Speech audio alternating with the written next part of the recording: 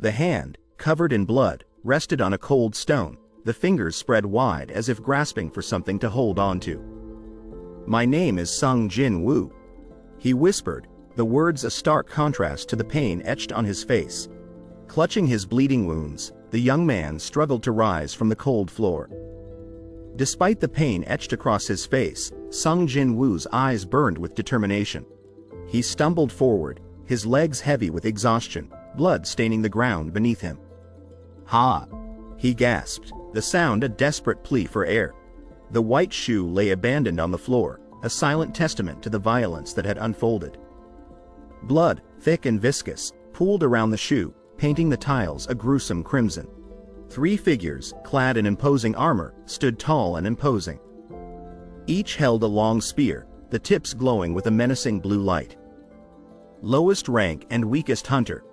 They seemed to whisper, their words laced with a cold disdain. He sat on the platform, his eyes wide with fear. 2 towering figures, their armor shimmering with a spectral blue, loomed over him. "I never expected this to happen to me," he muttered. His breath came in ragged gasps, his face contorted with exertion. "Ha!" he wheezed, each breath a struggle against the relentless pressure. "God damn it!" he growled, his anger burning hot within him. His teeth clenched, his eyes narrowed, and his face contorted into a mask of pure rage. The figure rose, a surge of power propelling it skyward. The armor, a shining beacon of defiance, gleamed with an aggressive blue light. The city stretched out before him, a sprawling metropolis of steel and glass. Seoul, South Korea. The name felt distant, almost unreal, as if he were witnessing it from a dream. The man with the band-aid adjusted his green backpack as he walked, glancing at the men beside him. He muttered to himself, "If you disregard my slightly abnormal strength and regeneration." The 3 men continued walking, their blue and purple pants blending with the urban landscape. One mumbled to himself, "It's embarrassing to even call myself a hunter." He walked with his group, his troubled expression mirroring his inner thoughts. "Of course, I'm always getting hurt and even had a lot of near-death experiences," he thought. "The job where your life's on the line, the hunter. I'm not doing this because I like it." The construction site in Seoul buzzed with activity, a whirlwind of dust and smoke. Workers scurried around heavy machinery, their faces grim. The blue and white construction site stood silent, shrouded in a thick haze. "I barely pay my rent," a man thought. Leaning against the blue truck, the man looked down at his feet, his face etched with despair. "My sick mother's medical bills with what the Hunters Guild pays me," he murmured. "For a normal person with no particular talent, I had no choice but to become a hunter." The man in the blue jacket greeted his friend, a smile lighting up his face. "Here, good luck on your raid today," he said, handing him a small bag. "Thanks," the man with the blue baseball cap replied, his grin widening. The man with the goatee clutched his can, his eyes darting around nervously. "Hey Kim," a voice called out, a hint of urgency in the tone. He waved his hand, a look of surprise on his face. "It's been a while," he said. "Wait, back. What are you doing here?" The 2 men clasped hands, their smiles bright and genuine. "Didn't you leave because you didn't want to become a hunter?" the man in the blue jacket asked. "Well, my wife is pregnant with our second son, haha," the other man replied, a twinkle in his eyes. The man with the blue jacket grinned broadly, his eyes shining with excitement. "It's not easy to live life," he mused. "True, there's nothing like a raid to earn a fortune." He clutched his chest, his face contorted in pain. "I'm worried," he whispered. "It's been so long that I might fall behind." Taking a sip from his blue cup, the man let out a sigh of relief. "Yo Sung, you arrived," a voice boomed from behind him. "Sung, thanks for coming," another voice chimed in. The 3 men stood huddled together, the cold air biting at their faces. "It's cold out there, isn't it?" the man with the brown hair said, patting the man in the blue hoodie on the shoulder. "Good job," he added, his eyes filled with admiration. "Haha, it's nothing. I'll be in your hands today too," the man with the dark hair replied, a mischievous glint in his eyes. The man with the black hair beamed, his smile wide and infectious. Yo, Sung. You eat yet? A voice called out. Yeah, Mr. Kim Sang-shik. He replied. Thanks for worrying about me. His laughter filled the air as he recounted a story to the man in the green jacket.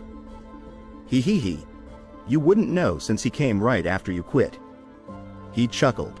His nickname is.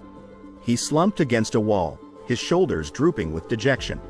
The world's weakest. A voice whispered, tinged with disbelief. The world's weakest? Not the strongest? Another voice echoed, confusion evident. Bro, that's what we call S-rank hunters. The first voice explained. Sung is considered to be the weakest. The two men engaged in a heated debate, their voices echoing in the room. I mean, he's weak enough to get hurt in an E-rank dungeon, one man said, his eyes wide with disbelief. Yeah, he's probably the weakest of us all.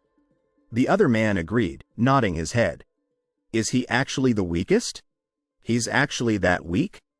His ears perked up at the whispers coming from the two men in the background. So that means our dungeon will be weak as well since he came. One man said. Ah, I see. The other man replied, his tone hushed. Hey, he might hear us. Let's end it for now, foo. The man with the dark hair turned, his face neutral. Hi, may I have a cup of coffee? He asked politely, a hint of desperation in his voice. I've been hearing you, old geezers. Huh, the man with the blue shirt replied, his grin widening. Hunter Sung Woo Jin. I'm sorry, all the coffee ran out just now. He leaned back against a tree, his tired eyes closing momentarily. Not even coffee. Feels bad, man. He muttered. She gasped, her hand flying to her chest. Oh, hi. Looks like Miss Ju Hee is also attending this raid. A voice called out, a hint of surprise in its tone. Of course. But that's not the problem. She retorted, her eyes narrowed. Why is your face hurt again? He grinned sheepishly, his bandage a stark reminder of his recent mishap. Dunno. It just happened while I was hunting, haha, he said, trying to brush it off. Really? What actually happened? She questioned. He sat on the wooden box, his shoulders slumping with defeat. You even went to a hospital? She asked, her tone laced with disbelief. Yeah. He mumbled, his eyes downcast. She stared at him, her eyebrows furrowed in disbelief. We were in an E-rank dungeon, and I was the only one hurt. He explained. Ha! How could that happen? She whispered, her shock palpable. He looked up, a blush creeping up his neck. The others were all higher ranked, so they didn't even bring a healer. He explained. She shook her head, her frustration mounting. Even so, they really didn't bring a healer just because they would be safe? She questioned. He looked down, his cheeks flushing red. It's okay. It's only because I'm weak, he mumbled. I'm used to it. Miss Ju Hee also knows that, right? He added, trying to lighten the mood. She pondered for a moment, her eyes gazing at the bustling city around them.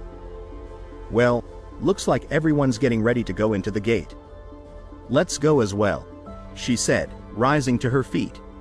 Okay, he replied. The group stood before the glowing blue portal, their faces filled with anticipation. Everyone, a voice boomed, a wave of excitement washing over the crowd. We're off to go happy hunting, so I'm not really qualified to say this, but... A man with a brown beard added, a smile lighting up his face. Standing tall, the man with short brown hair addressed the group. I'd like to be the party leader for this raid. Is that all right with you people? He asked. The group nodded in agreement, their faces filled with trust. Mr. Song, you're the highest ranked here. I've got no problems. The man with short brown hair said. Well, if it's Mr. Song, we can trust him. It's been a while since I've witnessed his skills. The man with curly brown hair added, a hint of excitement in his tone. The group readily agreed to his leadership. Yeah, I agree as well. The man in the green jacket said, nodding his head. Me too. The woman in the center chimed in. Yeah, count me in. The man on the right added, his smile widening. The man with the blue hoodie smiled gratefully, his eyes filled with trust. "Take care of us, Mr. Song Kai Yul," he said. The group stood poised at the edge of the dungeon, their faces alight with excitement. "All right, then let's enter the dungeon," the man with short brown hair declared. "Let's go." The group shouted in unison, their voices filled with anticipation. The man with short brown hair patted the man with the blue hoodie on the shoulder, his eyes twinkling with amusement.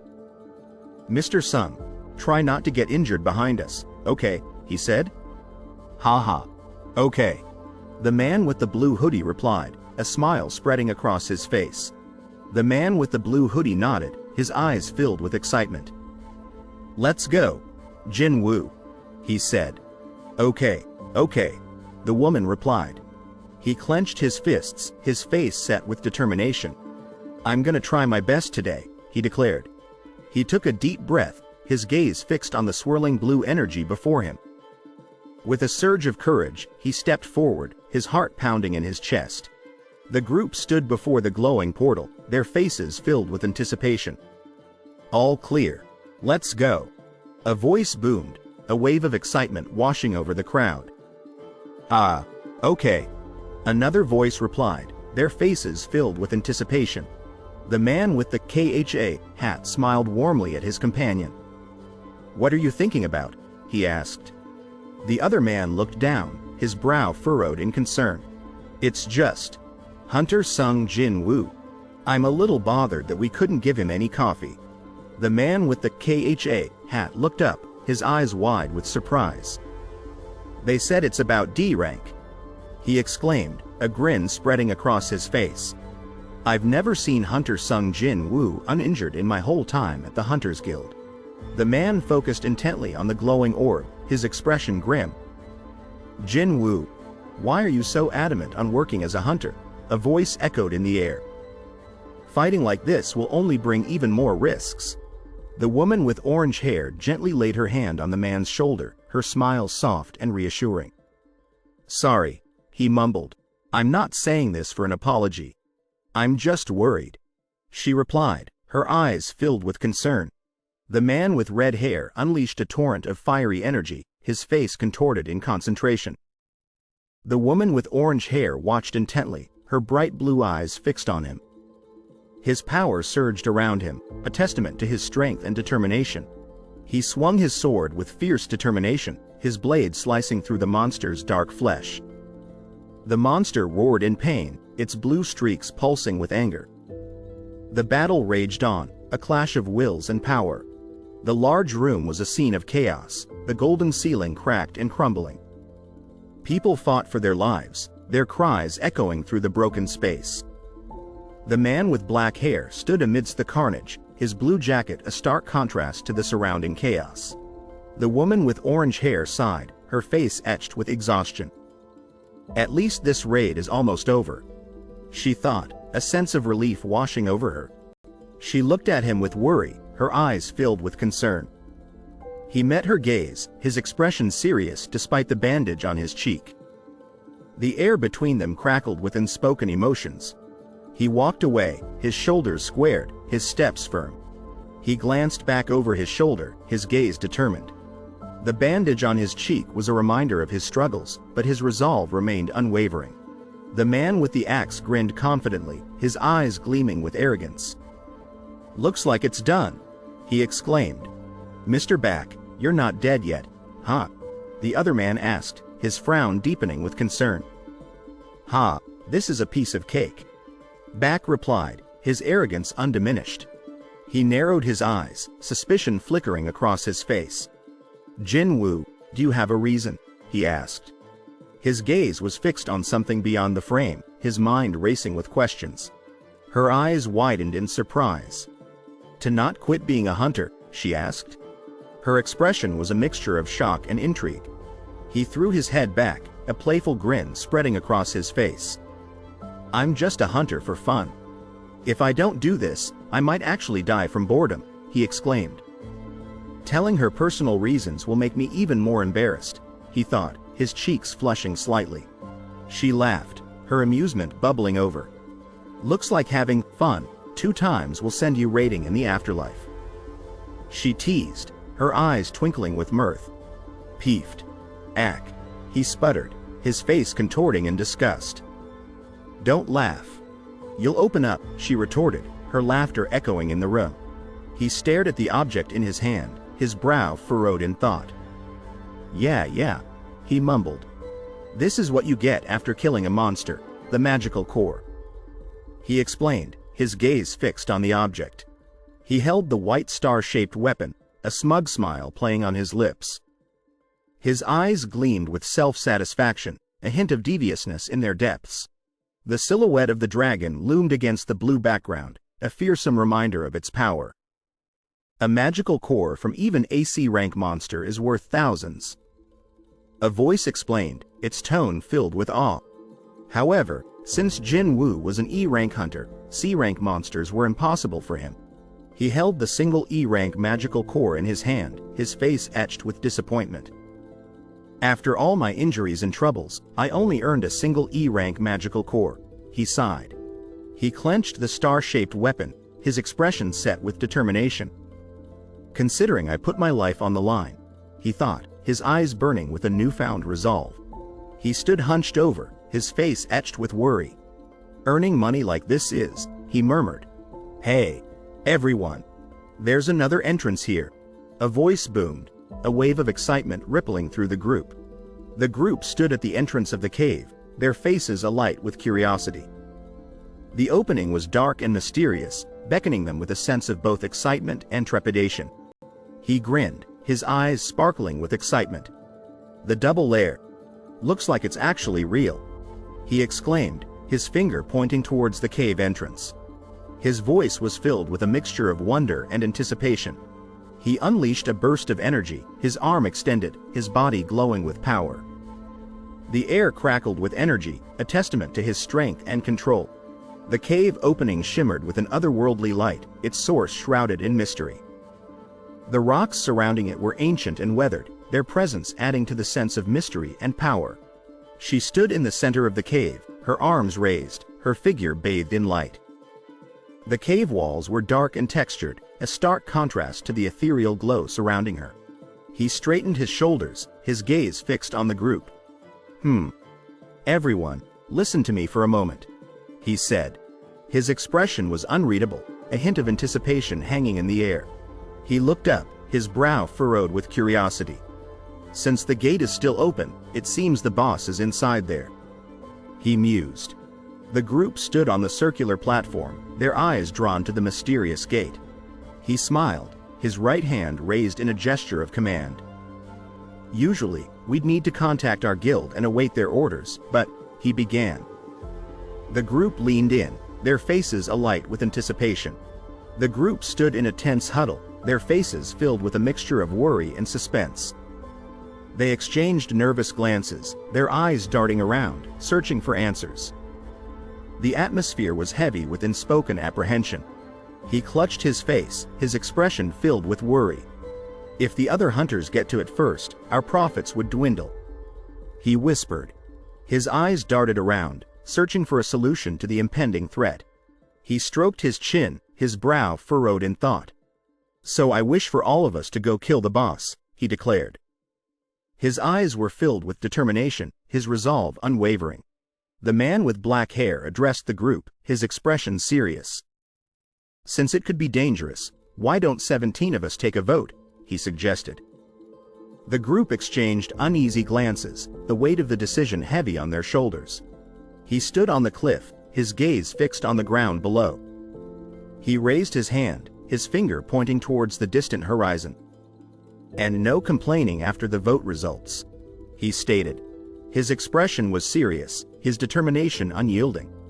The two men engaged in a heated debate, their voices filled with disagreement. We vote to fight, the man in the blue jacket declared. Nah, the man in the green jacket retorted, shaking his head. I vote to go, the man in the blue jacket countered. I say no, the man in the green jacket insisted. He stared at her, his eyes wide with surprise. It's 8-8 so far, huh? He exclaimed. His expression was a mixture of shock and uncertainty. He looked at the group, his face etched with worry. "How about Mr. Sung?" he asked. His eyes darted around, searching for an answer to the looming question. He clenched his fist, his knuckles white with tension. "On Sung's vote," he said. "I don't have enough money," he murmured, his brow furrowed. "Soon, I even need to send my little sister to college," he added. The woman lay in the hospital bed, her face pale and drawn. "And," a voice whispered, its tone filled with sadness. "My sick mother," it continued, the words heavy with unspoken pain. "For my family," the voice declared, its strength returning, fueled by love and determination. He shouted. "I'm going," he declared, his eyes ablaze with resolve. His fist clenched tightly, his body tensed, ready to face whatever challenges lay ahead. The group walked cautiously through the dark and rocky terrain, their faces etched with concern. "Aren't we going too far in?" one of them asked, their voice laced with worry. "How long did we walk?" another voice chimed in, their curiosity piqued. "About 40 minutes," someone replied. "The gate closes in an hour after we kill the boss, so we have about 20 minutes left." Another voice added, their tone urgent. He walked away, his shoulders slumped, his gaze fixed on the ground. "Hey, sorry," he mumbled. "About what?" she asked. Her gaze fixed on something beyond him. He grinned, his eyes glinting with mischief. "Forcibly coming here after I voted yes," he said. His sly smile hinted at a hidden agenda. She walked away, her back to the viewer. "I'm fine, so you don't need to worry about me," she said, her words masking a deep-seated unease. Her attempt at strength masked a growing fear. Her eyes blazed with red light, her anger palpable. "To be honest, no. I am definitely not okay," she spat. He looked at her with concern, his heart pounding in his chest. She stood before him, her red eyes blazing with fury. "Are you insane? Just now, if you'd been stabbed a little above, you would have had a hole in your heart," she screamed. "And that's not even considering your arms and legs. Even though I barely healed them," she added, her anger bordering on madness. He hung his head, his face buried in his hands. "What even made you say yes, huh? Did you also hurt your head?" she asked. "Huh?" he mumbled. "Sorry," he whispered. "True. I'm only alive because Miss Ju-hee is a B-rank healer. I'm in her debt yet again," he added. She sighed, a thoughtful expression on her face. "Ah," she said. "If you're that sorry, how about treating me to some food?" she suggested, a mischievous glint in her eyes. They stood side by side, an awkward silence hanging between them. He hung his head, his sadness palpable. She looked away, her gaze fixed on something beyond him. He stared at the speaker, his eyes wide with shock. His face was pale, his expression a mixture of fear and disbelief. The image conveyed a sense of anticipation, leaving the viewer wondering what had happened. He looked at her, his mouth open in shock, his face pale. No, of course not," he stammered. She stood close, her expression a mixture of annoyance and exasperation. Her eyes narrowed, her gaze fixed on him. He looked to the side, his eyes wide with surprise. She stood close, a mischievous glint in her eyes. "It's here, the boss room," she exclaimed. Her face was alight with anticipation. The group stood before the double doors, their faces filled with a mixture of wonder and confusion. "I've never seen a room with this type of door before," one of them whispered, their voice laced with awe. "It's strange," another voice chimed in, their curiosity piqued. He looked at the other man, his face etched with worry. "Hey, isn't this place dangerous?" he asked. The other man nodded, his expression mirroring his concern. "Yeah," he replied. His hand was open, his fingers spread, his palm facing the viewer. "Are you going to return empty-handed after coming here?" he asked. His gaze was fixed on something beyond the frame, his determination unwavering. He stood before the double doors, his hand resting on the wall, his eyes focused on the entrance. "We could be the first ones to enter this dungeon. Those who want to leave can go," I'm going in there alone if I must, he declared. His expression was determined, his resolve unshakable. The group stood huddled together, their faces filled with a mixture of curiosity and confusion. Well, Mr. Song Kai-Yul's skill is amazing. He's also extremely offensive, styled out of the C-rank hunters. One of them said. That man. If he wasn't about to go, he couldn't been in any big guild. Another added.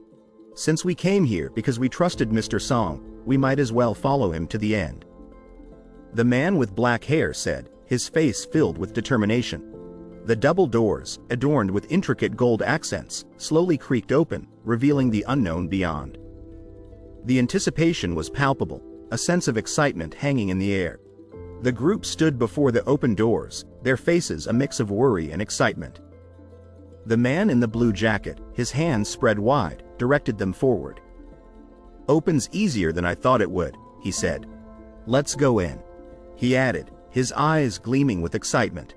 The two torches stood tall, their flames flickering in the dark blue background. Their light cast long shadows, creating an eerie and mysterious atmosphere. The anticipation was palpable, the air thick with unspoken questions. The room was vast and strangely comforting, a large dome of metal taking center stage. It pulsed with a faint, blue light, casting long shadows across the polished floor. A hush fell over the group as they stood before the towering statue, its blue flames flickering ominously. I've never seen a dungeon like this. One of them whispered, their voice trembling slightly. The stone walls seemed to whisper secrets, each flickering blue flame casting dancing shadows along the passage. It had been ages since anyone dared to tread these forgotten halls. In the dim light, a knight in full armor stood sentinel, his stone form tinged with an unsettling blue glow. The feeling of unease grew stronger with each step. The statues were strange, each holding something different, from swords to instruments, as if frozen in a silent performance. They were unnervingly lifelike. There's quite a lot of them.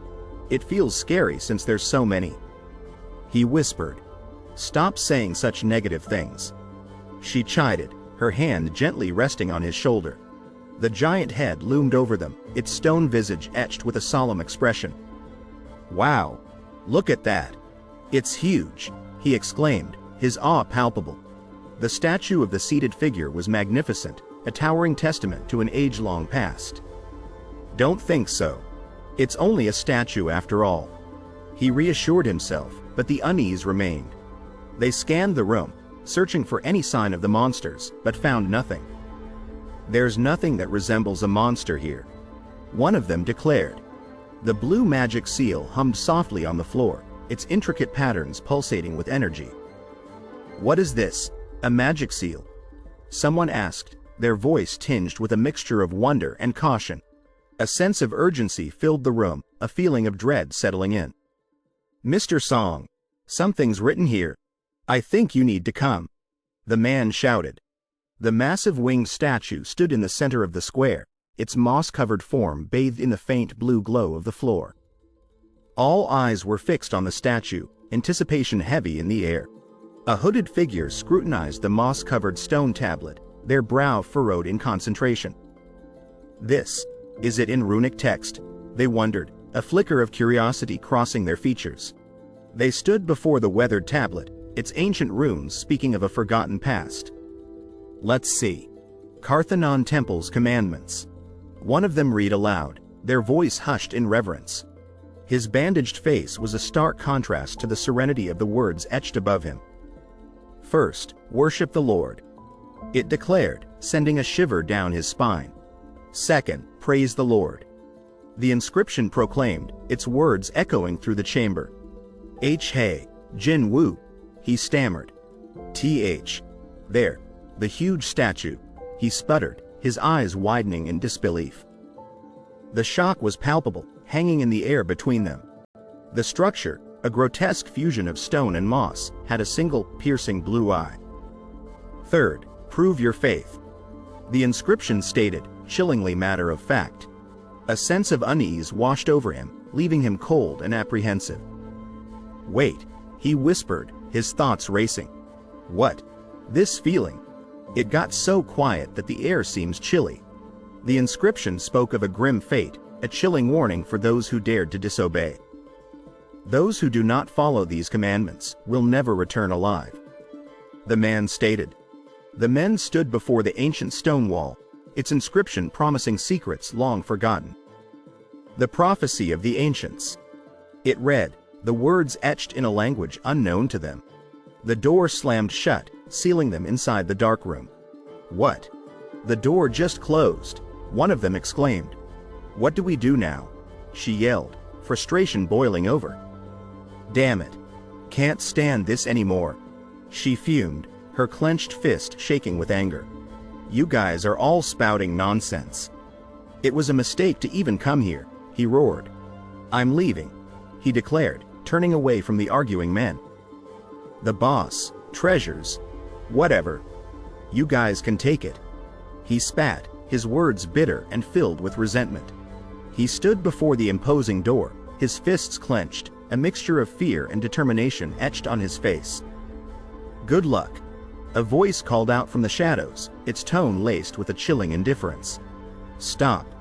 Don't put your hands on the handle, he screamed, his eyes wide with panic. The room crackled with energy, white tendrils of power lashing out, black lines of motion blurring across the space. The air vibrated with the force of the clash, echoing in the silent room. The crimson blade was pulled free with a sickening crunch, blood spurting from the wound. The air hung heavy with the metallic tang of blood and the stench of violence. The sword stood tall, a silent testament to the brutality that had taken place. Blood splattered the wall, a gruesome tableau of the attack. The hand that emerged from the shadows hinted at the presence of another, a chilling reminder of the danger that lurked. The blade gleamed menacingly in the dim light of the alley, a crimson stain spreading across its surface. A gloved hand gripped the weapon, its owner hidden in the shadows, a sinister presence lurking in the night. The man struggled to hold the door shut, his face contorted in fear as the hulking creature approached. The creature's heavy footsteps echoed through the alley, a terrifying sound that sent chills down his spine. The creature's axe, its red and black blade gleaming, arched through the air, its power palpable, its trajectory aimed at an unseen target. It moved with terrifying speed and force. That thing moves. The young woman gasped, her eyes wide with disbelief. The young man with black hair looked on in horror, his face pale with fear. The hell? We have to fight those? The young woman exclaimed. The young men stood frozen, their expressions etched with fear and disbelief. The young man held the woman close, his face a mask of worry. His eyes darted around, searching for a way out of the danger that surrounded them. Wait, he murmured. There. The eyeball. If that was really true, the woman whispered. His eyes widened in disbelief, his face contorted in terror. A wave of fear washed over him, leaving him speechless. The creature loomed over the battlefield, its single glowing eye piercing through the darkness. Its presence exuded an aura of power, a chilling reminder of the danger that lurked. Ah, he gasped, his eyes wide with horror. The creature's power was palpable, a chilling presence that filled him with an overwhelming sense of dread. The creature stood amidst the rubble, its cracked face twisted in a silent scream. That thing moves. The words echoed in the air, a chilling testament to the fear that gripped them. A sense of dread washed over them as they looked upon the monstrosity. The hell? We have to fight those? One of them whispered. The room was vast and imposing, a silent testament to an age-long past. The robed figure sat enthroned, his presence radiating a chilling aura of power. What was the rank of the one who died just now? The older man asked. D rank? The younger man stammered, his face pale with shock. The creature stood tall and imposing, its armor stained with the blood of its victims. If even he was bad, he still would have been stronger than an E rank like me. He muttered, but in one hit? Wait a second. The two figures stood like sentinels, their cracked faces a testament to the battles they had fought. This dungeon is a D rank at most, he said. I've never heard of monsters as strong as them in the likes of D rank dungeons. If all the statues here can move, the man with brown hair began. They're not statues. The man with black hair whispered, his eyes wide with terror. Don't tell me, the man with brown hair muttered. Even that one, he whispered, his eyes fixed on the towering figure. The creature loomed over them, a formidable presence that commanded their attention. They stared at it in awe and fear, its power radiating from its very being. The creature was a sight to behold, its massive form dominating the landscape. Its cracked face and piercing gaze hinted at a power that was both awe-inspiring and terrifying. His eyes widened in shock, a wave of fear washing over him. The bandage on his face seemed to ache, a painful reminder of the danger he had just faced. The creature stood as a silent sentinel, its blue glass form radiating an aura of power and mystery. It was a formidable presence, a chilling reminder of the dangers that lurked in the shadows. He stood alone in the heart of the forest, the towering trees casting long shadows around him. This isn't the first time I encountered a near-death experience. He muttered, during my first raid, I accidentally broke away from my party and got lost. I also got hit by an E-rank monster in the back and was hospitalized for weeks. He shouted, pain etched on his face. The monster lunged forward, its sickle flashing menacingly in the air. He lay bruised and battered against the brick wall, his body aching with exhaustion. I even almost starved to death after being trapped inside a dungeon, he whispered. The swords gleamed menacingly in the dim light. Others trade their magical cores for better weapons, he said, to defeat stronger monsters. She lay in the hospital bed, her face pale and drawn. And to earn more treasures, she whispered, a flicker of hope fading in her eyes. I can't do that. He stood in the light blue room, his face etched with worry. Always unequipped, he muttered, buying a poor sword would just result in it being destroyed quickly anyways, and having a healer would mean my injuries would be healed given that it's not extremely serious. That brat came out injured again, he said. The man in the blue jacket walked away, his shoulders slumped, a sense of shame hanging in the air. In a mere E-rank dungeon? The man in the black jacket asked. I feel bad for the healers raiding with him. He continued, they have to work twice as hard. He sat slumped on the bench, his head bowed, his green bag lying forgotten beside him. These days, he's called the world's weakest hunter. A voice whispered, its words echoing the man's despair. Meaning, even though he's a hunter, he's useless. A voice sneered, its words dripping with sarcasm. My shoe's been destroyed, he muttered, defeated. So the first, second, he mumbled. The creature's fist slammed into his stomach, the impact sending a wave of pain through his body. All those days where I came out injured, I ignored their sneering remarks. He thought, and inefficiently worked a job that could result in my death. The eye glowed with an unearthly light, a chilling reminder of the creature's power. That I knew very well. A voice echoed in the depths of his mind. He gritted his teeth, his eyes burning with determination. The bandage on his cheek seemed to tighten, a symbol of the battle he was about to wage.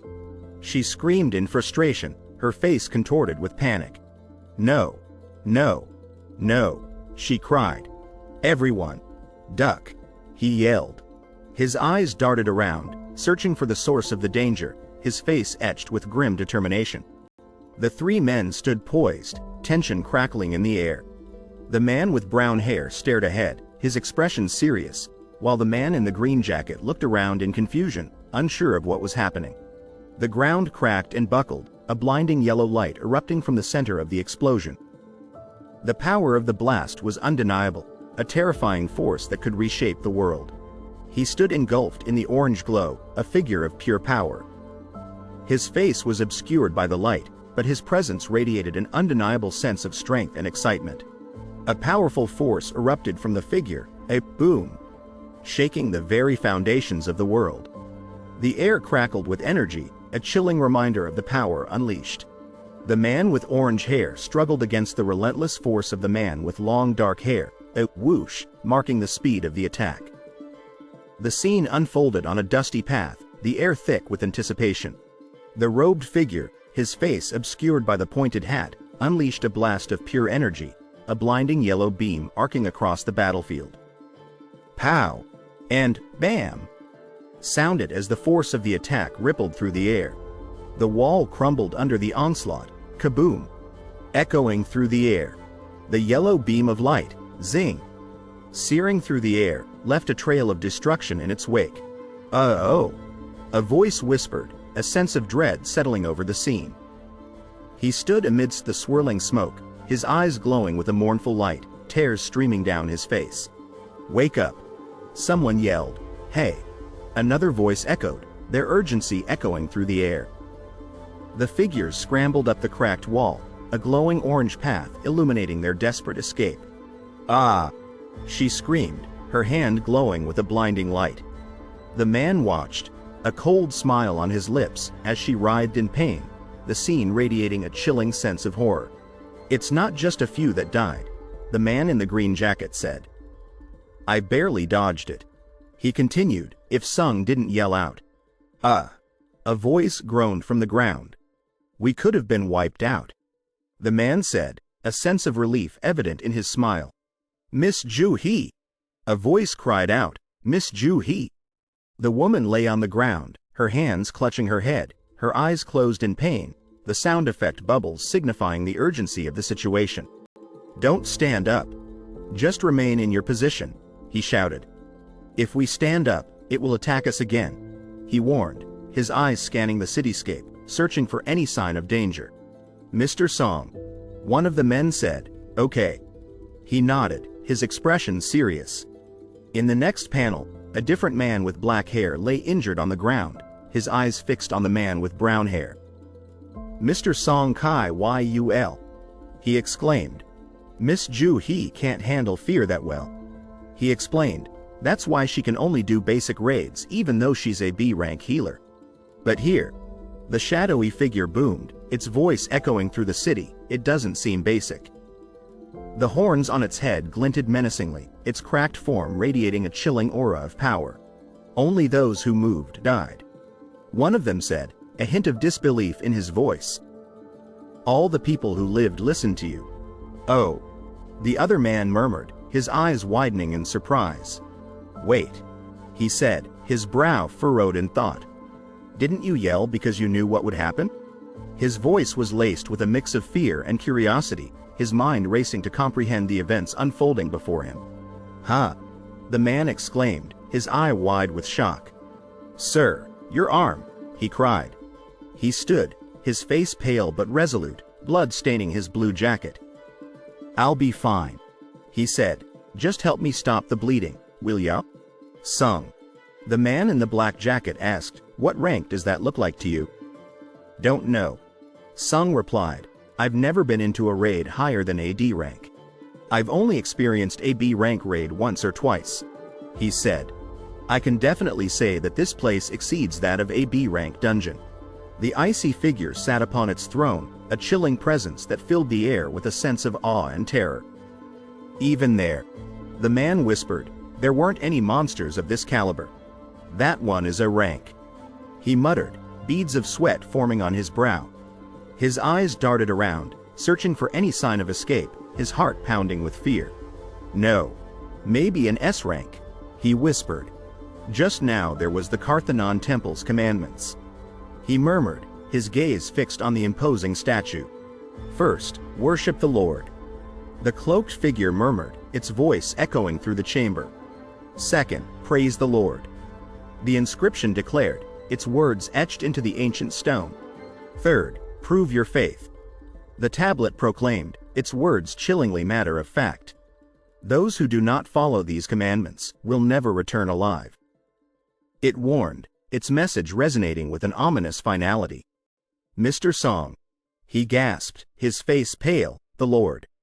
The three sat in the wreckage, the weight of their discovery heavy upon their shoulders.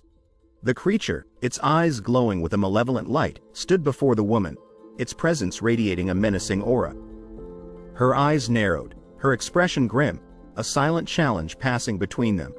The creature, its horns sharp and its eyes glowing, lurked in the shadows, its presence a chilling reminder of the dangers that lurked in this world. The creature sat upon its throne, its mossy hand resting upon the armrest, a terrifying symbol of its power. The shadows around it seemed to writhe with an unseen energy, a chilling reminder of its might. He sat in the darkness, his gaze fixed on something unseen, his mind racing with thoughts and possibilities. The air hung heavy with a sense of anticipation, a feeling that something momentous was about to unfold. Killing all of them would also take too much time. The man with brown hair said. The young man with black hair nodded, his eyes fixed on the man, his face etched with a grim determination. A deep blue gate, swirling with smoke, rotated slowly in the center of the image. Its white core pulsed with an unknown energy, radiating an ominous feeling. The tunnel that connected the other world to ours was a large bright blue circle, surrounded by a dark blue nebula. Its white stars twinkled ominously, creating a sense of mystery and fear. 10 years ago, a blue circle appeared in the sky, casting an unsettling glow over the city. The once vibrant city now felt bleak and ominous, as if a dark cloud had settled over everything. The man with black hair stared intently at someone off-screen, his expression serious and concerned. The three men behind him seemed tense, as if they were discussing a grave situation. I, too, became a hunter, but my strength was only enough for an E rank. The man said, disappointment etched across his face. Their strength stays the same from when they were awakened, it never changes. Although I am stronger than most humans, the difference between other ranks and me was vast. The man muttered, his face filled with shock and surprise. The red monster with horns roared, its sharp teeth bared in a terrifying snarl. The three characters scrambled away in terror, their faces pale with fear. And did this as their career were called, hunters, they gasped. The hand, covered in a blue substance and speckled with green, pulsed with an ominous power, creating a sense of mystery and suspense. The man, wearing a gray jacket, stood with his back to the viewer, his face etched with concern. Despairing. He thought, insane monster that springs out of nowhere.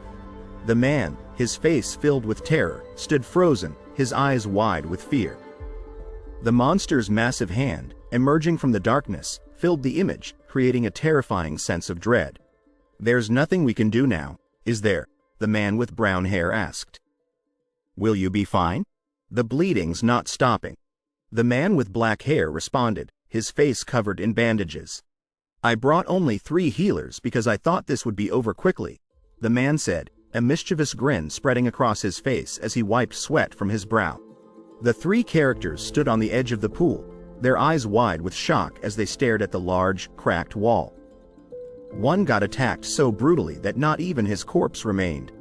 One of them whispered. The man sat on the rock, his back to the viewer, his face filled with worry and fear. One is so shocked that he's acting like that. He thought. Save me. Save me. I want to live. The man with brown hair cried, his face twisted with distress. Even a B rank healer like Ju He probably never experienced anything like this before. He sobbed. Hey. That's why receiving healing may be a little hard for now. The stone-like creature stood stoic, its serious expression radiating a sense of power. I think it would be better to just stay still against the likes of him. It said, its voice low and rumbling. The 2 men stood side by side, their faces etched with worry. When the situation clears a bit, let's try running then. The man with brown hair said. Although it won't be easy. The 4 characters sat huddled together, their faces filled with despair. Hook.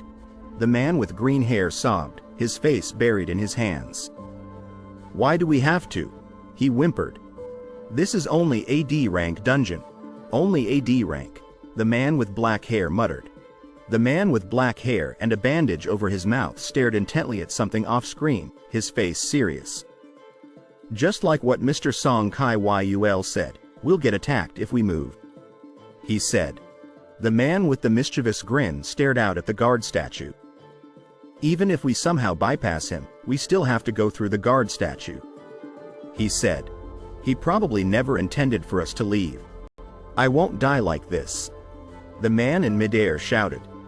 The 2 men clashed, their movements blurring as they fought with fierce intensity. I finally joined a big guild. The man exclaimed, his face beaming with joy as he stood in the midst of the destruction. His voice was filled with a sense of accomplishment and relief. "So I can't die here." The man growled, his face hardening with determination as he clenched his fists. The environment around him was a testament to the fierce battle he had just endured. The man's eyes burned with intense anger and determination, his jaw clenched tightly. His face was a mask of pure resolve, reflecting the fierce battles he had endured. Don't move," the man with the red jacket yelled. The man with the black hoodie grinned, his eyes gleaming with determination. "Yeah, I can do it.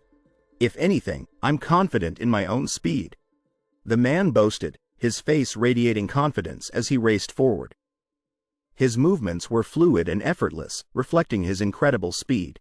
"I'll go through the door in an instant," the man declared, his silhouette a blur of motion as he hurtled through the air. His speed was unmatched, leaving a trail of wind in his wake. Dark gray rocks plummeted from the sky, crashing into the ground below. The blue sky above was a stark contrast to the chaos unfolding beneath, emphasizing the speed and force of the falling debris. The man with black hair soared through the air, his movement a blur of motion as he raced towards the doorway. The darkness around him seemed to amplify his speed, creating a sense of urgency and power. The man lay unconscious, his body sprawled on the ground. The destruction surrounding him was a testament to the grueling battle he had just endured. A large double door stood in the background, a reminder of his goal and the obstacles he had overcome. The man with short black hair clenched his jaw, his eyes burning with determination. He was ready for whatever challenge lay ahead, his anger and focus fueling his eagerness. A giant glowing eye, cracked and pulsating with power, stared out into the distance. Its intensity radiated a sense of fear, reminding everyone of the immense power it possessed. The man with short black hair gasped in surprise as a red slash appeared behind them. "Kya!"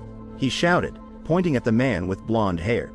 The man ran desperately, his legs pumping as fast as they could. The orange sunset cast long shadows, emphasizing the urgency and danger of his situation. The man, cloaked in a long white robe, sat in his chair, his skull-like face radiating power. Beams of light surrounded him, illuminating his imposing presence and creating an aura of awe and fear. The woman with long blue hair stared in horror, her eyes wide with shock. "Kya!" she screamed. The man stared down at the ground, his face etched with surprise. The woman, her face hardened with determination, slammed her fist into the ground, unleashing a powerful force. "Fuck!" she shouted, her anger palpable. The man's face hardened with determination, his eyes filled with fear. "These guys can kill us whenever they feel like it, can't they?" he muttered. The man's face was twisted with arrogance and malice. "It would be easier than squashing a bug," he said. The man with short blonde hair stared in confusion, his face filled with apprehension. "They could wipe out all of us this instant," he said. The woman with short black hair nodded, her expression determined. "So why aren't they?" The man shrugged. "Dunno." The man, trapped in an icy cage, looked anxious and concerned. "It's different from the monsters," he thought. "Even if it could, it does not kill." The guard statue, positioned near the door, held its weapon menacingly. Its dark armor and blue base radiated a sense of anticipation and danger. The large ice statue, cracked and weeping, stood guard, its blue base reflecting the ominous atmosphere. "The large statue that shoots beams when you move," he thought, a sense of fear and anxiety creeping into his heart. The man, his blue eyes focused on the statue, stood poised and ready. "They attack in a pattern," he thought, his mind racing as he strategized his next move. The man, his eyes wide with shock, stared at the statue, his face pale with surprise. "There's a rule in this room?" he exclaimed. "A pattern," he muttered, his mind struggling to grasp the situation. "It can't be." The two men watched in amazement as the figure with green wings holding a scroll soared through the air, its movement a blur. The image, blurred to give a sense of speed, captured the awe and surprise of the moment. The figure, cloaked in a blue robe, held the large stone tablet, its inscription hidden from view. "The commandments of Karthanon," the man whispered. The stone tablet, radiating an aura of power and mystery, seemed to pulse with an ancient energy. The man, his face beaming with excitement, stared at the statue, his eyes wide with surprise. "Yes, that's it," he shouted. The man, his face contorted in surprise, stared at the statue, his mouth agape. "Commandment?" he gasped. "Mr. Song Kai Yul. What was the first commandment?" he shouted. The man with brown hair, his brow furrowed in contemplation, pondered the question. "Worship the Lord?" he murmured. "The first would be." The blue-skinned man with the crown, his red eyes filled with worry, stared out at the dungeon. "The Lord, huh?" he muttered. The man with brown hair, his face contorted in surprise, stumbled back as the man with black hair, kneeling, yelled, "Sir, there's a rule in this dungeon." "What are you doing?" "If I'm correct," the man with brown hair said. "Are you crazy?" he shouted, his eyes wide with astonishment. The two men stared at each other, their faces filled with confusion. Neither of them understood what was happening, their expressions a mix of bewilderment and apprehension. The man with brown hair, his face etched with confusion, stood before the statue-like figure on the throne. "He doesn't attack those who move," he thought. The man, his face calm and thoughtful, stood in the dungeon, his gaze fixed on the ground. His blue jacket seemed to blend with the blue background, creating a sense of serenity in the midst of the chaos. "Sir, there's a rule in this dungeon," the black-haired man yelled, his face contorted in anger. He was kneeling, his gaze fixed on the other man, who stood with a startled expression. The man with black hair, his face etched with confusion, looked around frantically. His dark shirt stood out against the blue background, highlighting his bewilderment and uncertainty. The man with brown hair, his light blue face serious, stared intently at the statue. "Those eyes aren't the eyes of a man who wishes to die," he said. The man with brown hair, his face filled with confusion, stood before the statue-like figure on the throne. The figure, its gaze fixed downward, seemed to exude an air of ancient power. The man, his face contorted in pain and rage, yelled. His wide eyes reflected the intensity of his emotions, his dark outfit blending with the blue background, amplifying the sense of distress. The man, his body hunched over, his arms extended, looked down at the tiled floor, his face etched with pain. His hooded jacket shadowed his features, highlighting his anguish. The man, his face contorted in fury, shouted. His clenched jaw and gritted teeth spoke volumes about his anger, his blue shirt contrasting with the blue background, drawing attention to his intense emotions. The man, his jaw clenched tightly, looked down, his face determined and focused. "He starts to attack if you move past a certain height," he said. The man's eyes widened in surprise, his face pale with shock. "I finally understand the meaning of the first commandment," he exclaimed. The man, his face grim and serious, yelled. "Everyone, bow down to the statue," he commanded, his tone demanding obedience. The two men, their faces flushed with anger, argued fiercely. "Sung Jin Woo, have you gone mad?" The man with black hair shouted. "What are you talking about?" The man with brown hair yelled back. "Ha!" he added, his expression a mixture of confusion and anger. The man, his eyebrows raised, smirked at the reader, his eyes glinting with amusement. "You figured something out, right?" he said. The man, his face set in a determined expression, looked at the reader, his jaw clenched tightly. "Yes," he said. The man, his face contorted in pain and distress, looked down at the statue. "He attacks if you move past a certain height, and therefore doesn't attack when you bow down low enough," he said. "Worship the Lord means to literally bow down and worship him," he added. The man, his head bowed, his body tense, gritted his teeth, his face contorted in intense focus. "So when you bow down to him," he thought. The older man, his face etched with suspicion, narrowed his eyes, his gaze fixed on something outside the frame. "This didn't come from just a gut feeling, right?" he said. The man, his face contorted in anger, pressed his forehead to the ground. "It did, for now," he muttered. The older man, his face resolute, looked outside the frame, his jaw set firm. "Well, "There's nothing else we can do right now," he said. The large figure, cloaked in a flowing robe, sat upon a throne, its crown gleaming in the dim light. 6 figures, their faces filled with awe and fear, knelt before it, their eyes fixed upon the figure with a mixture of reverence and terror. The 3 men, exhausted and weary, knelt, their faces a mixture of relief and uncertainty. "We get to live?" one man asked. "We can finally get out of here," another man said. A large, dark blue structure with green accents stood tall, its pointed top reaching towards the sky. Small, white figures, seemingly flying, circled the structure, their movement adding to the sense of mystery. "By just bowing?" the text above the structure asked, its question echoing the uncertainty of the moment. The large, cracked figure, its glowing white eyes piercing the viewer, stared into the distance, its presence both awe-inspiring and terrifying. The blue figure seemed to radiate an ancient power, its very existence a testament to a force beyond comprehension. The large, blue figure, its glowing red eyes intense, stared forward, its expression one of power and authority. 5 dark figures stood in a line behind it, their faces obscured, their gaze fixed on something outside the frame. A hole had opened in the floor, and a cloud of white smoke rose from it, creating a sense of mystery and anticipation. The large figure, its form mostly dark blue, stood tall, its pointed head crowned with a jagged, pointy crown. Its long, dark robe flowed around it, amplifying its sense of mystery and power. The creature, its blue skin shimmering in the dim light, stared at the viewer with a predatory gleam in its red eyes.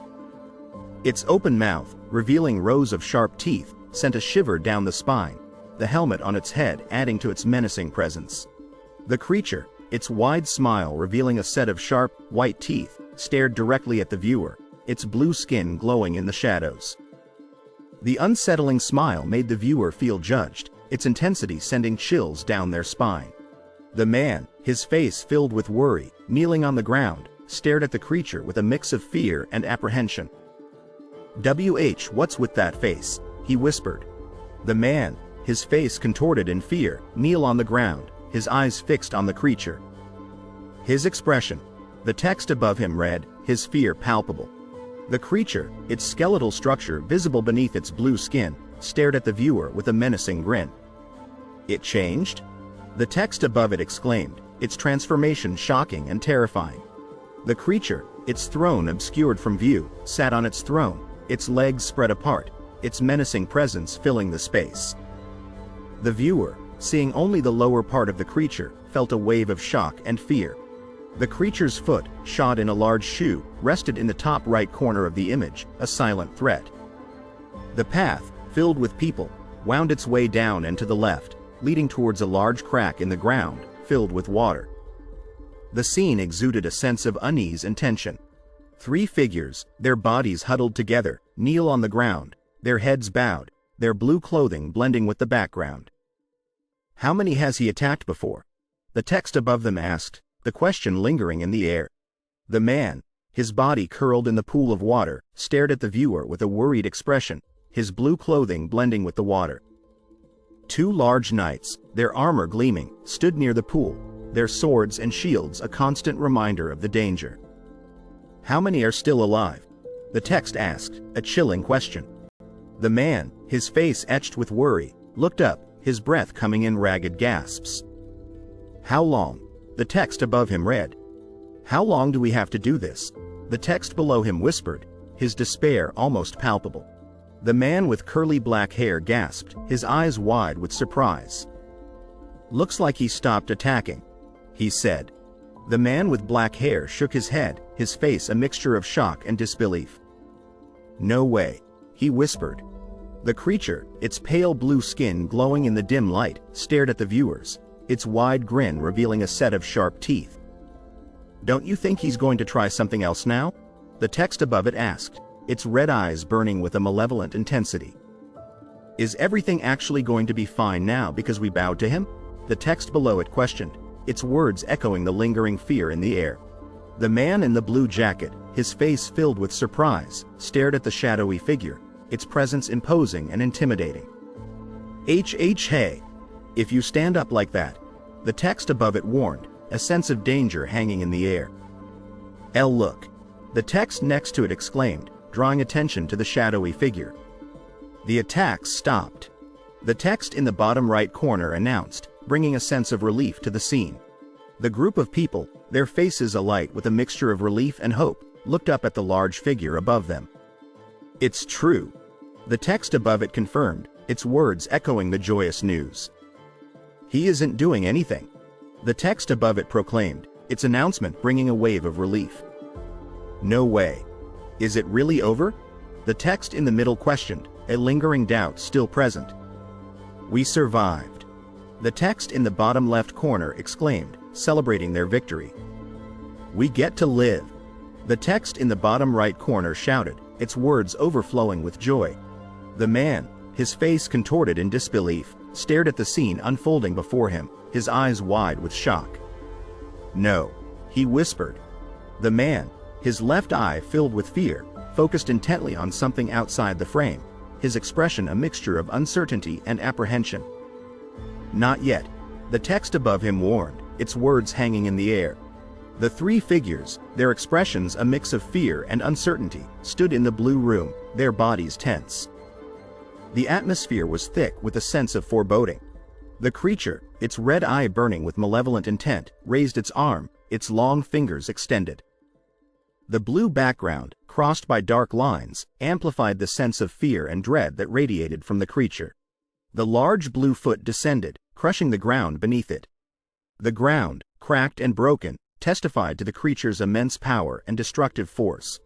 The man in the blue jacket, his face filled with shock, looked at the scene unfolding before him. Wait. It's not over yet? He exclaimed, his voice filled with disbelief. The man in the middle, his eyes wide with surprise, gasped, Ah. The woman, her expression a mix of fear and disbelief, shouted, No. The atmosphere was heavy with a sense of dread and uncertainty. A figure cloaked in darkness stood before them, a crown casting a shadow over his face. The air crackled with an unspoken power, leaving only a chilling question hanging in the air. Don't tell me we have to face him? Three figures stood in a blinding blue space, their eyes wide with terror as they gazed upwards. The sight above filled them with a dread that chilled them to their very core. Sung Jin Woo. Don't you have any other plans? The man with black hair, his face wrapped in bandages, spat out the words. The man with brown hair, his face contorted with panic, could only offer a shaky response. Even if you ask me. The monstrous creature, its blue skin glistening in the darkness, grinned, its razor-sharp teeth glinting. A single, monstrous eye stared back, its malevolent gaze filled with unspeakable power. The creature, a horrifying amalgamation of flesh and teeth, bared its maw in a menacing grin. Its blue skin pulsed with an unnatural energy, a terrifying testament to its raw power. The man in the dark robe, his crown a symbol of his authority, raised his foot, a flicker of anger crossing his face. A single question hung in the air, a challenge to their resolve. You really don't have any ideas? The group of four, disoriented and lost, found themselves facing a vast, bright blue wall. Uncertainty clouded their faces, their steps hesitant and unsure. I don't know what to do either, one whispered. The creature's foot, a massive, blue appendage, crashed down onto the ground, shaking the earth beneath them. The sheer size of the foot sent a wave of terror through their hearts. The tension crackled between the man and woman, their words a sharp exchange of accusations. His face etched with fear, he pleaded with her, but her anger burned brightly in her eyes. The man with brown hair, his face alight with excitement, gasped. Oh, wait! This dungeon has its own rules, he exclaimed. The man with black hair, his face pale with shock, could only stare in disbelief. The man with the bandage, his face contorted in a scream, yelled out, the first was to worship the Lord. The woman next to him, her eyes wide with fear, whispered, the second is to praise the Lord. That has to be the key. One of the figures, a man with dark hair, exclaimed, his eyes scanning the surroundings. The others, a mix of men and women, looked around in confusion. Praise? The man in the black leather jacket questioned. The man in the light blue jacket, his face filled with uncertainty, muttered, "If it's praising, then I will give it a shot." The man with the golden cross necklace declared, his eyes filled with determination, "I was a member of the church choir." The man in the green shirt responded, a hopeful smile on his face, "If it's singing and praising, I've got this." The man, his face a picture of disbelief, stared at the scene before him.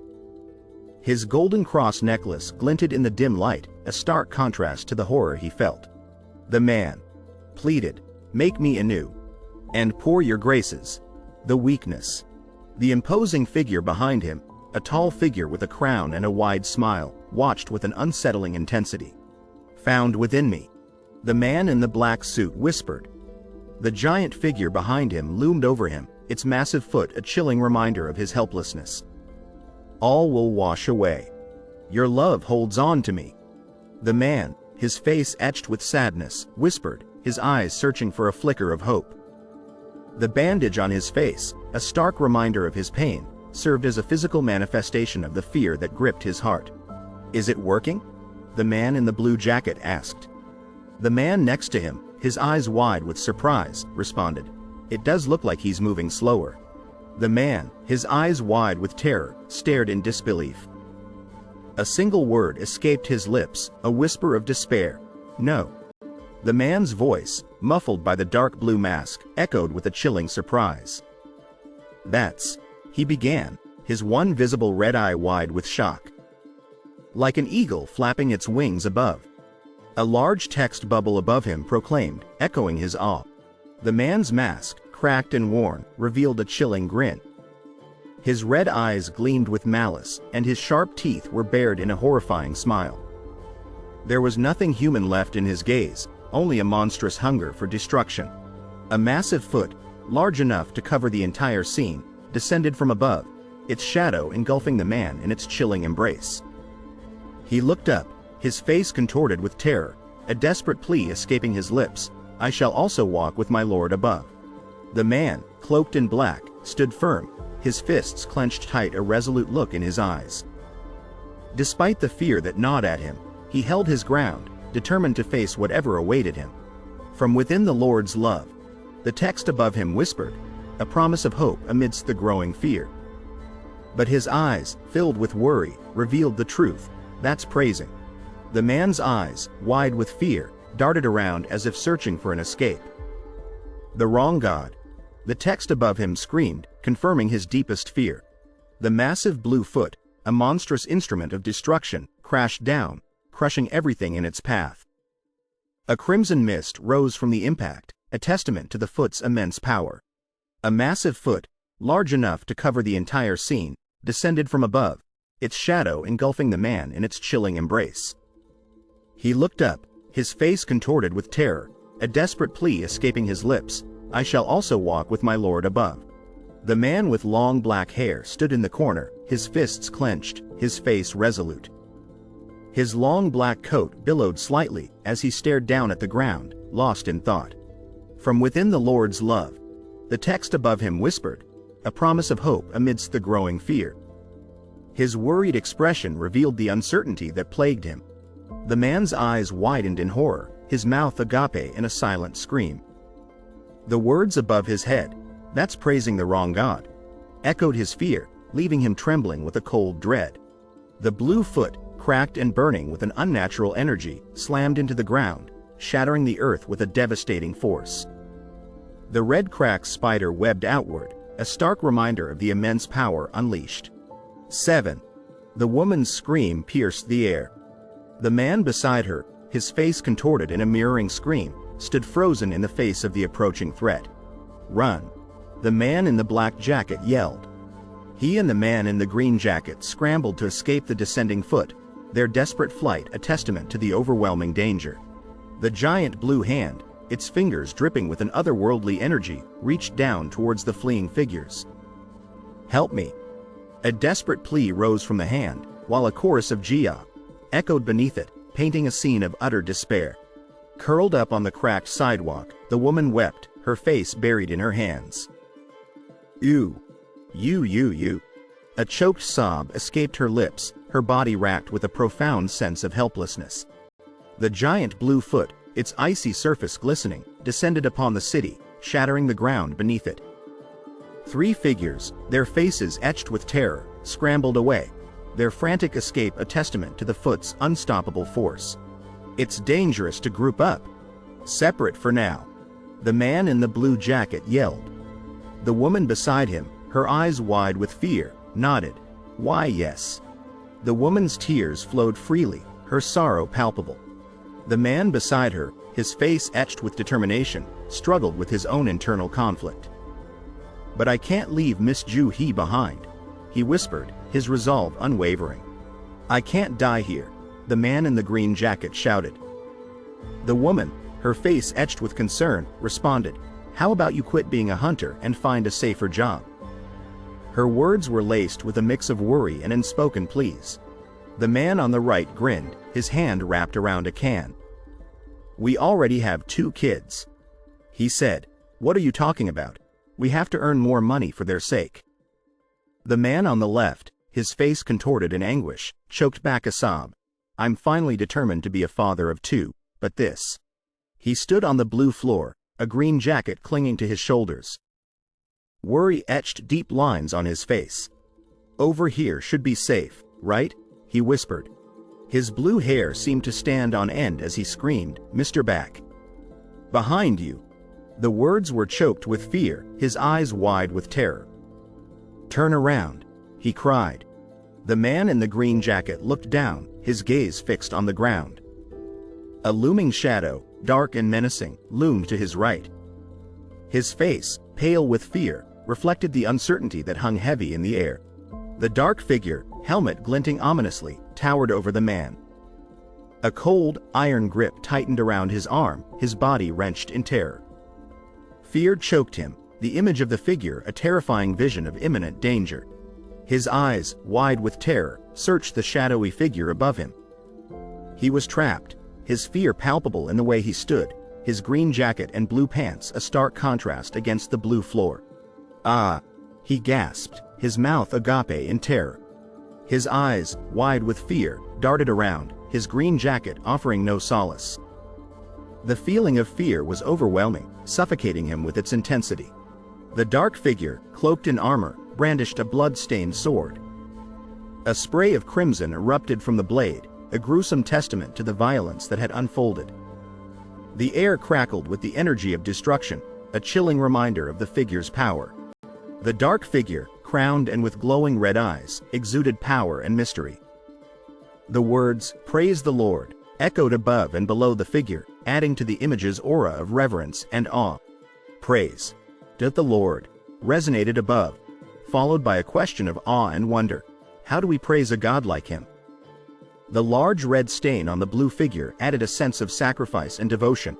The man's scream echoed in the air as he ran. "That's the devil," he yelled, fear and terror etched on his face. Behind him, 2 other figures ran with grim determination, their expressions hard and resolute. The 2 figures stood before the colossal statue, one dressed in white, the other in black. Behind us stand the guards. In front is the colossal statue. The figure in black stated, their voices laced with a mixture of caution and anticipation. The figure in the gray jacket fell backward as the large, sword-wielding figure attacked. "Ah!" the figure cried out in terror. A second armored figure stood in the background, their presence a menacing reminder of the imminent threat. The figure in gray armor, holding a hammer, looked towards the bottom right corner of the image, anticipation and excitement radiating from their stance. Below them, a list of weapons appeared: an axe, a spear, a sword, a hammer, a flail, a bow, an instrument. The man in the blue jacket lay on the ground, his face contorted in pain. "My arm," he cried out. "My arm," he repeated, the fear in his eyes reflecting the severity of his injury. The man in the blue hoodie ran, his eyes darting to the right. "We can't get closer and we can't run," he exclaimed, panic rising in his voice. "What do we do?" he asked, his desperation echoing in the urgency of his words. "Huh?" the man in black hair exclaimed, surprise and confusion evident on his face. His gaze was drawn towards the bottom right of the image, where a statue of a woman playing a musical instrument stood. Below the figure, the text appeared, "An instrument?" The figure in the blue robe, with green markings, turned towards the bottom right, curiosity and wonder replacing their initial confusion. A question emerged below them. Do they attack with instruments too? The armored figure, adorned in silver with a red marking on its forehead, stood as a warning. The guards only attack when you get too close. The words echoed in the air. The man in the green jacket, with a shocked expression, looked on as if a revelation had dawned on him. Once you do that, they move based on predetermined motions. He whispered, a mix of excitement and discovery in his voice. The man in the dark blue shirt ran through the stone building, worry etched on his face. A blue glow enveloped him and a text bubble appeared. If the statues holding instruments do that too, then... The words hung in the air, heavy with unspoken implications. Everyone, run towards the statues with instruments. The text bubble urged. The ones with instruments? Another text bubble echoed, adding to the confusion. Panic surged through the group as they ran, one person already fallen and bleeding, the woman with red hair trailing behind with her hair obscuring her face. The man with dark brown hair smiled sinisterly, his gaze fixed towards the right. Behind him, a shadowy figure in a long blue robe with a blue hand played a large horn. The image radiated a sense of mystery and fear, the shadowy figure's presence unsettling. It started playing? The man in the blue jacket exclaimed. The stone statue, visible from the waist down, played a large horn, its sound filling the air. The man stood in front of the statue, the unexpected sound leaving him startled. The statues holding instruments don't attack. Find the ones with instruments. The man in the black jacket yelled, his urgency evident as he ran, his gaze fixed on the statue in the corner. The man in the blue jacket followed, his face etched with worry, the situation growing more dangerous by the second. The musical notes, bathed in a white-blue glow, danced across the blue and green gradient background. Their curved pattern emanated a sense of calm and peace, evoking the beauty of music. The statue of the man playing the violin, dressed in a blue robe and with a concentrated expression, stood before the brick wall. Musical notes swirled around him, the image imbued with a sense of mystery and power. The man, with short blue hair and a blue shirt, was consumed by pain.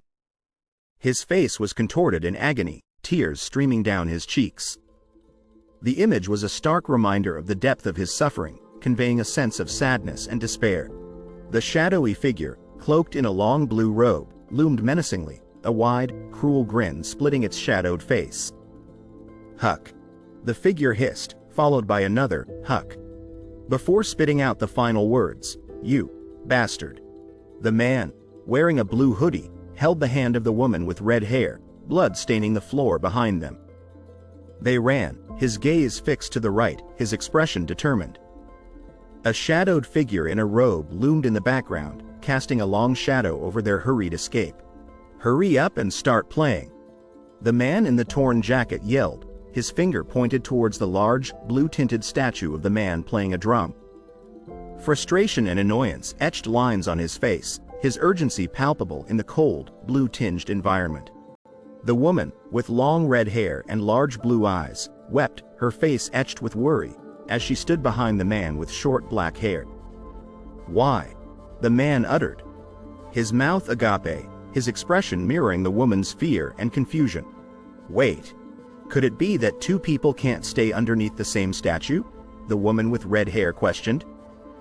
"Jin-woo," she cried out, her eyes wide with fear, her entire being consumed by sadness. "Don't move. You'll be safe if you stay here," the man in the blue jacket shouted, his arms outstretched, his gaze resolute, as he ran towards the large statue of the man playing the drum. "Jin-woo," the woman with red hair called out, her face etched with concern. The robed figure, adorned with a crown and a white mask, smiled wickedly, his red eyes glinting with malice, as he stood before the brick wall. His presence exuded menace and evil, his smile a chilling reminder of the darkness within. The man in the blue jacket ran, his expression serious, his gaze focused, as he passed the three blue-tinted statues. The cold, blue environment added to the feeling of speed and urgency, his determination evident in every stride. The armored man stood behind the woman in the robe, his sword held securely in his hand.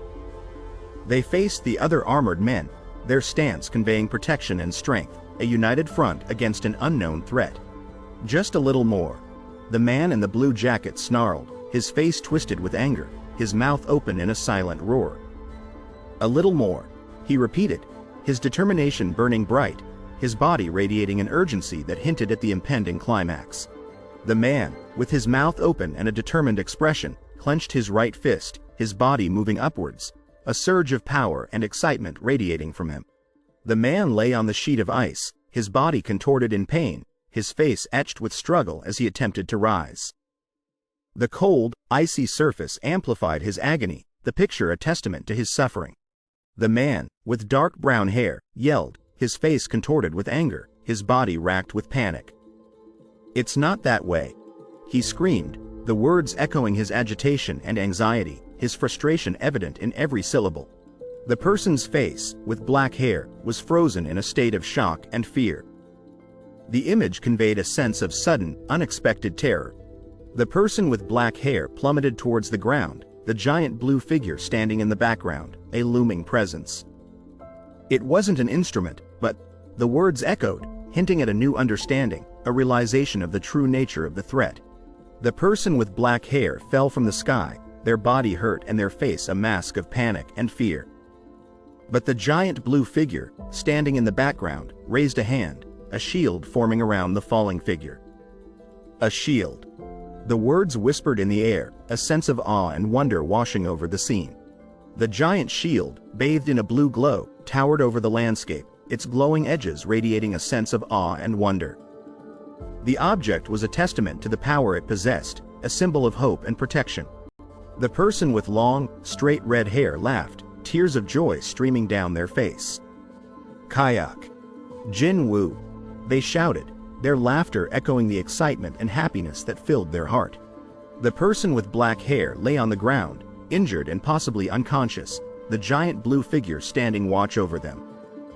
The blue figure's gaze was fixed on the injured figure, the image radiating a sense of sadness and worry. The blue figure, with its mouth open wide, pleaded for something, its voice a silent cry for mercy. The purple figure, surrounded by broken rocks, stood in the background, a silent observer to the blue figure's desperation. "Please." The blue figure begged, "Life." The word echoed, a desperate plea for survival. The person with black hair clung to the glowing line, their body straining as they attempted to climb higher. "And death." The words whispered in the air, a grim reminder of the danger they faced. The person's eyes, wide with shock, reflected the suddenness of the unexpected event. The image conveyed a sense of disbelief, the person's reaction a testament to the shock they experienced. The woman, her face covered in blue skin, screamed, her mouth wide open, her eyes glowing white. Her blue hair flowed behind her as she stood in her black and white outfit, the feeling of shock and terror emanating from her. The woman, in her blue dress and with wings, screamed, her eyes glowing white, her face covered in blue skin. She stood in the center of the image, a horrifying vision of shock and terror. The woman with blue skin and long black hair floated above the unconscious man, her white robe flowing around her. She looked down at him, her form glowing with light, music notes swirling around her feet. The darkness of the room accentuated her sorrowful presence, the image radiating a sense of loss and grief. The man, with black hair, a smirk playing on his lips, looked to the left, bandages covering his injured face. The bright blue light to the left illuminated his mischievous grin, his confidence radiating in the image. The woman with blue skin and long hair, encased in ice or crystal, raised her arm, her figure glowing with blue light. The dark blue background accentuated her power and mystery, her presence emanating an aura of strength and enigma. The person with blue skin and long hair, wearing a white robe and crown, stood in the blue room, their back to the viewer. Music notes swirled around them, their hair flowing in the wind. They appeared to be listening to the music, their body trembling, struggling to control their fear. The unsettling image exuded a sense of sadness and loss. The person with blue skin and long hair stood above the man, their arms outstretched, glowing blue. The man lay on the dark blue floor, bleeding, the dark red blood staining the floor. The image conveyed a sense of danger and sadness, the blue figure's presence a chilling reminder of the threat. The man lay face down, a pool of blood beside him, 4 armored figures standing over him, frozen in time. A bright blue light emanated from the ceiling, illuminating the scene, the dark red stains on the blue floor a testament to the violence. The image evoked a sense of death and danger, the frozen figures a chilling reminder of the fight that had taken place. The woman with long red hair ran towards the man, her expression filled with concern. She wore a dark jacket with a brown collar and blue jeans. Her steps hurried as she called out to the man in the blue hoodie, his face hidden from view. The woman with red hair, wearing a brown jacket, covered her mouth with her hands, tears streaming down her face. Her expression was filled with shock and distress, her body trembling with worry.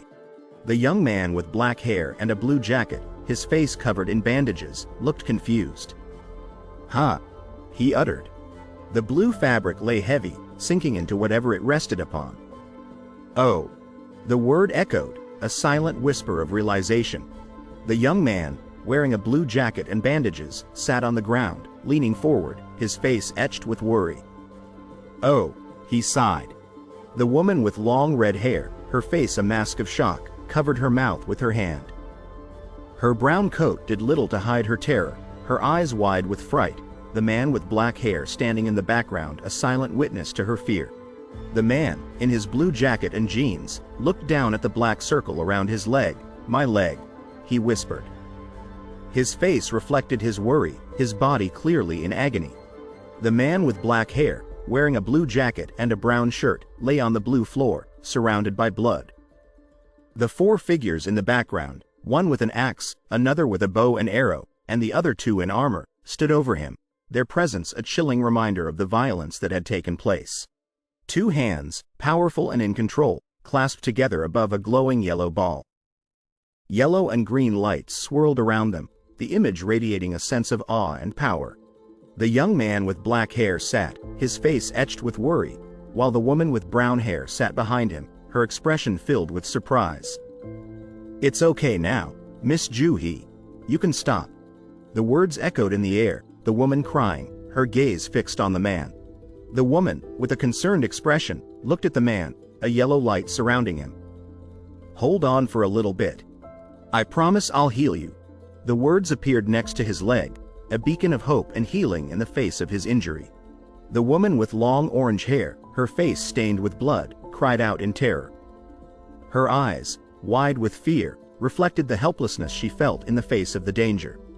The man with long brown hair coughed, his body struggling to breathe, his brown cloak and pants offering little comfort.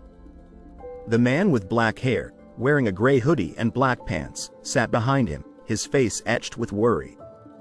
"Cough, cough." The words echoed, adding to the sense of urgency and concern. The man with brown hair, wearing a brown jacket, stood in the center, his expression filled with worry. "Will she be okay?" he asked, his concern palpable. The man with black hair, wearing a white top, responded, "How terrible," his voice heavy with sadness. The man in the blue shirt and brown jacket, standing to the right, added, "Well, at least he survived," his words offering a glimmer of hope. The man, his face visible, looked down, his expression grim. "We started out with 17 and now there are only 6 left." The words above him reflected the loss and despair that weighed heavily on his heart. The man, with brown hair and a dark brown jacket, looked down, his face filled with concern. "And 2 are gravely injured." The words to his right added to the sense of loss and despair that filled the image. The man, with black hair and a brown hoodie, looked down, his face etched with worry. His expression spoke volumes, conveying the depth of his concern. The man, with black hair, wearing a dark brown jacket and a white shirt, looked down, his expression stern. "It's unfortunate that you lost your arm, but this is all because you made rash decisions as the party leader," he said. "Mr. Song, you just wait for your punishment," he added, his words dripping with disappointment.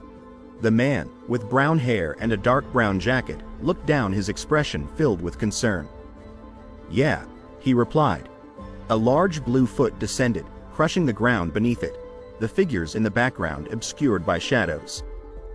The man with black hair and a yellow shirt, standing to the left, looked shocked and afraid, his expression a reflection of the fear and destruction that permeated the image. The moss-covered, faceless figure stood, its sheer size radiating power. The man with short black hair, wearing a brown hat and jacket, stood to the right, fear etched on his face. "That bastard! Not again!" he exclaimed, his words echoing the danger that threatened them. The group sat or stood, their gazes fixed on the man with black hair and a gray hoodie, who sat with his legs crossed, looking at the ground.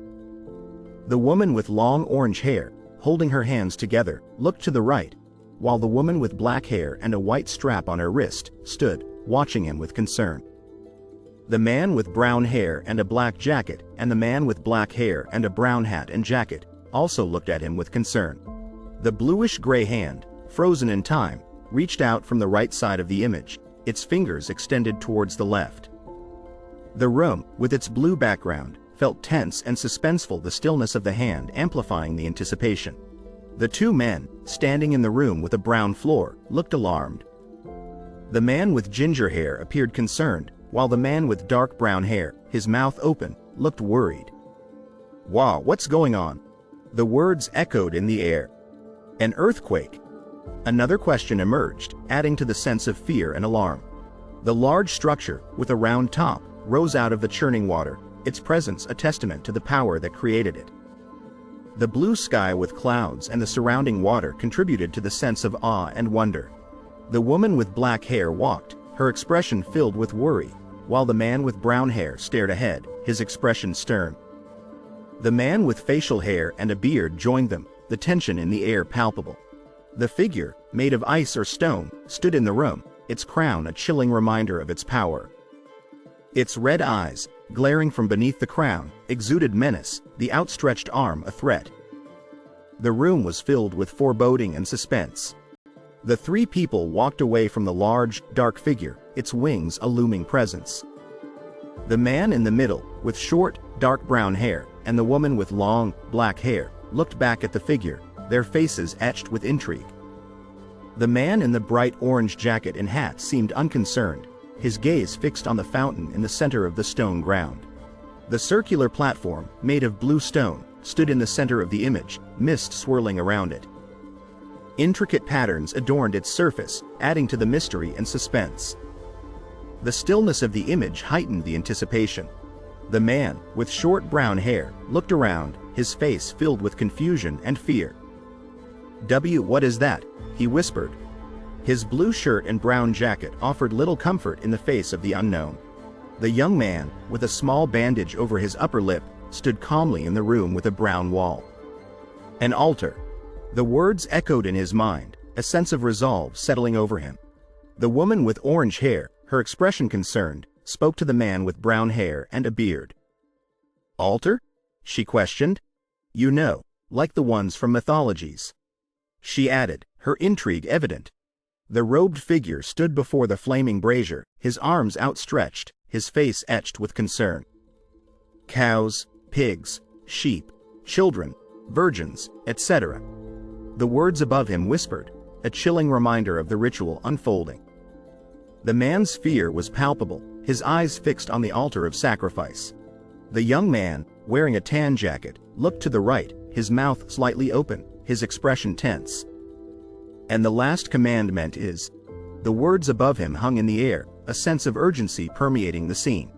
The man, with brown hair, his eyes wide and his mouth slightly open, looked distressed. "Prove your faith." The words below him echoed, adding to the pressure and urgency of the moment.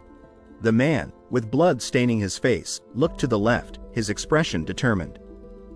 "This is probably the last trial," he thought, his words a testament to his unwavering resolve. The man, wearing a tan jacket, clenched his fists, his face contorted with anger. "No matter how stupid I may be, I think I can tell what's going on now," he thought, his concentration evident. He was ready to unleash his attack. The man, with brown hair, held the large, glowing sword, his jaw clenched. His tan jacket and white shirt offered little protection against the power he wielded. The image radiated strength and power. The man, holding the large sword, his left arm injured and bleeding, looked serious. "Mr. Song, this means that we have to sacrifice someone, am I right?" he asked. His words hung in the air, a chilling reminder of the sacrifice that lay ahead. The man, wearing a white shirt, brown jacket, and brown pants, stood in the center of the group, a sly grin on his face. "Who brought us here?" he wondered, his eyes gleaming with mischief. The image conveyed a sense of suspense and mystery. The man, wearing a black suit, held the large sword, its point directed at the man with red hair. "Song Kai Yul, it was you." The words above the sword whispered, a chilling accusation of betrayal. The man, crouching in the pool of blood, looked up at the large, transparent figure standing over him. Someone who bragged about his wife and 2 kids was cleaved in half. The words above the figure echoed, a horrifying reminder of the carnage. "And 10 other people were killed as well," the words below him added, further emphasizing the horror of the scene. The 2 men stood, their expressions contrasting. The man with brown hair looked down, a small smirk playing on his lips, while the man with short black hair stared directly at him, his face filled with anger. "You agreed to take responsibility just now, right?" the words above the man with brown hair questioned. "Then prove it, now," the words below them demanded, the tension between them palpable. The man with short black hair, wearing a hooded sweatshirt, looked upset, his gaze fixed on the man with a large build, who yelled, "You shut up and stay still." The woman with long red hair looked at the yelling man, her face a mix of concern and apprehension. The scene was charged with frustration and anger. The man with brown hair looked determined, his face etched with worry. "Mr. Kim is right. I must take responsibility," he thought. "I want to go by myself, so please take that away from me," he added, his words revealing his resolve. The man with short black hair looked frustrated and angry, his gaze downcast. "But it's not his fault," he exclaimed. The woman with long red hair looked up at him, her mouth open as if to yell. "Jin Woo, your wounds are still," she began, but the words were cut short. "We all voted to come here," she finished, her frustration evident. The man with brown hair, wearing a blue jacket, walked away, his back to the viewer, his head downcast. "It's cowardly to say it's his fault now." The words above him echoed, reflecting his disappointment and frustration. The woman, with long brown hair, stood on the platform, looking down at the large round platform below. The platform, made of stone, was surrounded by a blue light, intricate symbols adorning its surface. The image evoked a sense of mystery and intrigue, the woman's presence adding to the air of suspense. The man, with brown hair, stood in the room, his face etched with determination. A small flame flickered to the left, casting a warm glow on the stone floor. The man's surprise and worry were evident, his body tense, the image conveying a sense of urgency and danger. The man with short brown hair stood, his mouth open, his eyes wide with surprise. "What?" he exclaimed. "What's happening now?" he wondered, his worry palpable, the image reflecting his uncertainty. The man, sporting a blue jacket, looked around nervously. He was confused, asking about the plan and worried about the situation. The man, with short black hair, examined the single flame carefully. He questioned the meaning, his confusion evident. The man and woman stood in the street, both looking distressed. The woman had tears in her eyes, and the man had cuts on his face. The woman with orange hair, her mouth open, looked up at the 3 others. They stared back, their faces reflecting her fear. The man in the blue jacket looked up with a worried expression, his words echoing the tension. The man with the white hat stood firm, resolute in his plan. The woman with brown hair, a look of concern on her face, watched the group walking away. She called out to them. The 3 figures stood with their backs to the viewer, their arms crossed. The man in the blue jacket, the only one facing forward, seemed afraid of the flames. The man in the white shirt, masked and standing on the platform, looked up at the 3 figures above. Their words echoed determination and finality. The man with black hair, his hoodie slightly unzipped, looked worried. The man with brown hair, beads of sweat on his forehead, expressed his anxieties. Two towering figures, their stone armor covered in moss, stood in the city. The words above them spoke of fear and impending danger. The man with brown hair, wearing a light brown sweater, looked worried. His companion, with black hair and bandages on his face, explained the guild's negligence. The man with black hair, standing in the city, had a serious expression. He looked down, his words revealing the urgency of the situation. The man, his forehead bandaged, smiled down at the monstrous creature. It breathed out a blue energy, its power evident. A large, purple monster with red eyes attacked the group in the background. The people fought back with swords and shields, determined to defeat the threat. The man with black hair, his face bandaged, had an intense expression. His mouth was open and his anger was evident. The text box spelled out the consequences of failure, a chilling reminder of the danger they faced. The tall figure, with long white hair and a crown, stood with one arm outstretched. It appeared to be made of stone, radiating power and mystery. The man, his arm around the woman, looked concerned. The woman looked down, her expression filled with sadness. The two people, their faces bandaged, stood side by side. Their determined expressions spoke of their shared purpose. The three people, standing in the foreground, looked down. The text above them explained the rules of the altar, adding to the atmosphere of mystery. The woman with red hair looked at the man with brown hair, her mouth open in worry. He, on the other hand, remained serious, his expression calm. The five people stood around the platform, the flames rising from its center. Their serious expressions hinted at the challenge ahead. The blue sky crackled with lightning, its trail of smoke a testament to the powerful energy being released. The blue sky crackled again, this time accompanied by three white flames. The lightning, leaving a trail of smoke, hinted at the force behind it. In the tiled room, lightning struck, leaving a trail of smoke.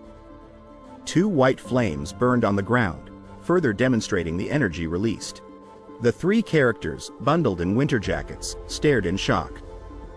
The 8 flames surrounding the structure seemed to amplify their surprise. Lightning flashed in the circular room, a hand reaching out towards it.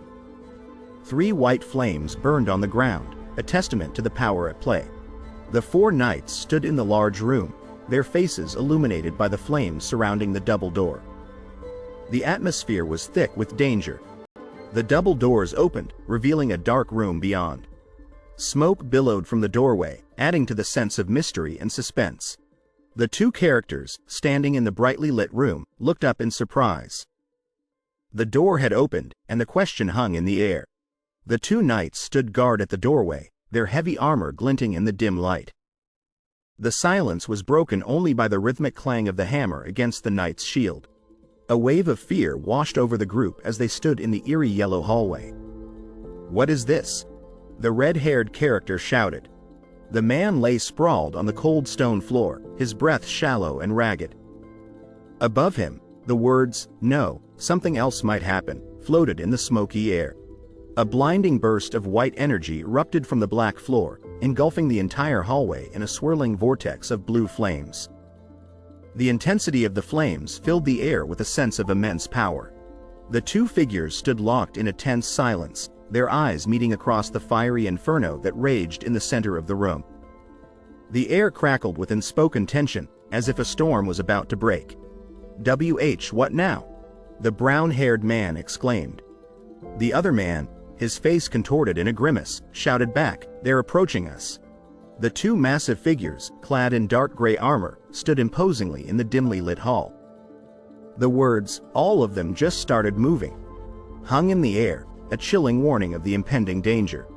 The figure on the right raised the jagged axe, its sharp edge glinting menacingly in the dim light. The air crackled with anticipation as the 2 armored figures prepared for battle. The 2 figures stood silently, their expressions unreadable. The flames danced in the background, their flickering light casting long shadows on the blue floor. The 2 massive figures, clad in dark gray armor, stood imposingly in the dimly lit hall. The words, "All of them just started moving," hung in the air, a chilling warning of the impending danger. The 3 figures stood in a menacing triangle, their armor gleaming under the blue light. The figure on the right tightened his grip on the jagged axe, ready to unleash chaos. The armored foot crashed down, sending a shockwave through the ground. A large white flame erupted behind the foot, illuminating the scene with an ethereal glow. What are we supposed to do now? One of the figures in blue armor mumbled as they hurried away from the platform. The scene shifted, revealing a circular platform bathed in orange light. The fuck is this? The figure in the center cried out. A skeletal hand, radiating an aura of death and decay, descended from the darkness above. The three figures, their faces etched with terror, stumbled backward as the hand reached for them. The three figures, their faces contorted with fear, trudged through the desolate landscape. The man in the brown jacket looked back, his eyes wide with terror. The figure in blue armor, his armor crackling with blue energy, strode forward with a sense of power and purpose. The two flanking figures, partially obscured by the central figure, followed silently in his wake. The man, his face contorted in pain, struggled to his feet. He gritted his teeth and stared at the damaged figure in blue armor, his eyes burning with determination. The man, his face pale with fear, raised his hands in a gesture of surrender. The woman, her body racked with sobs, buried her face in her hands. The man, his eyes wide with terror, stared at the approaching figures. The words, "It's the same as the game we played when we were young," echoed in his mind. Four legs, clad in blue armor, emerged from the darkness, their steps generating a trail of blue flames. The scene was filled with a sense of impending doom. The man, his brow furrowed with worry, reached out to comfort the woman. "Ooh," she whispered. The armored foot landed with a resounding thud, sending a plume of white smoke billowing into the air. The sound echoed through the dark hall, a chilling testament to the approaching power. Click. The man's voice, sharp and urgent, echoed through the room. The woman, her eyes wide with terror, screamed as the sound reverberated through her very being. "No!" the man shouted, his hand outstretched in a desperate plea. The woman, her face etched with fear, ran past him, her heart pounding in her chest. "Hey!" the man yelled. The woman, her face pale with fear, ran frantically away from him, her footsteps echoing on the platform. The man lay sprawled on the cold floor, his lifeblood staining the white tile. His eyes were closed, and his breath had stopped. The two men stood silently in the hallway, their eyes fixed on the door. A sense of tension hung heavy in the air, as if the door itself held a secret. What? The men gasped, their faces contorted with shock. The woman, her heart pounding in her chest, ran frantically away from the large blue creature. "Mr. Sung, how's this possible?" the woman shouted. "She's still alive," the man echoed, his face pale with astonishment. The door closed a little. The words hung in the air, a chilling reminder of the inexplicable events that had unfolded. "She went through the door," the man exclaimed. "What? What is this?" the man exclaimed, his brow furrowed with confusion. "A blue flame disappears after a set amount of time," he muttered, glancing at the flames that flickered in the hallway. The four figures, cloaked in white robes, stood in the center of the circular room, their gazes fixed on the object that glowed with an ethereal light. The flames that surrounded them crackled and hissed, casting long shadows on the stone walls. The two men knelt on the wooden platform, their heads bowed in reverence. "The first commandment is worshiping the Lord," the man in the blue jacket whispered. "The second is to praise the Lord," the man in the gray jacket added. The figure, their face hidden beneath the hood of their blue robe, studied the book in their hand. At least the steps so far weren't riddles like the Sphinx would ask. They mused. "But the open door is a trap." The words hung in the air, a chilling warning. "A false hope," the man whispered. When all the red flames appeared, the door opened. The man said. The two figures stepped through the doorway, their eyes drawn to the flickering torch that stood at the top of the stairs. "While it closes just a little every time a red flame disappears," the man said. "The door will definitely close when all the red flames are gone," the woman added, her eyes wide with fear. The large blue creature, its horns gleaming in the dim light, stood menacingly in the room. "Prove your faith," The words echoed through the chamber, a challenge that sent shivers down their spines. The blue-skinned creature, its armor shimmering with a celestial glow, stood guard at the doorway. "You keep your faith," the creature roared, its voice booming through the chamber. The man, his face pale with exhaustion, lay on the cold ground. "I don't think I can stay any longer either," he whispered. The man bolted, his black jacket flapping in the wind as he ran across the yellow room. "No," he screamed. He stumbled to a stop, eyes wide with shock as he looked up. His disbelief was palpable. A sense of urgency propelled him forward, his brown jacket whipping in the air. The man ran, his feet pounding against the dark blue floor. What?" the man exclaimed, pointing with a look of surprise. The woman stood beside him, her eyes wide with shock. "Don't move. We can't have more people leaving," the person yelled, their voice echoing with determination. The figures stood in a tense circle, weapons raised. "Any less and we won't have enough people to look at all the statues. We will die," a voice whispered from the right. "Mr. Sung, what's happening?" the woman cried. "All we have to do is stay and look at the statues until the blue flames disappear." The man explained. "The blue flames are a timer. The flames pulsed with a strange energy. We'll all be able to leave once they all disappear," a voice declared. "Hey, Mr. Sung," a voice said, breaking the silence. "You may be right," the man responded, his face etched with thoughtful lines. "But couldn't the door just close completely when the blue flames run out? Are you certain?" the person asked, doubt coloring their expression. "To be honest, I never imagined someone as weak as you could be so helpful," a voice said, a hint of surprise in its tone. The man looked down, his face etched with regret. "I always looked down on you," the voice continued, "never really expecting anything from you, even when you joined our party." The man stood in the dimly lit room, his back to the viewer. "A lot of people died when we entered this room," the words floated in the air, heavy with grief. "But the ones alive are alive because of you. All because you managed to solve the riddles here." The man's shoulders slumped, a mixture of sadness and relief evident in his posture. The man stood in the yellow and orange room, his head bowed. "I'm also alive because of you." The words echoed in the quiet room. "Thank you." The man stared in shock, his eyes wide with surprise. "Mr. Kim Sang-shik." The words hung in the air, a heavy weight of disbelief settling in the room.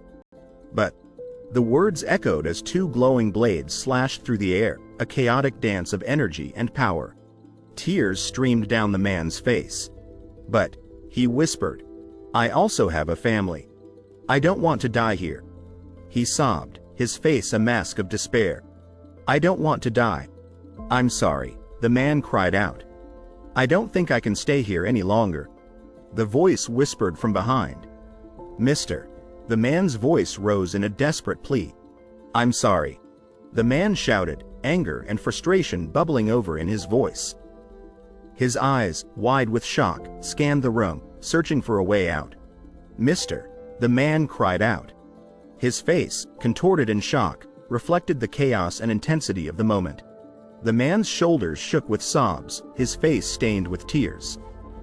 "Thank you," he whispered. The man sprinted through the doorway, his purple jacket billowing behind him. "Don't make me laugh," he shouted. The man hunched over, his body racked with sobs. "Hook," he gasped, each breath a testament to his pain. "Hook," he choked out, his grief a heavy weight on his chest. The man stood frozen, his brown jacket a stark contrast to the imposing figures before him. "Will result in our deaths," a voice boomed, echoing through the room. The man sat in the shadows, his head buried in his hands. The flickering firelight cast long, haunting shadows around him.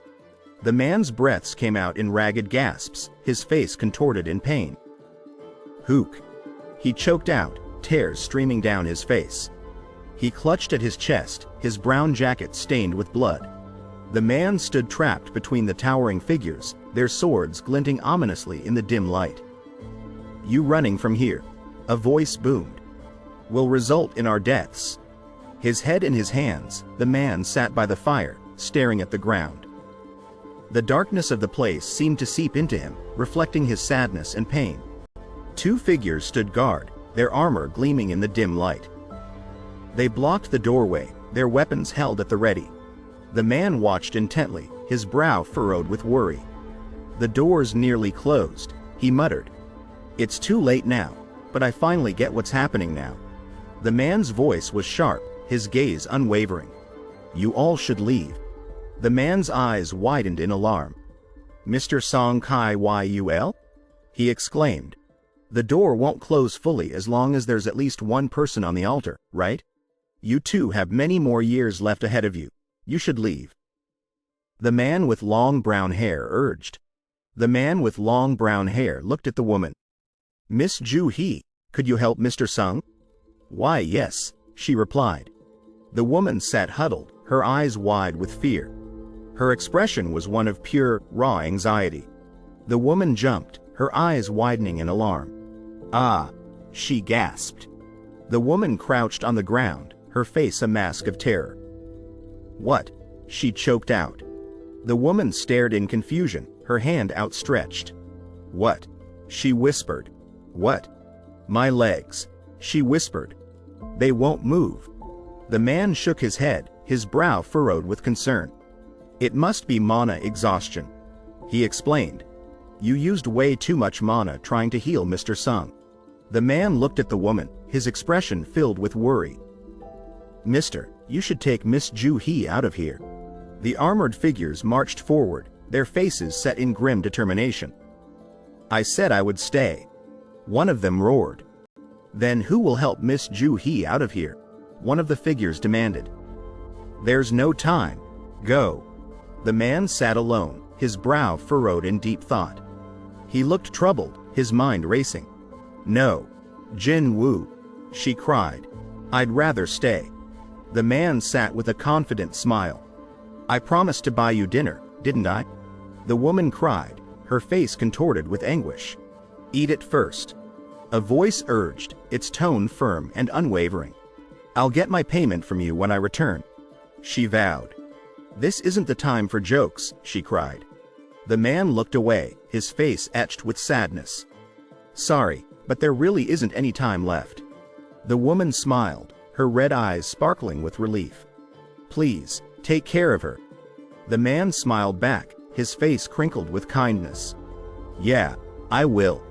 The man sat on the stairs, his shoulders slumping with weariness. "Who?" he sighed. "Who?" The woman stood tall, her gaze resolute. Her expression was one of unwavering determination. Tears streamed down her face, a wave of relief washing over her. "Thank God," she whispered. Her eyes filled with despair, she looked down at the ground. "At least I'm the only one that's dying," she murmured. The man stood poised, his weapon held at the ready. The shadows danced around him, creating an unsettling atmosphere. The man slumped in defeat, his gaze fixed on the floor. "I would have at least gotten an insurance if I had known this would happen," he muttered bitterly. The woman sat on the stairs, her face a mask of sadness and disappointment. A hand, slick with blood, protruded from the wall. "Ha!"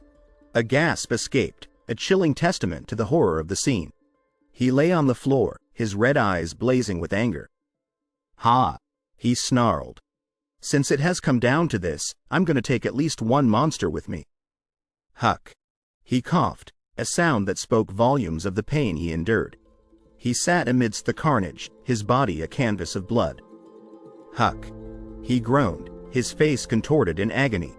Three towering figures stood before the small figure, their armor radiating a menacing aura. The small figure sat in the orange glow, his sword clutched tightly in his hands, a sense of impending doom hanging in the air. His eyes, wide with fear, were filled with blood. "Huck!" he moaned. "Huck!" His smile was bright, almost predatory. A bead of sweat glistened on his chin, a testament to the intensity of the moment. He stared straight ahead, his face a mask of stoicism. Blood stained his lips and covered his right eye, but his gaze remained unwavering. The figure moved with a force that seemed to crack the very ground beneath it. A white glow surrounded it, highlighting its power and speed.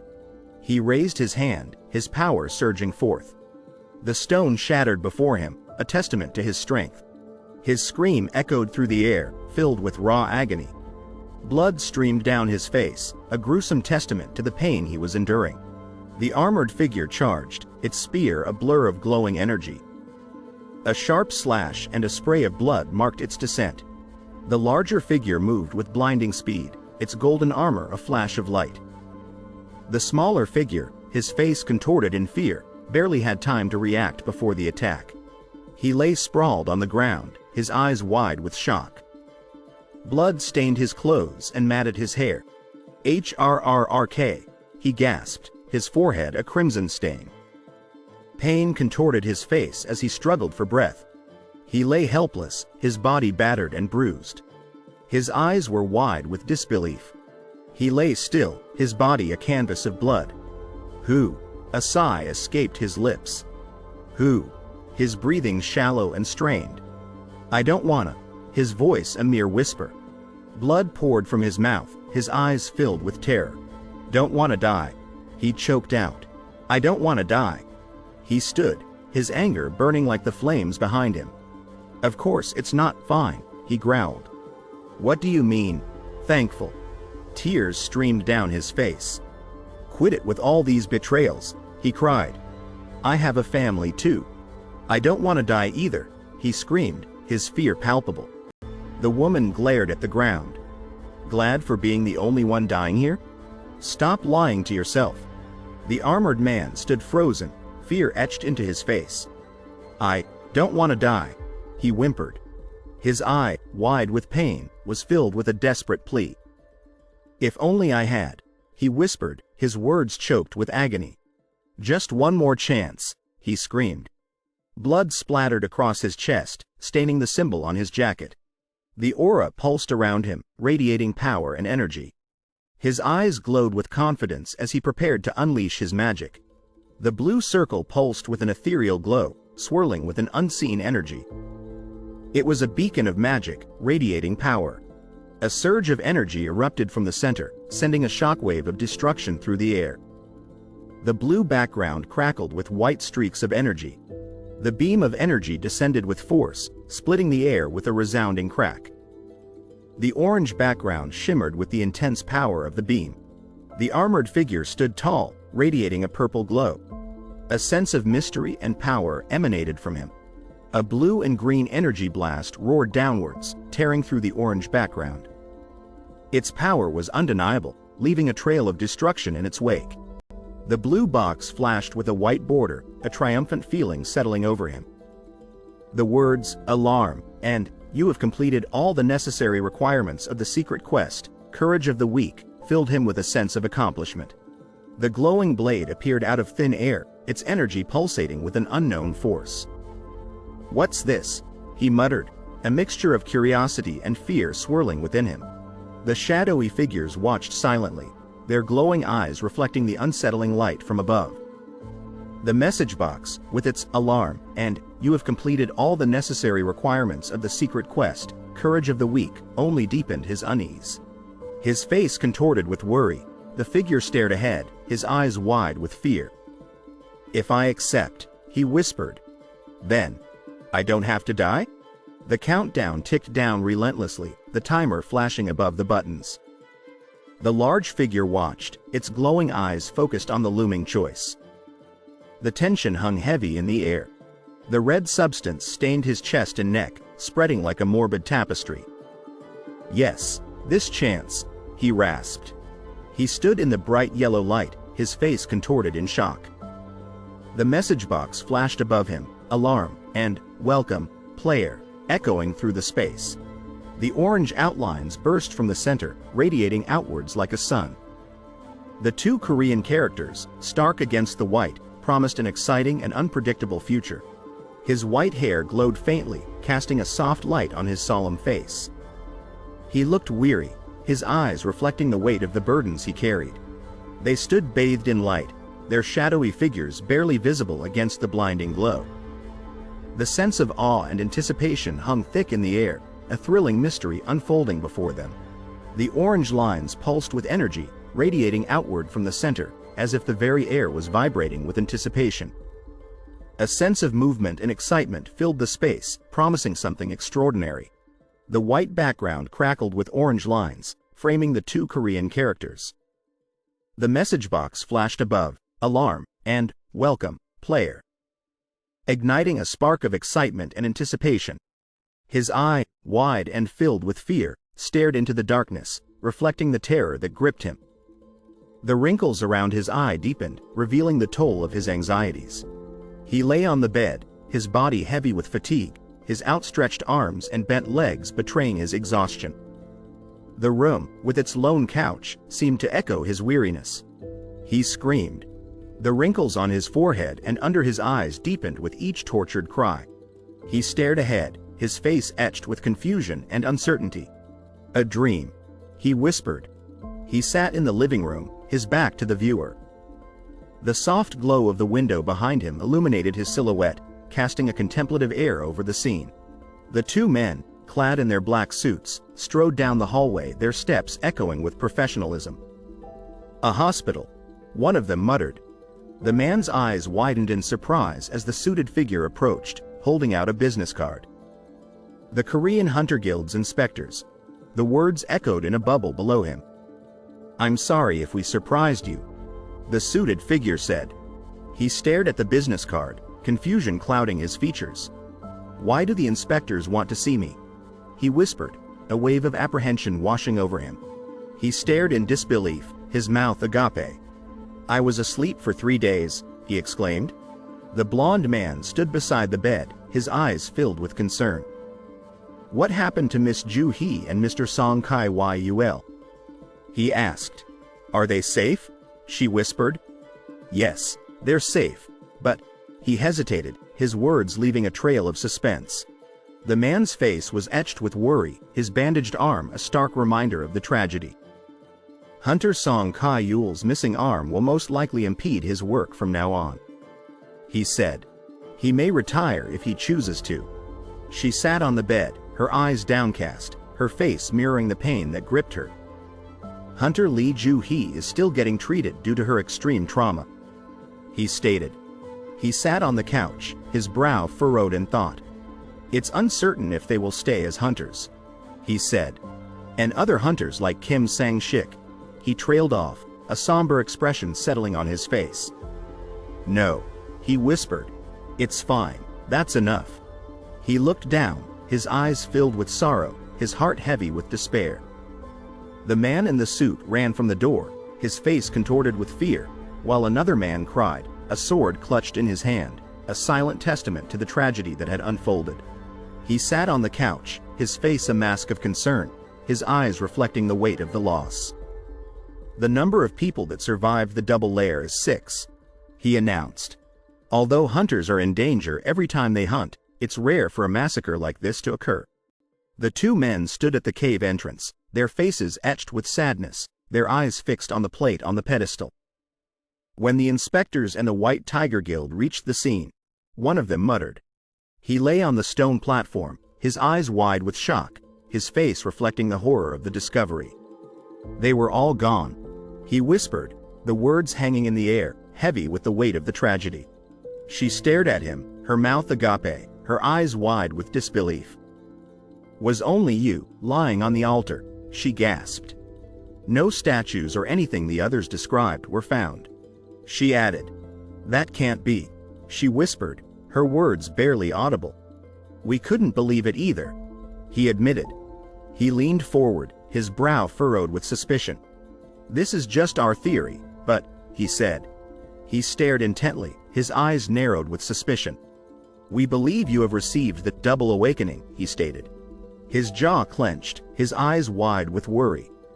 "Double awakening?" he exclaimed. He roared, his body radiating white lines of energy. "A hunter's stats are set when they receive the awakening or power," he explained. The words on the screen flashed before him, a sense of surprise and confusion washing over him. "However, some hunters get awakened again after the first time." The text read. There have been cases of C ranks plowing directly to an A rank, or a B rank shooting straight to S rank. He placed his hand on the gold and purple object, a spark of intrigue and interest flickering in his eyes. This is the magic power detector. The text above read, "All you have to do is place your hand on the mana crystal." The text below instructed. He looked ahead, his brow furrowed with concern. If there actually were such death-level monsters described by the survivors, normal hunters wouldn't cut it. The text above read, "Only by gathering A ranks and S ranks could the situation have been resolved." The text below explained. He stared ahead, his face etched with disbelief. But all those monsters just disappeared, the text below him stated. He examined the black device in his hand, his face a mask of worry. It's impossible to not suspect the possibility of Hunter Sung Jin Woo receiving a double awakening. The text below read, seeing that he was the only survivor left inside. He stared at the device, his face reflecting a mixture of disappointment and frustration. However, the text above read, "I guess trash is trash, through and through." The second text declared, "Even the lowest E rank is at least a 70. The final text stated. He stared at the device in his hand, a mixture of relief and surprise washing over him. "It looks like we suspected you for no reason." The text below confirmed, easing his worries.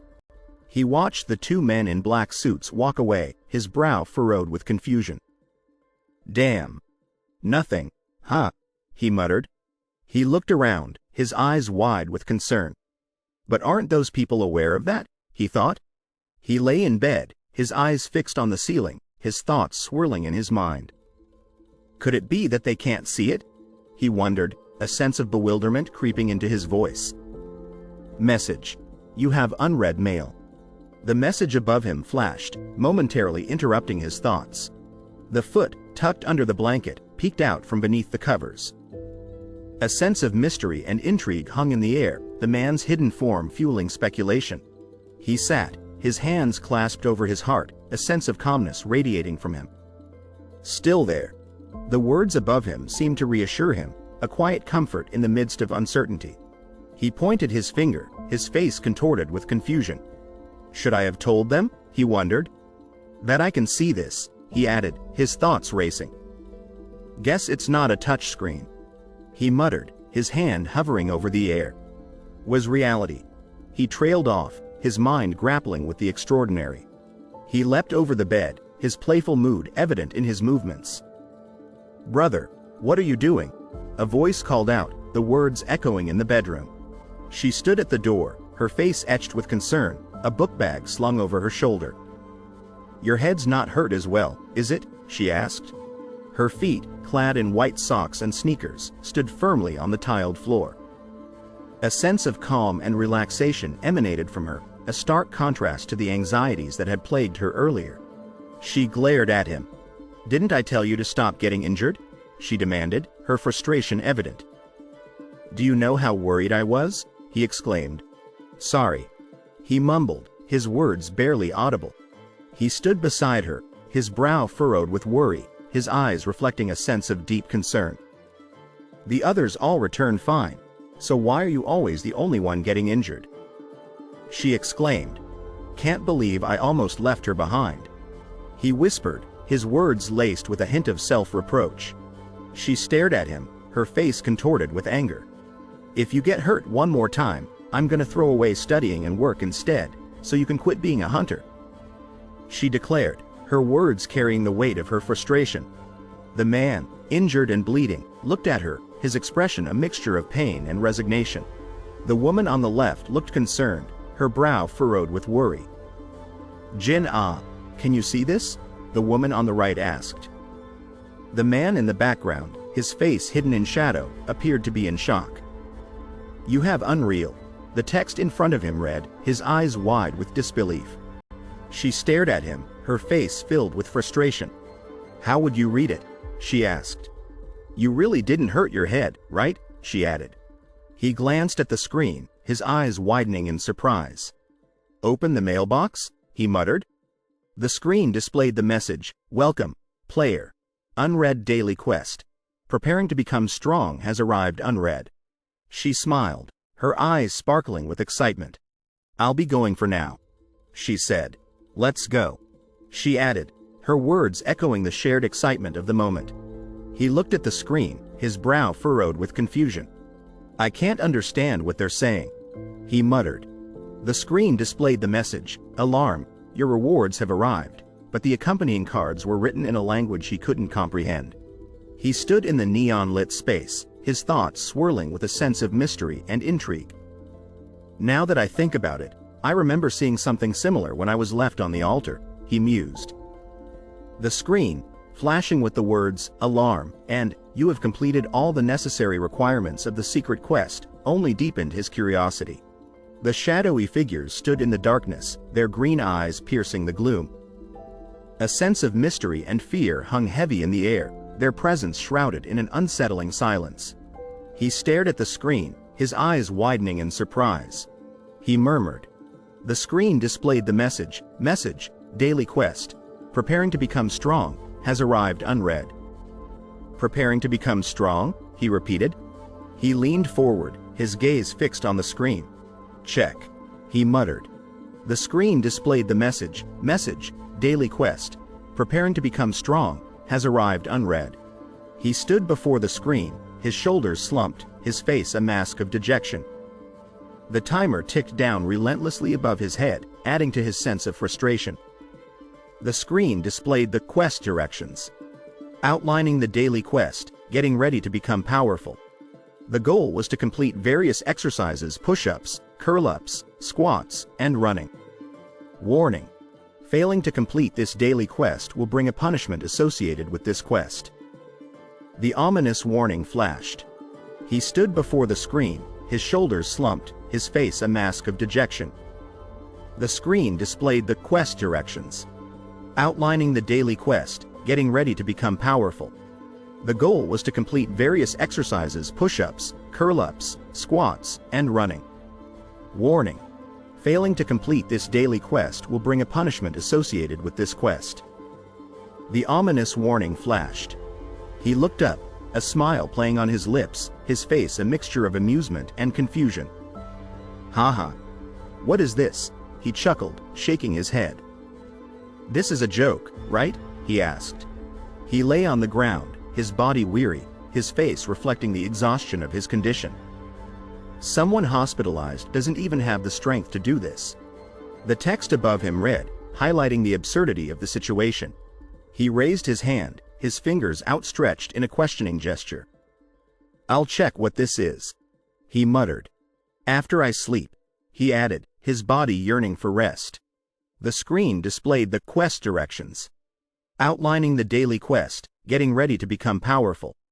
The goal was to complete various exercises, push-ups, curl-ups, squats, and running. Warning. Failing to complete this daily quest will bring a punishment associated with this quest. The ominous warning flashed. The timer at the bottom of the screen ticked down, adding to the sense of urgency and stress. The timers ticked down relentlessly, their colors changing from green to yellow to red, signifying the approaching deadline. Warning. Failing to complete this daily quest will bring a punishment associated with this quest. The ominous warning flashed at the top of the screen. He scowled, his face etched with pain, his body aching with every movement. He clenched his jaw, his determination burning bright, refusing to give in to the discomfort. He stared at his hand, his eyes wide with disbelief. "Earthquake?" he exclaimed. He screamed, his face contorted with agony, his body racked with pain. His light blue shirt barely concealed the suffering etched into his features. The hand, reaching out from the darkness, broke through the cracked, gray surface, its presence a stark reminder of the danger lurking beneath. The hand, reaching out, searched frantically, its urgency palpable. The brown background only emphasized the sense of need and desperation. The setting sun painted the sky in hues of orange and pink, casting a warm glow over the clouds. A sense of peace and tranquility permeated the atmosphere. He sat on the sand, his back against a towering dune, the setting sun casting long shadows across the desert. His eyes, gazing out at the vast expanse of sand, reflected a sense of loneliness and isolation. He stood in the desert, his eyes wide with shock, his mouth agape. This place, he stammered. A desert, he exclaimed. He sat on the sand, his eyes filled with confusion, his brow furrowed in thought. No way. It was actually all a dream, he questioned. He stood there, his eyes wide with worry, his brow slick with sweat. His body trembled, his mind racing with anxiety, a sense of tension hanging heavy in the air. The giant sand centipede reared up, its sharp teeth bared, its body pulsating with a venomous threat. Poison-fanged giant sand centipede.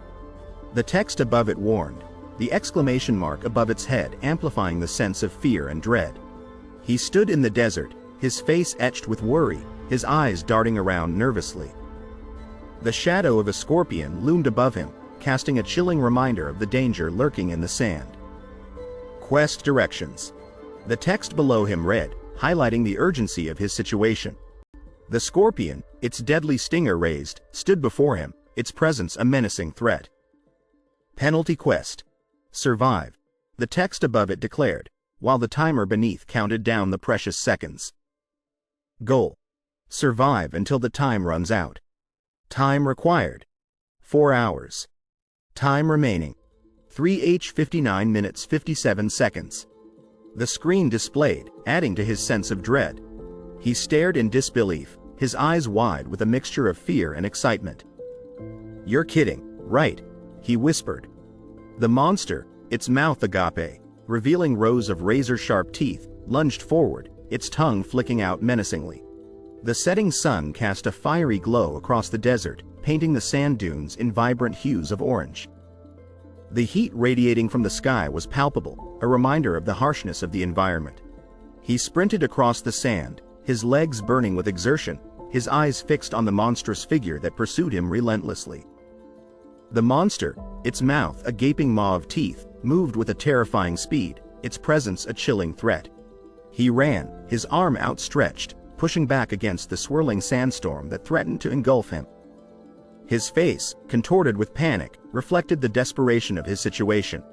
The multi-legged monster, its form a blur of movement, attacked with a savage ferocity. The sand kicked up by its onslaught created a blinding cloud, making it difficult to discern the true extent of the danger.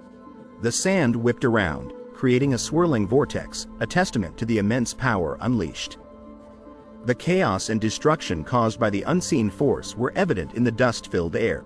The clock, ticking down to 3 o'clock, hung menacingly above the monster. Its gaping maw, revealing rows of sharp teeth, was poised for attack, the suspense building with each passing second. He screamed, his face contorted with a mixture of anger and desperation. The intensity of his emotion was palpable, his eyes reflecting the urgency of the situation. He had finally completed the penalty quest.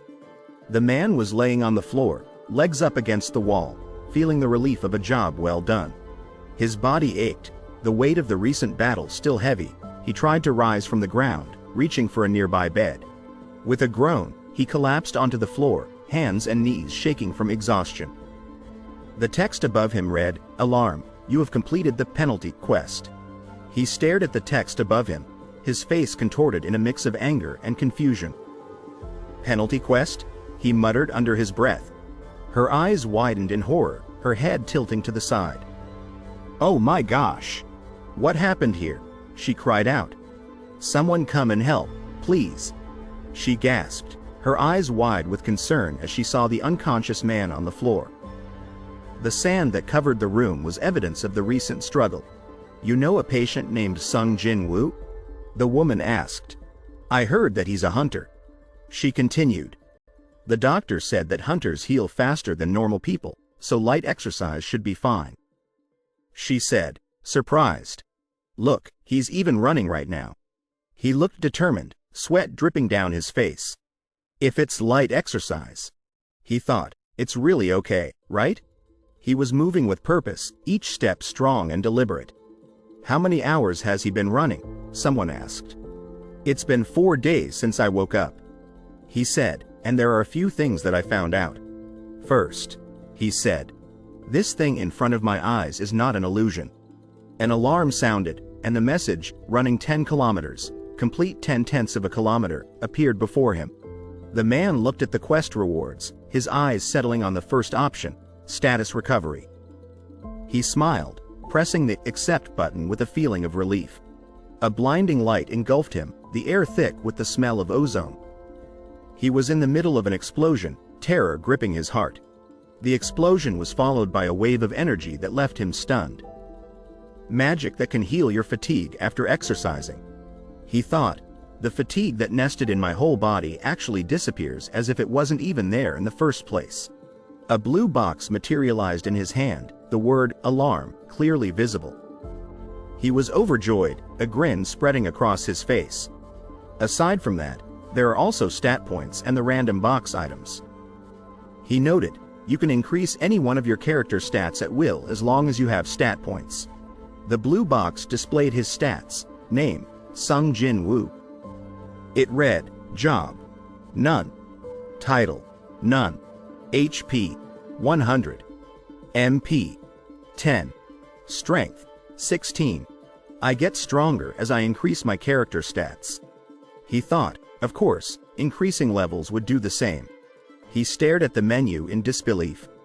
Status, skills, items, inventory, item storage. It read, it's like a game. He muttered, his mind racing with possibilities. He sat on the bench, clutching his knee, pain radiating through his body. Being controlled by some strange phenomenon, he thought, struggling to understand what was happening.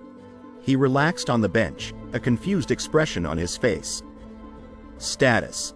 He thought, name, Sung Jin Woo. Job, none. Haha, what's actually happening here? He laughed, unsure of what to make of this situation. The blue box displayed a pixelated image of a man, the words Sung Jin Woo. Job, none. Title, none. HP, 100. MP, 10. Strength, 16. Vitality, 10. Agility, 10. Intelligence, 10. Sense, 10. Remaining points, 3. Level, 1. Fatigue, 0. All clearly visible. The office building lobby was quiet, the only sound the gentle hum of the elevator. The man walked towards the counter, a sense of normalcy in the air. Can I take a leave for today? He asked the woman at the counter. The woman nodded, acknowledging his request.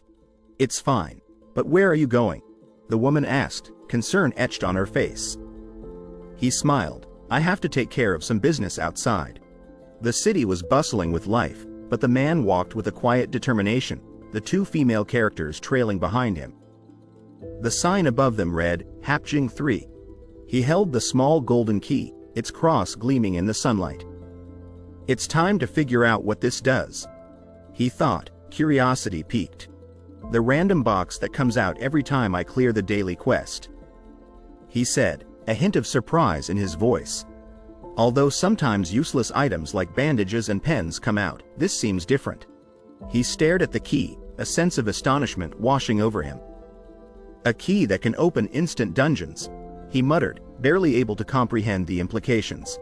He looked thoughtfully at the key, a multitude of questions swirling in his mind. Quests, the status window, rewards. He mused, could it be that all of this is because of the double awakening? He walked down the steps, his head downcast. The world's weakest receiving a double awakening, huh? He sighed, other people would laugh if they heard. He stood tall, confidence radiating from his very being. I'm confident in my ability to run, he said. So if it becomes too dangerous like last time, I'll run away no matter what. The key pulsed with magical energy, a blue circle radiating from its center. A sense of power and mystery filled the air. The staircase shimmered with blue lightning, each step crackling with energy. It was a sight both beautiful and terrifying. He moved quickly, electrical sparks trailing behind him like a comet's tail. The escalator seemed to vibrate with the force of his presence. He stood on the staircase, the air around him crackling with blue energy. The scene was charged with suspense, the feeling of imminent action palpable. He stood there, a blue aura surrounding him, electrical sparks dancing around his body. His face was grim, the tension in the air palpable. He continued up the stairs, his footsteps echoing in the silence. The mist swirling around him felt like a warning, the air crackling with unseen energy. He looked to the right, his eyes widening in surprise. A bright blue light emanated from the center of the room, causing cracks to spiderweb across the floor. He gasped, his hand instinctively going to the wall. "No way.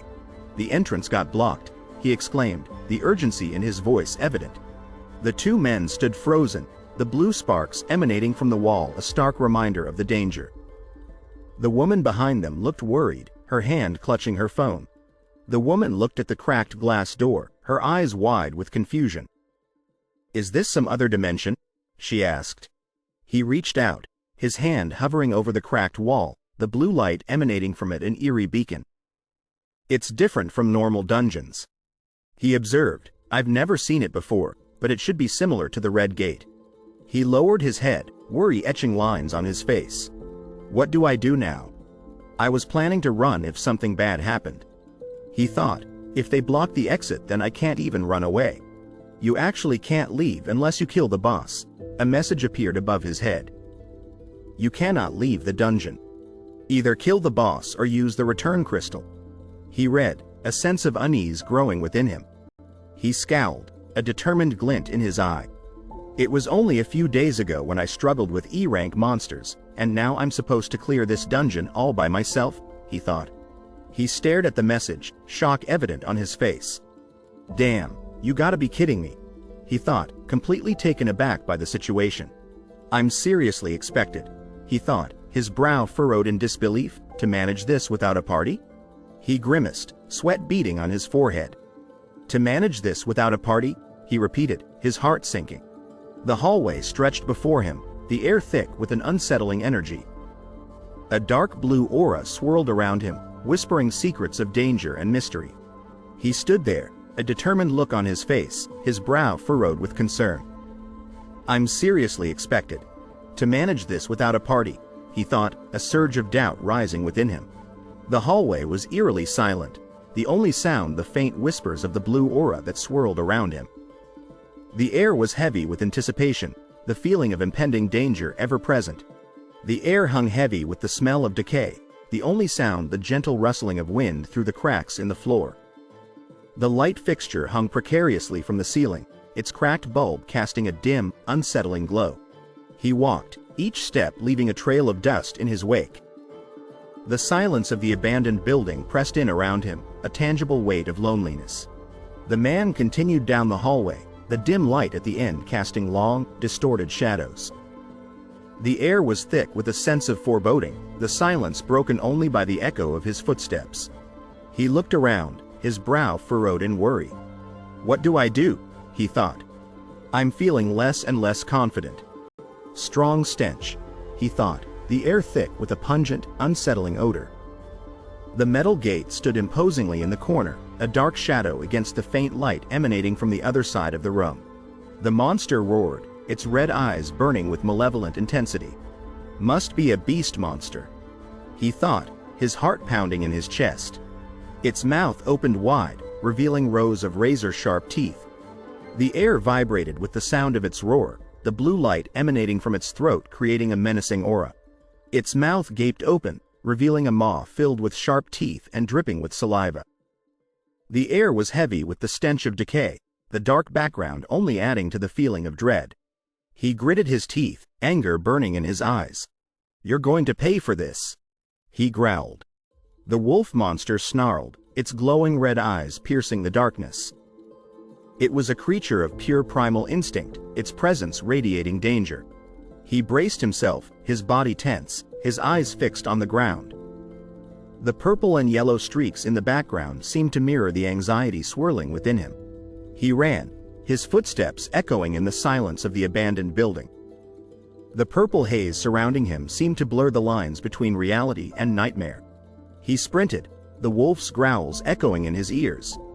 The dust swirling around him made it hard to see, but the red glow of the wolf's eyes was a constant reminder of the danger. He clung to the metal bar, his body trembling with exertion. The wolf growled again, its sharp teeth bared, the smoke filling the room a testament to the ferocity of its attack. A wolf? He gasped, his eyes wide with surprise. The wolf sat calmly, its presence radiating power and menace. The wolf snarled, its red eyes glowing in the darkness, its sharp teeth bared in a menacing grin. The smoke billowing around it added to the feeling of danger, the air thick with anticipation. He stood tall, a confident smile playing on his lips. "Even 1 or 2 goblins are already hard enough for me," he said, "so can I actually win against this?" The wolf snarled, its red eyes glowing in the darkness. He looked down, his face pale, his body trembling with fear. He clutched his leg, pain radiating through his body. "My leg," he groaned. He looked down at his leg, his heart sinking. "It's not moving," he whispered, his eyes darting to the wolf lurking in the shadows behind him. He stood there, his fists clenched, his gaze fixed on the sky. "Why? Why?" he asked. "Because I'm scared? Is that it?" He lowered his head, his brow furrowed with pain. "I didn't think I had any serious traumas from back then," he muttered, the memory of a past pain weighing heavily on his heart. He looked up, his eyes wide with fear. "Damn," he muttered, his hands clenching into fists as the creature descended. The creature roared, its sharp teeth bared in a menacing grin. The man leapt out of the way, his body a blur of motion. He ran, his legs pumping, his heart pounding in his chest. "I don't even have a healer," he thought. "I can't afford to get hurt now." The creature slammed its head into his face, the force of the impact sending him reeling. His eyes widened in shock as the creature's rage burned in its eyes. The creature's tail lashed out, sending the 2 men sprawling to the ground. They lay there, their faces contorted in fear, the danger palpable. He looked up, confusion evident on his face. "Huh," he murmured, his mind struggling to process the chaos. He lay there, his body aching, his mind filled with confusion. The world seemed to blur around him, the sense of hopelessness overwhelming. He lay on his back, his eyes wide open, a smirk playing on his lips. "My body," he whispered, a strange sense of determination mixed with pain. He moved, a blur of motion, his foot landing with a resounding thud. "My body's light," he thought, a surge of adrenaline coursing through his veins. He stood atop the creature, his legs spread wide, his face calm and determined. The creature roared, its anger palpable, but the man remained unfazed. He landed hard, his body skidding across the foggy ground. He was moving with incredible speed, his body a blur of motion, the impact leaving a trail of dust in his wake. The beast roared, its sharp blue teeth bared in a terrifying grin. It lunged, its jaws snapping shut on the man's head, the scene a horrifying display of violence. He stood tall, his eyes blazing with determination. "I barely got my life back," he declared. The beast roared, its red eyes blazing with fury. "You think I'll cower in fear?" it bellowed, its voice echoing with rage. The man met its gaze, his fist glowing with golden energy. The man's fist connected with the beast's jaw, sending it flying backward. "I won't die now," the beast roared, its voice filled with pain and disbelief. He raised his fist, a look of determination etched on his face. The building behind him stood as a testament to the power he wielded. He moved with incredible speed and agility, his right leg raised high, a blur of red streaks trailing behind him. He stared up, his eyes wide with shock, his mouth agape. "What?" he gasped, his mind reeling from the unexpected sight. He clenched his fist, a surge of power coursing through his veins. Could it be because I improved my strength stat? He wondered, a newfound confidence blooming within him. The steel fang Raken stood before him, its sharp teeth bared in a menacing grin. "It's still stronger than me," he thought, but... He stared in disbelief, his mouth agape, his eyes wide with shock.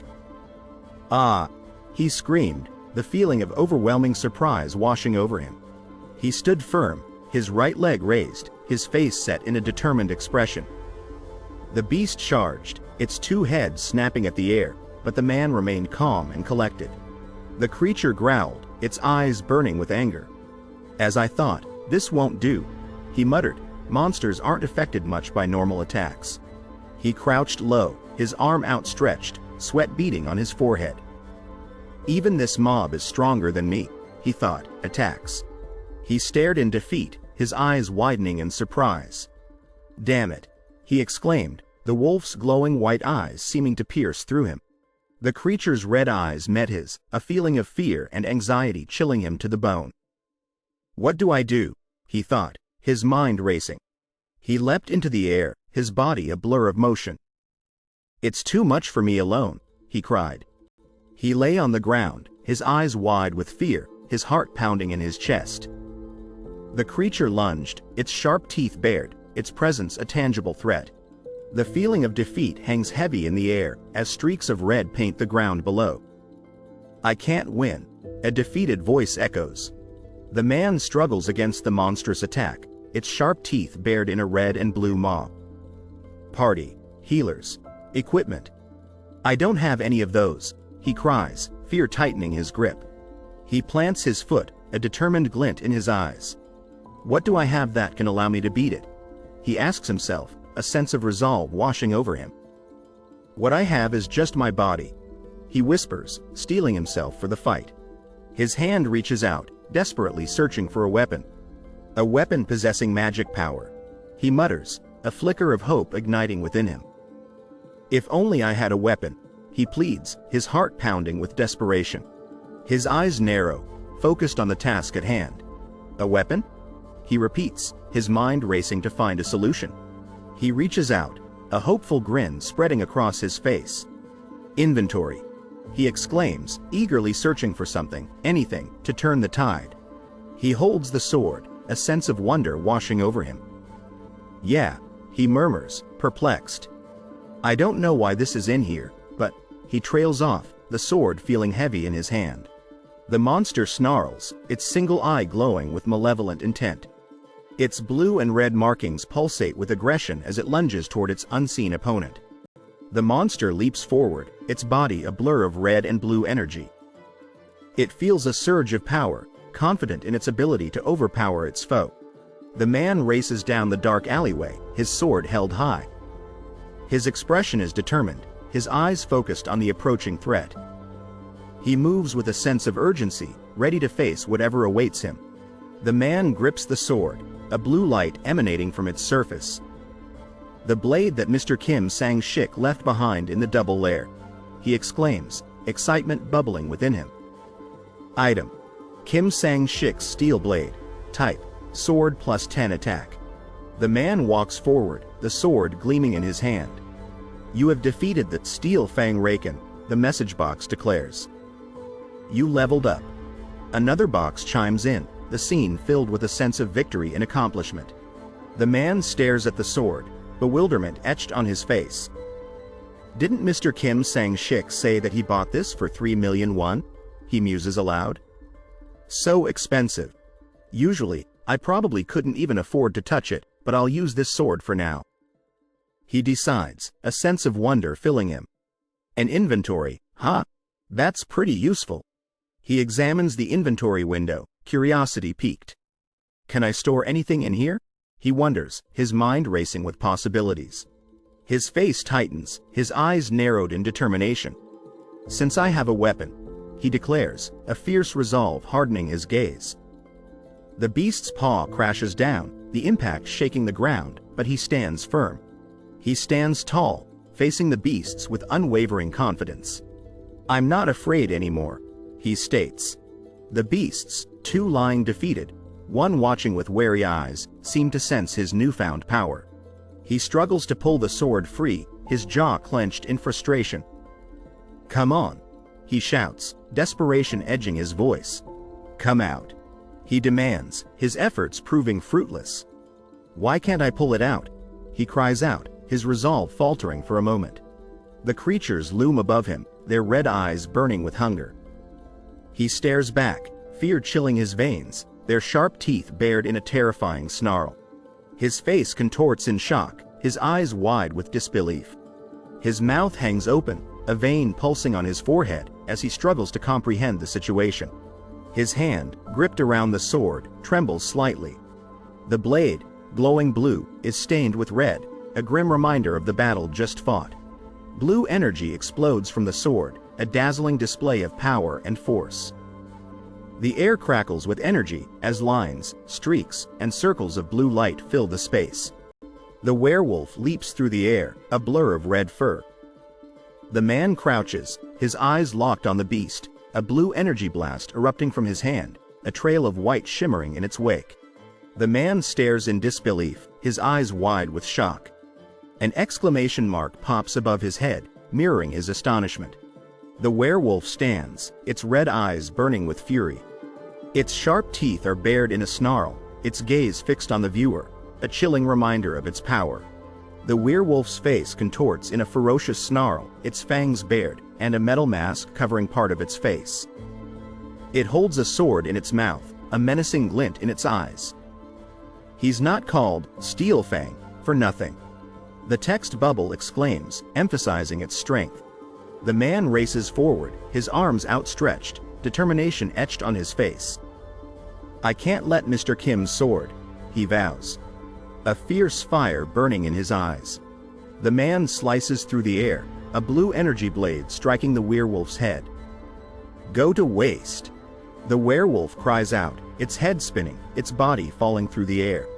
The man swings his sword, a fierce grin splitting his face. The werewolf, caught off guard, stumbles backward, a look of surprise registering on its face. The man streaks across the ground, his movements a blur of motion. He leaves white trails behind him, a testament to his speed and power, his eyes focused on his target. The werewolf stands, its red eyes burning with pain. Its face contorted in rage, a crimson stain marking its side. It lets out a low growl, its body tensed for a strike. He stands, the bloody sword heavy in his hand, his gaze fixed on the horizon. "Now that I think about it, you guys," he muses. A sense of mystery hangs in the air, as if he is about to unveil a hidden plan. The two warriors clash against their unseen foes, their swords flashing in the light. When compared to those monsters, the warrior on the right remarks, a sense of urgency driving their actions. He stands on the street, his sword still clutched in his hand. His expression is a mixture of anger and frustration. "Are too weak," he scoffs. The wolves lie still, their bodies bathed in blood, their once fierce eyes now glazed over. A sense of sadness and horror hangs heavy in the air as the aftermath of the battle unfolds. Sung Jin Woo's stats appear on the screen, revealing his current strength. Level 2, with 0 remaining points, he looks tired and exhausted, the toll of battle evident. Sung Jin Woo's stats display his current level, 2, and his fatigue level, 3. He stands, a determined look in his eyes, ready to face whatever challenges lie ahead. Sung Jin Woo stares at the computer screen, his brow furrowed in thought. "I see. If I level up, every stat goes up by 1. He notes, a flicker of understanding in his eyes. "Clearing the daily quest gives me 3 stat points." He adds, a sense of purpose solidifying within him. He continues to analyze his stats, a determined glint in his eyes. "Leveling up means all my stats go up by 1, so I get a total of 5 points. He concludes, his mind buzzing with possibilities. Sung Jin Woo stares at the screen, his eyes widening in surprise. "Looks like hunting monsters and leveling up is more efficient," he declares, a newfound sense of purpose filling him. "How much stronger do I become per stat point?" he wonders, his curiosity piqued. "Even my intelligence and sense can be expressed with numbers." He marvels, a wave of excitement washing over him. He reviews his stats, focusing on the improvements he has made. "The easiest one to understand is strength," he muses, a sense of pride swelling within him. "It was only raised by 10, but I can definitely feel the improvements." He observes, a confident grin spreading across his face. He ponders the information on the screen, a thoughtful expression on his face. "Could it be," he muses, "that my stats are..." He trails off, a revelation dawning on him.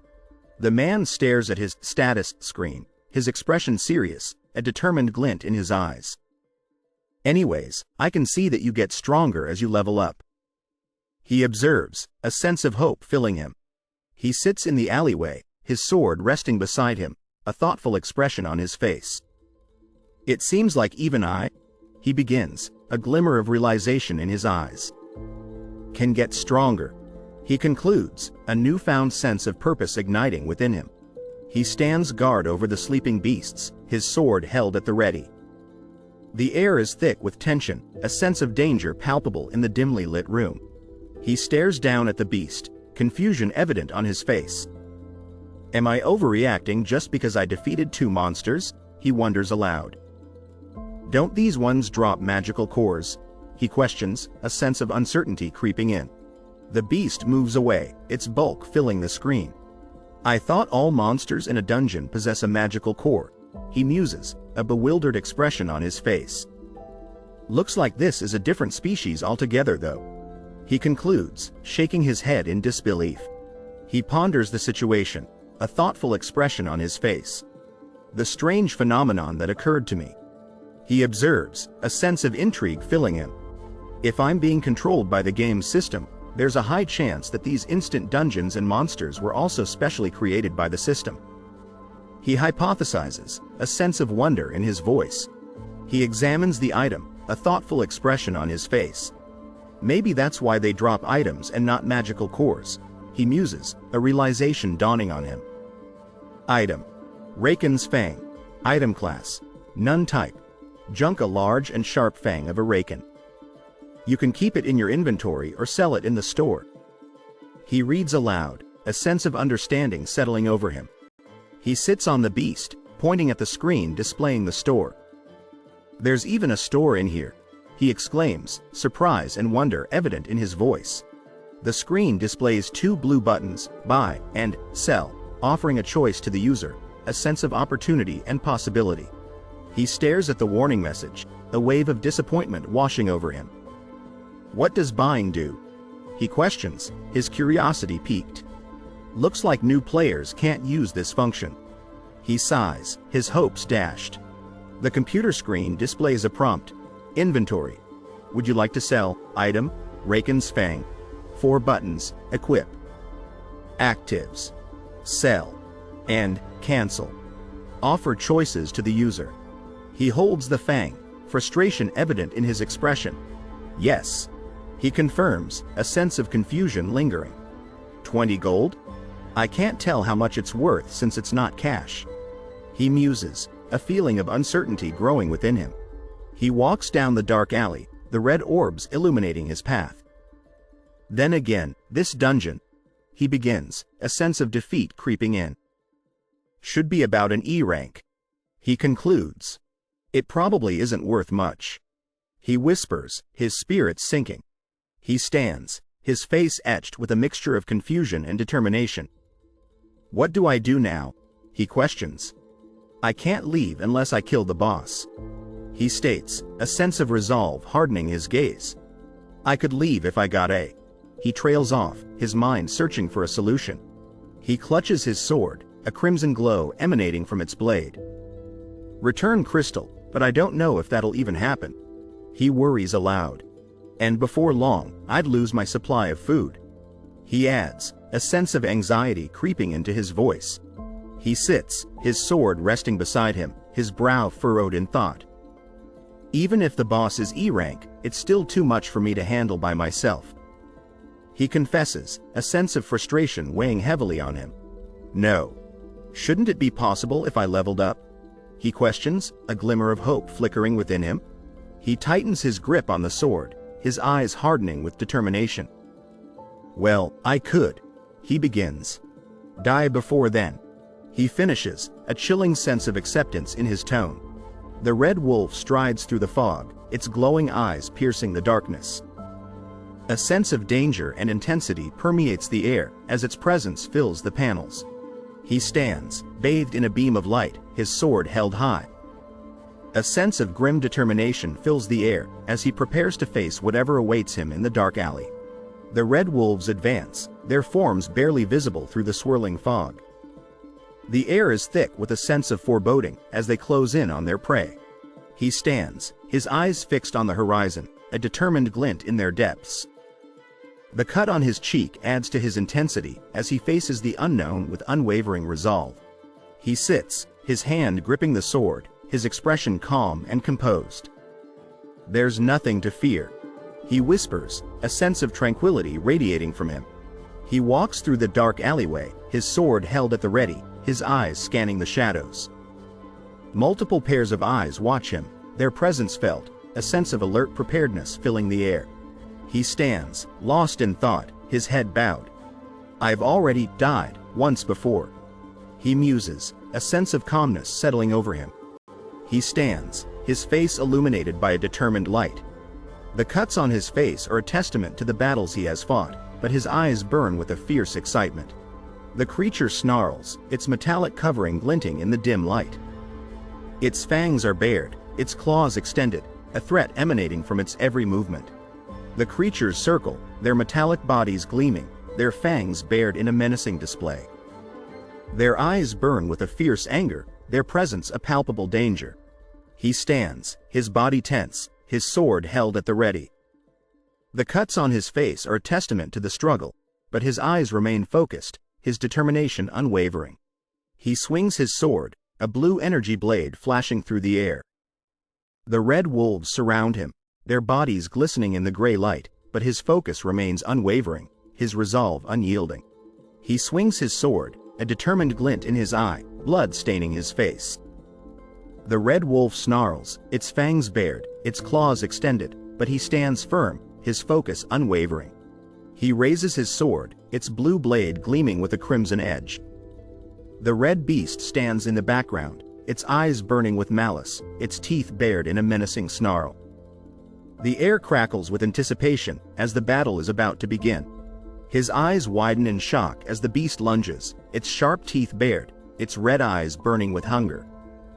He is caught off guard, his heart pounding with fear as the beast prepares to strike. He races down the street, his sword flashing, a blur of motion. The air vibrates with energy as he pushes himself to his limits, desperate to escape whatever is chasing him. He stands, his body tense, his face a mask of determination.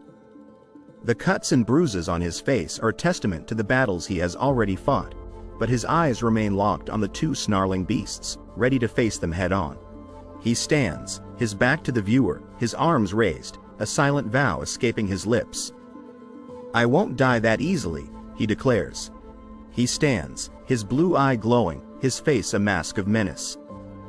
"So you all shouldn't die too easily either, or I'll feel sorry," he warns. A blue streak of energy explodes, its power tearing through the air. Fiercely, a voice booms as the force unleashed by the attack reverberates through the scene. Two blue streaks of energy collide, their power radiating outwards. The clash of these forces creates a brilliant display of light and energy, a testament to the power that lies within them. Blue streaks of light dance across the dark blue canvas, a visual representation of raw power and speed. "Fight fiercely," the text commands, as the scene pulsates with energy, a visual manifestation of its force. The blue streaks of energy slash through the air, striking the two red beasts. The beasts are wounded, blood staining the ground, but their eyes still burn with rage. The two wolves clash in midair, their fangs bared, their eyes burning with fury. They are engulfed in blue light, their bodies crackling with energy as they fight fiercely. He lunges forward, his blade flashing, a blue and white light illuminating the scene. The red wolf snarls, its body bathed in blue energy, but he stands firm, his attack relentless. "As much as my body can endure." The wolf roars, its rage palpable. He stands, his eyes fixed on his target, his blue light sword held high. "I truly realize now," he declares. He stares ahead, his expression grim, his scar a testament to the battles he has fought. "If I quit here, I'll get slaughtered," he reminds himself, a fierce determination hardening his gaze. He faces the snarling beast, his blue light blade shimmering in the darkness. The red wolf lunges, its teeth bared, its eyes glowing with malice, but he stands firm, ready to meet the challenge head-on. He swings his sword, a brilliant blue light engulfing the scene. His eyes are focused, his movements precise, as he unleashes the full power of his attack. He stands, his sword poised, his eyes fixed on the 3 wolves surrounding him. They snarl, their red eyes glowing, but he stands firm, his determination unwavering. "You have leveled up," a voice announces, a surge of power coursing through him. She stands, her face etched with worry, her eyes filled with determination. "If I die, I can't protect those who I wish to protect." She cries out, a fierce resolve driving her actions. The wolves lie still, their bodies covered in blood, their once fierce eyes now dull and lifeless. The air hangs heavy with the stench of defeat as the battlefield lies silent. 3 red wolves, clad in steel armor, stand snarling, their eyes glowing with a menacing red light. Their mouths are open, revealing sharp teeth, their bodies tense and ready to strike. He stands, his face stained with blood, his expression a mixture of worry and anger. "I will lose everything," he whispers, a sense of despair weighing heavily on him. He walks down the street, his sword held in his hand, its blade stained red. Blood stains his hand, his leg, and his shoes, a grim reminder of the battles he has fought. He stands, his face obscured by the shadows, his hand covered in blood. "I can't just keep my head down like a weakling," he vows. His hand grips the sword, his knuckles white with tension. "If I can become stronger," he murmurs, his eyes burning with a fierce resolve. He swings his sword, a blur of motion, a wave of blue, purple, and red energy trailing behind him. His face is contorted with a fierce expression, a testament to his strength. He stands, his 2 swords glowing a brilliant blue, his face stained with blood, his mouth open in a silent roar. He stands ready to unleash his power, a sense of excitement coursing through him. He stands on the bloody street, a dead wolf lying at his feet. The creature's blood stains the ground, a grim reminder of the battle just fought. His eyes widen in fear, his face stained with blood. The eyes of numerous wolf-like creatures stare back, their red eyes glowing, the words, "Steel Fang Raken," echoing in his mind. He stands, his sword held high, facing the wolf-like creature. The creature snarls, its red eyes burning with malice, its fangs bared, the words, "Steel Fang Raken," hovering above it. The young man with black hair looked to the right, his mouth agape, blood staining his face. A snarling red creature with a blue metal arm and large fangs stood below him, smoke swirling in the dark background. A man with black hair, blue eyes, and a determined expression stood, his jaw clenched tight, covered in blood. His enraged stare seemed to pierce the darkness. Covered in blood and wearing a gray hooded shirt, the man stood, his head bowed. Exhaustion and the weight of battle hung heavy on his shoulders. A red wolf with glowing red eyes snarled against the black background. Its menacing expression and sharp fangs promised danger. A man with black hair, blue eyes, and a determined expression stood, covered in blood. He wore a gray hooded shirt, his face resolute and courageous. The man with black hair, wearing a gray hooded shirt, clutched a sword in his right hand. A concerned look shadowed his face. In the end, a weapon will inevitably lose durability. He muttered, defeated and resigned. The man with black hair, wearing a gray hooded shirt, clutched a sword in his right hand. A concerned look shadowed his face. "Even if I purchase a high-grade weapon, it becomes like this once I cycle through the dungeon a few times," he whispered, defeated and worried. A hand clutching a dagger rested in the top left corner. The man with black hair, wearing a white shirt, held a dagger in his right hand. "There was once a time I purchased a dagger that costed more than 50,000 won. Although hunting became a lot easier, the dagger broke way too easily at the boss fight," he exclaimed, looking frustrated and defeated. The man with black hair, holding 3 magic crystals in his left hand, wore a dark brown shirt. "That day I looted 3 E-class magic crystals. I still couldn't make ends meet, so I never bought a weapon again," he muttered, sadness and regret lacing his words.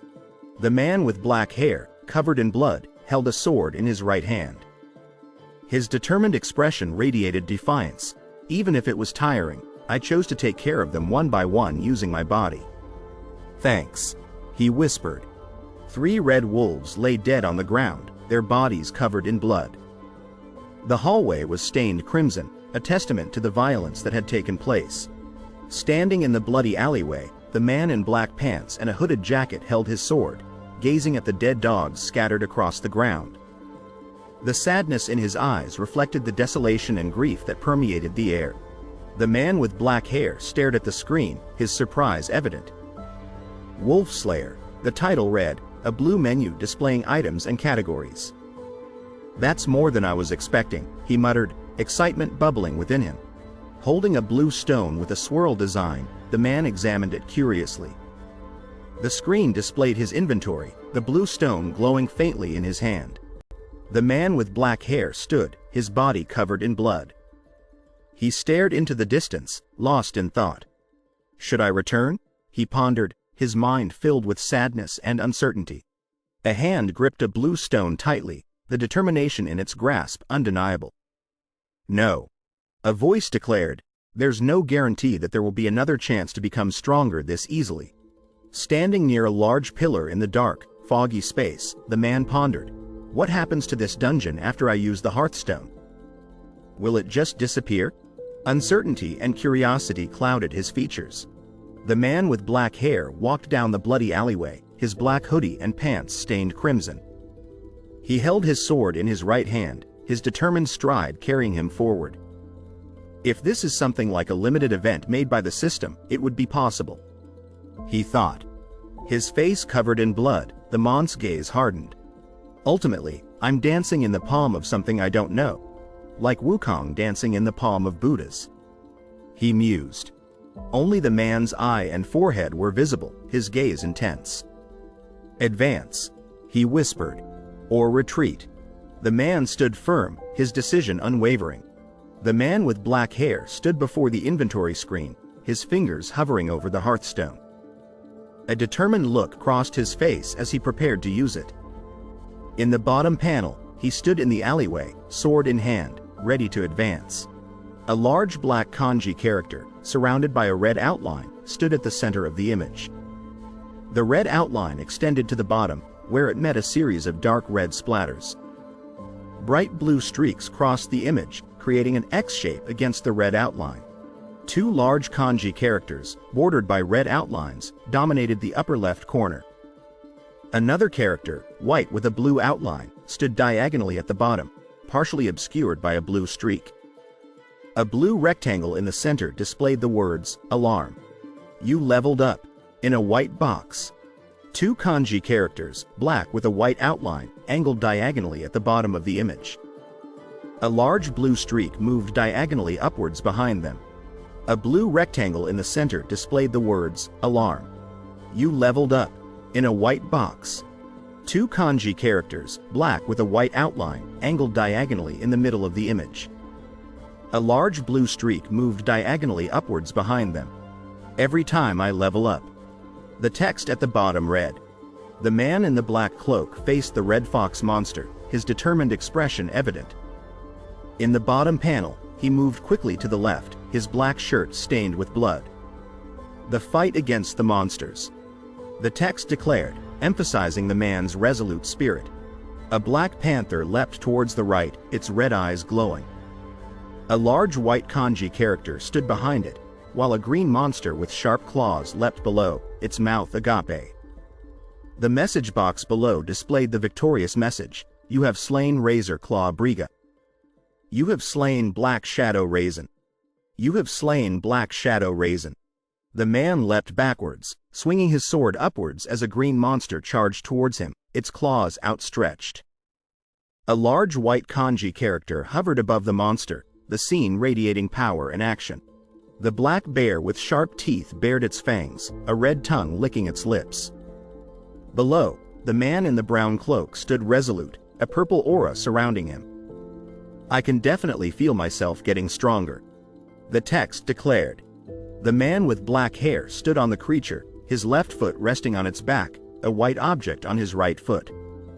A purple aura emanated from him, highlighting his strength. A sword lay embedded in the ground near his right leg, a testament to his power. The man with black hair stood over the fallen green monster, a red sword protruding from its arm. "Because the monsters keep respawning unlike normal dungeons," he muttered, disappointment and confusion evident in his tone. "They don't feel like living creatures. Standing above the two dead bodies, the man with black hair and a cold expression held his sword. Therefore, fighting them feels like a game where their patterns are determined, he said. The man with black hair, dark skin, and blue eyes, a few droplets of blood staining his face, looked determined. I can figure out where they're coming from, he whispered. A green monkey-like creature with red eyes bared its teeth, its claws outstretched. A monkey from above. The text read, and a cat from each side. The man with black hair ran towards the right, sword in hand, his expression serious. A part of a green monkey-like creature was visible in the top left corner, its menacing presence adding to the danger of the scene. The man swung his sword, the blue light emanating from it striking the green monkey-like creature. The creature, visible in the top left corner, looked terrified, its red eyes wide with fear. The mon's confident expression and the powerful blue light signified his control over the situation. The man swung his sword, a blue glowing light slashing across the page. His determined expression reflected his focus. A green and red monster with large teeth yelled from the bottom right corner, its fear and panic evident. The man swung his sword, creating a blue glowing light trail as he struck the dark blue monster in the top left corner. The monster, its red eyes filled with fear and confusion, looked at the man. The mon's determined expression and the dangerous blue glow suggested his victory in the battle. The man swung his sword, the bright blue light striking down.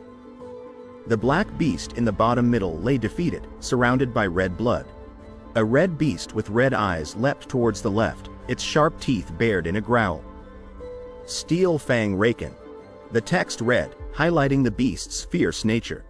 The man with black hair and dark skin, his blue eyes filled with a dangerous determination, stood covered in blood.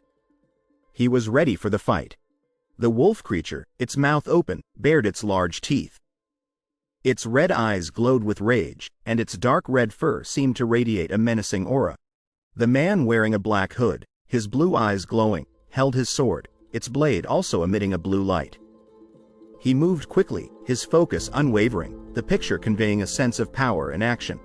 The man with black hair, wearing a black hooded jacket and pants, held his sword, a concerned look on his face. Behind him, the red wolf creature, its mouth adorned with metal parts, glared at the man. The man with black hair and dark brown skin, blood staining his face, stood nervously, red fur visible in the background. The words, Steel Fang Raken, at the top of the image underscored the tense situation. The torso of a man wearing a black hooded jacket was visible, the text in the bottom right explaining. The color of the name changes according to the monster's strength. The image displayed three creatures, a green goblin with orange hair, a red Steel Fang Raken with metal mouthparts, and a brown poison-fanged giant sand centipede. Text explained the color code. White means it's weak. Orange means it's strong. And red means very strong. The man with black hair and dark brown skin, holding a sword, stood over the fallen red wolf creature, Steel Fang Raken, written beside it. Blood stained his face, and his expression was serious. Since Rakens who were orange at first are now white, he said. I have become quite a bit stronger. The text below the wolf proclaimed. The man with black hair and dark brown skin, his face stained with blood, wore a worried expression. But even with my current strength, the text above him read. Three large black texts, each containing the sound effect, G, filled the image, conveying a feeling of sound and movement. Goosebumps erupted across the man's skin, his face pale with fear. I'm getting goosebumps, he whispered. The man in the dark jacket stood in the gloomy urban setting, looking down. Maybe it's because my sense stats have increased, he murmured, his mouth open. But I can tell, he continued, lost in contemplation. The dark and gloomy alleyway seemed to twist and turn, blue swirls appearing on the wall. How strong that the text above read, monster. The text below proclaimed, fear and wonder intertwined. The man, his dark jacket visible, looked down, his broken sword, stained with blood, in hand. Doesn't seem to be rising anymore. The text above read. Remaining points. 0 inches, the text below declared. Also, my sword won't last if I keep fighting. He sighed, defeat and despair evident. The man with black hair, his face stained with blood, stood in the dark alleyway. Needlessly. The text above him read, as he gazed to the right, his determination unwavering. The man in the dark jacket and blue shoes walked away, his steps firm and purposeful, the urban setting blurring behind him. The man, wearing a dark jacket and white shoes, walked away, his steps firm, his determination evident. The man in the dark jacket and blue shoes walked away, the urban setting stretching out behind him. The man, his dark jacket draped over his frame, walked down the wooden stairs, his gaze fixed on the ground, blue smoke trailing behind him. The man, his dark jacket draped over his frame, walked up the wooden stairs, his broken sword in hand. Is it just me, or do these stairs seem longer? The text above him questioned, his gaze fixed on the ground, blue smoke trailing behind him. The man, his black hair plastered to his forehead, blood splattering his face, looked to the right, his expression a mixture of alarm and panic. The forest around him seemed to press in, amplifying his fear. Is this really Hapchon Station? The text read, the faint view of a forest in the background fueling the suspense and curiosity. The man stood in the dark, flooded alley, his sword held firmly in his hand. The water glistened under the dim light, adding to the foreboding atmosphere. The flooded alley, its black tiled floor covered in weeds and plants, seemed to be swallowed by the encroaching darkness. A close-up of the man's eye, his dark complexion and black hair stark against the background, revealed a single drop of sweat on his cheek, a testament to his intense focus and determination. The man, his black jacket draped over his shoulders, stood with a fierce expression, his sword held high. Fast. The word above him urged, a feeling of excitement and anticipation permeating the air. The man, his black jacket billowing, swung his sword with a determined expression, motion lines swirling around him, emphasizing the excitement and intensity of the moment. A blur of motion lines trailed behind the man's foot, his black pants and white shoes disappearing into the speed and power he possessed. The man, his black hooded jacket pulled tight, kicked the wall with a force that spoke of strength and speed, the impact echoing in the air. The man, his face stained with blood, looked determined, the word, URK, positioned above him in text, conveying his pain and anger. A hacking cough racked the man's body, his black hooded jacket pulled tight against the cold. He stood in the dark alley, blood staining his face, pain and suffering etched on his features. The man, his black hooded shirt pulled tight, clutched his bright blue sword, its blade dripping with blood. His worried expression masked a fierce determination, his gritted teeth a testament to his courage. The man, his black hooded shirt pulled tight, stared ahead, his eyes wide with shock and dismay. Shards of his broken sword surrounded him, small, dark particles swirling around them. My sword, he whispered, disbelief and panic evident in his voice. The man, his black hooded shirt stained with blood, stared down at his broken sword, a wave of disappointment washing over him. I thought I leveled up quite a bit, he murmured. The blue and black snake, with red stripes running down its body, coiled itself on the dark background. Its bright orange eyes gleamed with menace, its fangs bared in a silent threat. Swamp's ruler, Blue Poison Fangs Risaka, the text below proclaimed. The man with black hair, his black hooded shirt billowing, ran his eyes fixed on the menacing snake. But your name's still orange. He gasped, fear and desperation gripping him. The blue snake with red stripes, its mouth wide open, revealing sharp fangs and a pink throat, stared at the viewer. Its orange eyes glowed with anger, its body coiled in a menacing pose. The man, his face covered in blood, his dark hooded shirt pulled tight, stared directly at the viewer. Are you the boss of this place? He asked. Its scales shimmering blue and red, the snake loomed in the darkness, its eyes glowing orange with malevolent intent. Its mouth was agape, revealing sharp fangs and a pink throat, ready to strike. Covered in blood, the man stood tall, his gaze locked on the viewer.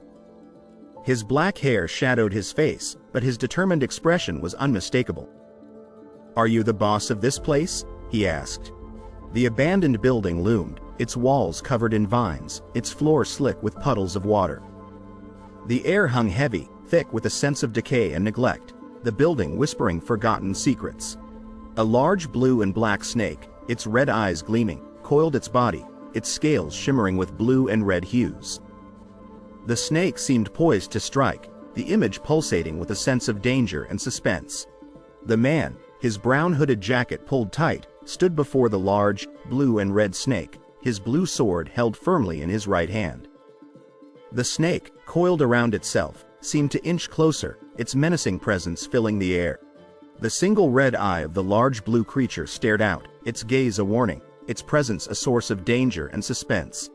The blue snake, its scales a vibrant blend of red and blue, seemed to radiate power and strength. A sword won't pierce those scales. The text above read. Punches won't have any effect either. The text below declared.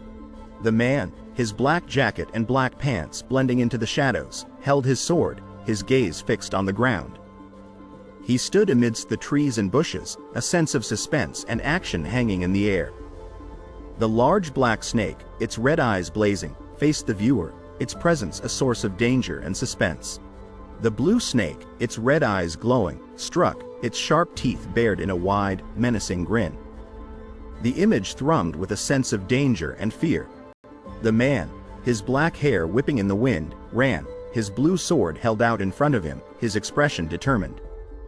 I need a super fast attack with weight behind it. The text above him read. The man, his brown hooded jacket pulled tight, looked towards the left, a black creature with orange eyes, its mouth open in a menacing snarl, stood before him. At the same time, I have to weaken this guy's defense. The text above them read. The man, his black jacket and black pants a silhouette against the greenery, stood before the large blue snake, his sword in his right hand. His face held a worried expression. But how do I deal with these thick scales? The text above him exclaimed. The large blue snake, its red markings shimmering, moved with a menacing grace, its power undeniable. The man, his black jacket with a white stripe a stark contrast against the city backdrop, ran down the street, his gaze fixed on the ground.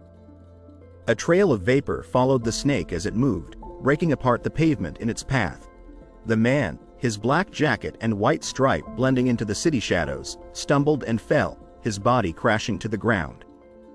The blue snake loomed above him, its menacing presence a stark reminder of the danger he faced. The man, his black jacket and pants blending into the city backdrop, stood focused, his sword raised high as he cut at the blue snake. The man's determined expression betrayed his anger. The man, clutching his stomach, looked to the right, his face contorted in pain. "URK. I might die if it hits me directly," he gasped.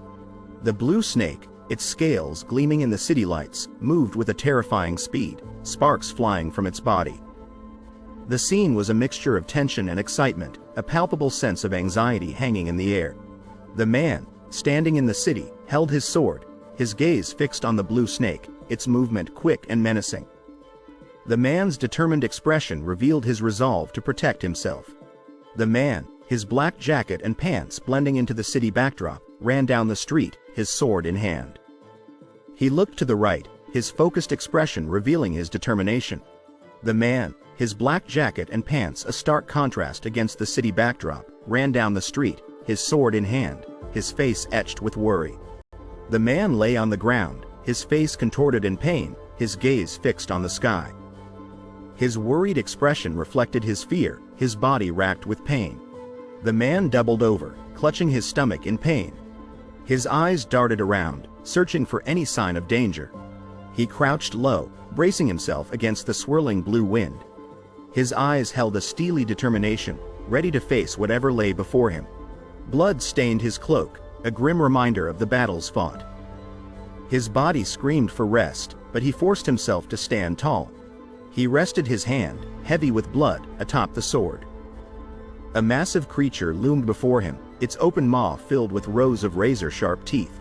With a determined grit, he stood before the monstrous creature. The dark setting only amplified the danger, but he refused to yield.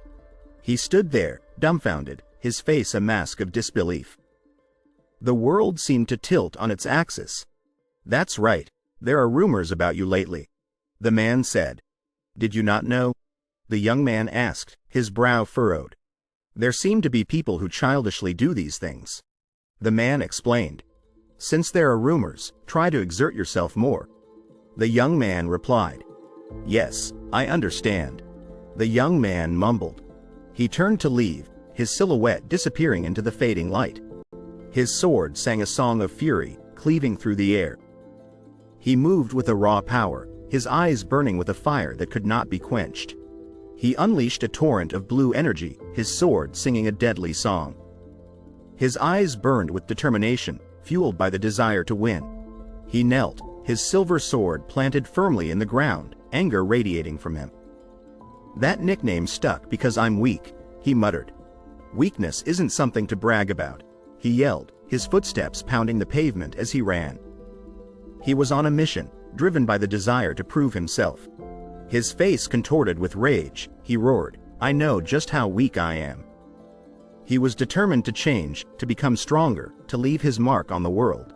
A large, muscular hand gripped the broken sword, its light blue glow pulsating with raw power. He stood defiant, his resolve unwavering. He winced, clutching his chest, his face etched with pain. Strength. The text above him read, a pressuring force squeezes your head. The figure on the throne, draped in ornate robes, watched with concern as the kneeling figures cowered in fear. And can make you yield. The text ominously proclaimed. Cold out there, isn't it? Good job. The man with brown hair said, his smile warm and reassuring. Haha, it's nothing. I'll be in your hands today too. The man with black hair replied. Everyone, duck. The man in the blue jacket yelled, his face contorted with anger. Even false hypocrisy won't protect me, he said. The crowned man, his eyes blazing with malevolent energy, stood tall and menacing. Whatever the opponent does, the text above him read, hinting at the darkness that lay within. Two shadowy figures stood, their faces etched with fear and awe, as the words above them proclaimed, pure strength will overwhelm you, and fear will make your knees collapse and toes dig into the cold. To be honest, I never imagined someone as weak as you could be so helpful. The man in the chair said, I always looked down on you, never really expecting anything from you, even when you joined our party. A lot of people died when we entered this room, he continued, his tone somber. But the ones alive are alive because of you. Even if you're knowledgeable or wise, all because you managed to solve the riddles here, or receive thanks. The man turned, his eyes filled with a mixture of fear and admiration, as he spoke to the creature before him. I'm also alive because of you. He whispered, thank you. The creature boomed, its voice resonating with power. The monster's grin was a terrifying sight, its sharp teeth gleaming in the darkness. Its red eyes burned with malice. I also have a family. He choked out, tears streaming down his face. I don't want to die here, he pleaded. His eyes wide with terror, he screamed, Mister. His voice was a raw cry of fear and desperation. His fist slammed forward, his eyes blazing with fury. It's easy to get betrayed, he roared, his anger palpable. The blur of motion left a trail of energy in its wake as his fist connected with the air. I have to get stronger, he muttered, his determination unyielding. He stood on the precipice, the wind whipping at his clothes as he swung his sword. I came here to get stronger, he declared. He ducked, his body a blur of motion as the monster's blue attack whizzed past him. Kirk. The sound echoed in the air, a testament to the power of the attack. Debris flew high into the air, leaving a trail of dust in its wake, a chaotic testament to the explosion. The image was full of energy and movement, capturing the intensity of the moment. The serpent's coils tightened around him, its massive body crushing him against the blue ground. He struggled against the immense pressure, his determination burning bright. His hand clenched into a fist, smoke rising from his palms. His breathing was ragged, a testament to the struggle he was enduring. He stood, bathed in purple light, his eyes wide with determination. I have to become even stronger, he whispered. The beast's head, a terrifying sight with its sharp teeth and glowing red eyes, was poised to attack. Its blue scales glinted in the dim light. The beast's head was tilted back, its mouth open in a silent roar, its sharp teeth glinting in the darkness. The image was a chilling reminder of the danger that lurked nearby. The man stared up at the beast, his sword held high, his eyes burning with intense focus. "Not yet," he murmured. He stood, his weapon held in a ready position, his eyes locked on the approaching threat. "Not yet," he muttered. The creature's smile was unsettling, its blue skin almost luminescent in the darkness. Compared to that guy, the text above it read, hinting at a lurking threat. The boy, his face pale with fear, watched with wide, worried eyes as the man stood looming over him. The man's legs, clad in black pants, seemed to emanate a threatening aura. Compared to the fear from that time, "Ah," he whispered. He looked terrified, his eyes darting around as if expecting another attack. He sprinted, his sword held high, dodging the snake's massive jaws. "I'm not scared at all," he yelled, though his eyes betrayed a flicker of fear. The snake, wounded and bleeding, writhed in pain on the city street. Its red eyes stared up at the sky, filled with a mixture of fear and anger. He ran, his sword held firmly in his grip, his eyes focused on the target ahead. He was determined to fight, his bravery shining through his determined expression. The snake's eye, a glowing orange orb surrounded by a red rim, stared down menacingly. It was a chilling reminder of the creature's power. He lay on the ground, his eyes locked on the snake's red eye, a calm smile playing on his lips. The snake, its mouth open in a silent roar, seemed ready to strike. He sprinted, his body a blur of motion. "Hup!" he yelled, pushing himself further. The snake, its blue scales glistening in the light, pursued him relentlessly. He lay there, his brown jacket stained with blood, his face a mask of pain and determination. He was hurt, but his resolve remained strong. He stood tall, a confident grin on his face, his eyes sparkling with determination. "I put all my points into strength," he declared. He clung to the surface, his face hidden from view, but his body language spoke volumes of his concern. "If it's this much," the text below him read, hinting at the gravity of the situation. He kicked out, his leg a blur of motion, as the creature wrapped its body around his legs. Fear etched across his face, but he fought to break free. The creature, a swirling mass of blue, wrapped itself around the shattered remains of the sidewalk, its presence a chilling reminder of the destruction it wrought. He gasped, his eyes wide with terror, as the creature loomed over him. "URK," he choked out. He lay on the ground, his body twisted in pain, his right hand clutching at his side. The image was a stark reminder of the brutal struggle he endured. He pulled, his muscles straining, his face a mask of concentration. His grip was unwavering, his determination fueling his effort. His eyes, burning with rage, stared forward, his face a mask of fury. "Die!" The text above his head screamed, his anger palpable. The creature's mouth, a gaping maw filled with rows of razor-sharp teeth, was ready to unleash its fury. "Die!" The text above it echoed, a chilling promise of death. He moved, a blur of black against the darkness, his back to the viewer. "Die!" The text above him echoed, a declaration of his intent. He stood tall, his right arm extended, his eyes blazing with anger. He was a force to be reckoned with, his determination radiating off of him. The building stood silent, its only light emanating from the illuminated cross atop its facade. "Sung Jin Woo still isn't back yet," the text above the cross questioned, the air thick with concern and suspense. "Why isn't he returning even after the sunset?" The woman wondered, her gaze fixed on the computer screen. The man, with a worried expression, replied, "Yes, he went out in the morning. We can't be sure with hunters."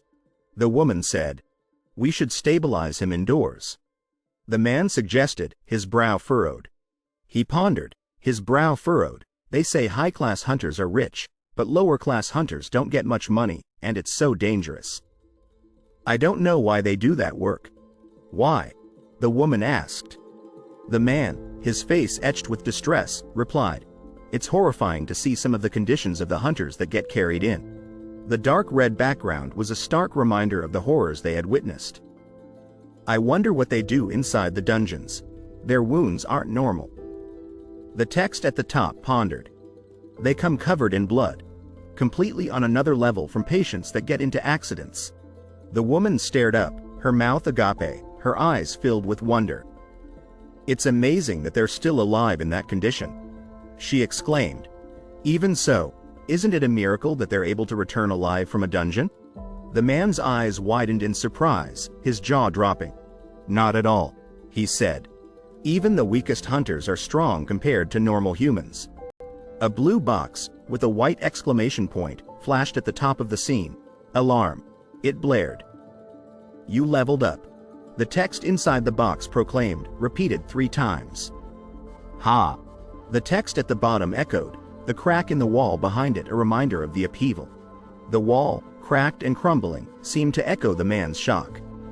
"Ha!" the text at the top exclaimed, while "ha!"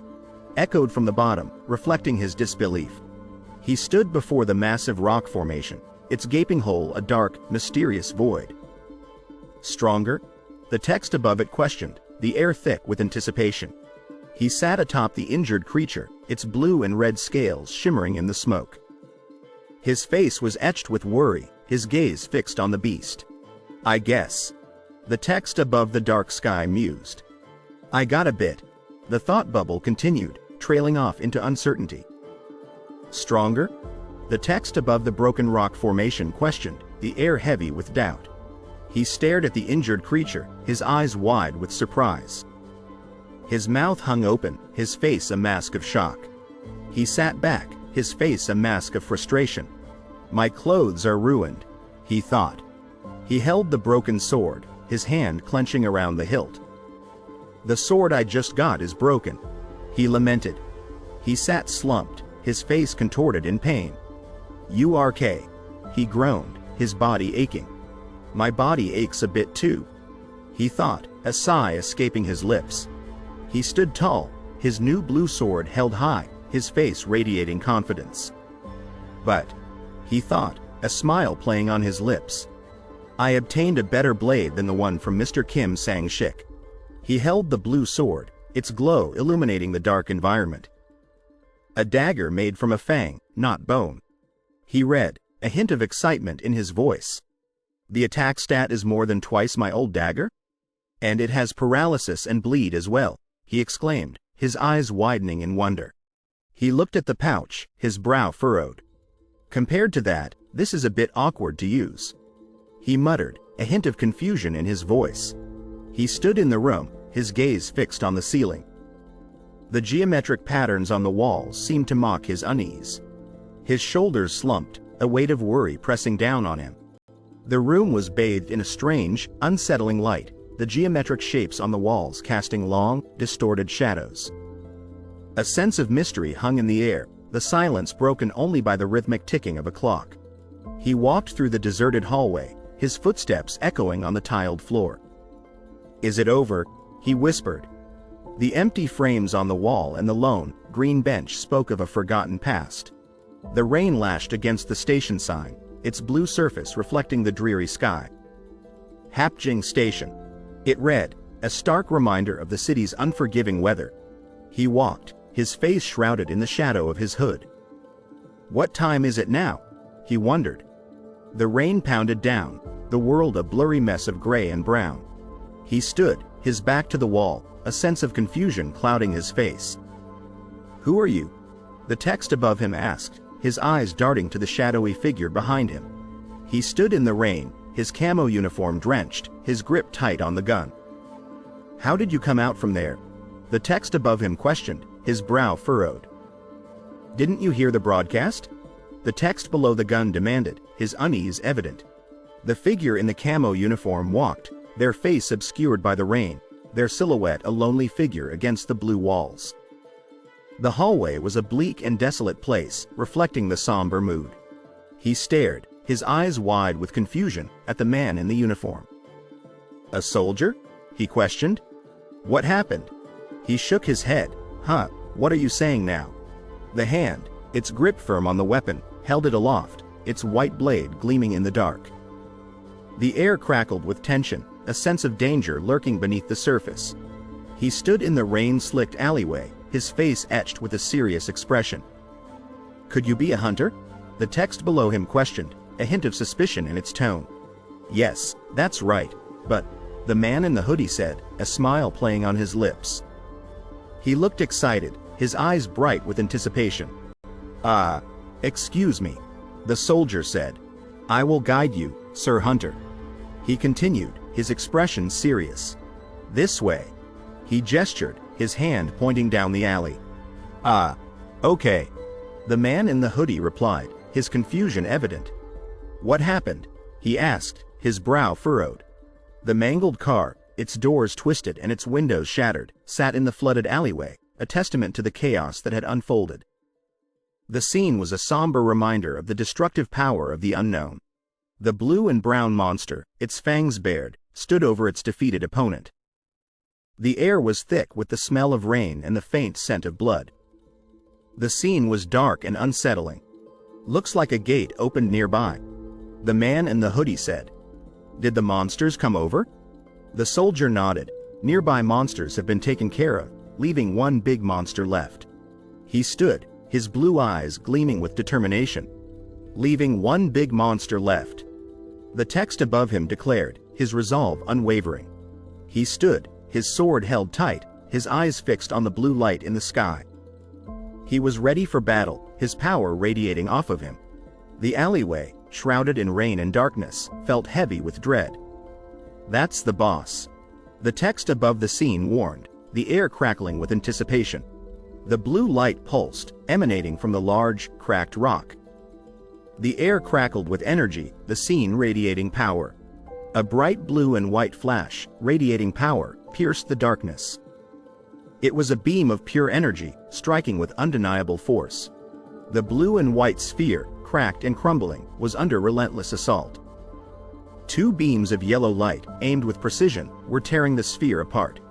The three men, faces etched with concern, stood before the pulsating blue and white sphere.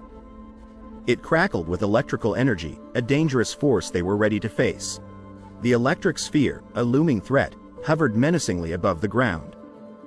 The soldiers, their voices strained, warned people to leave as the sphere prepared to strike.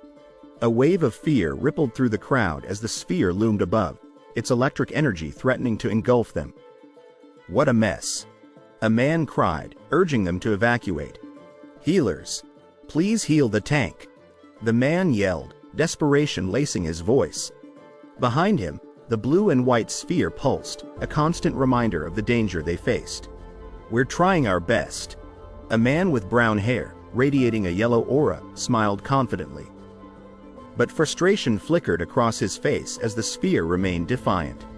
"Its defense is too high," the man with the bow and arrow cried.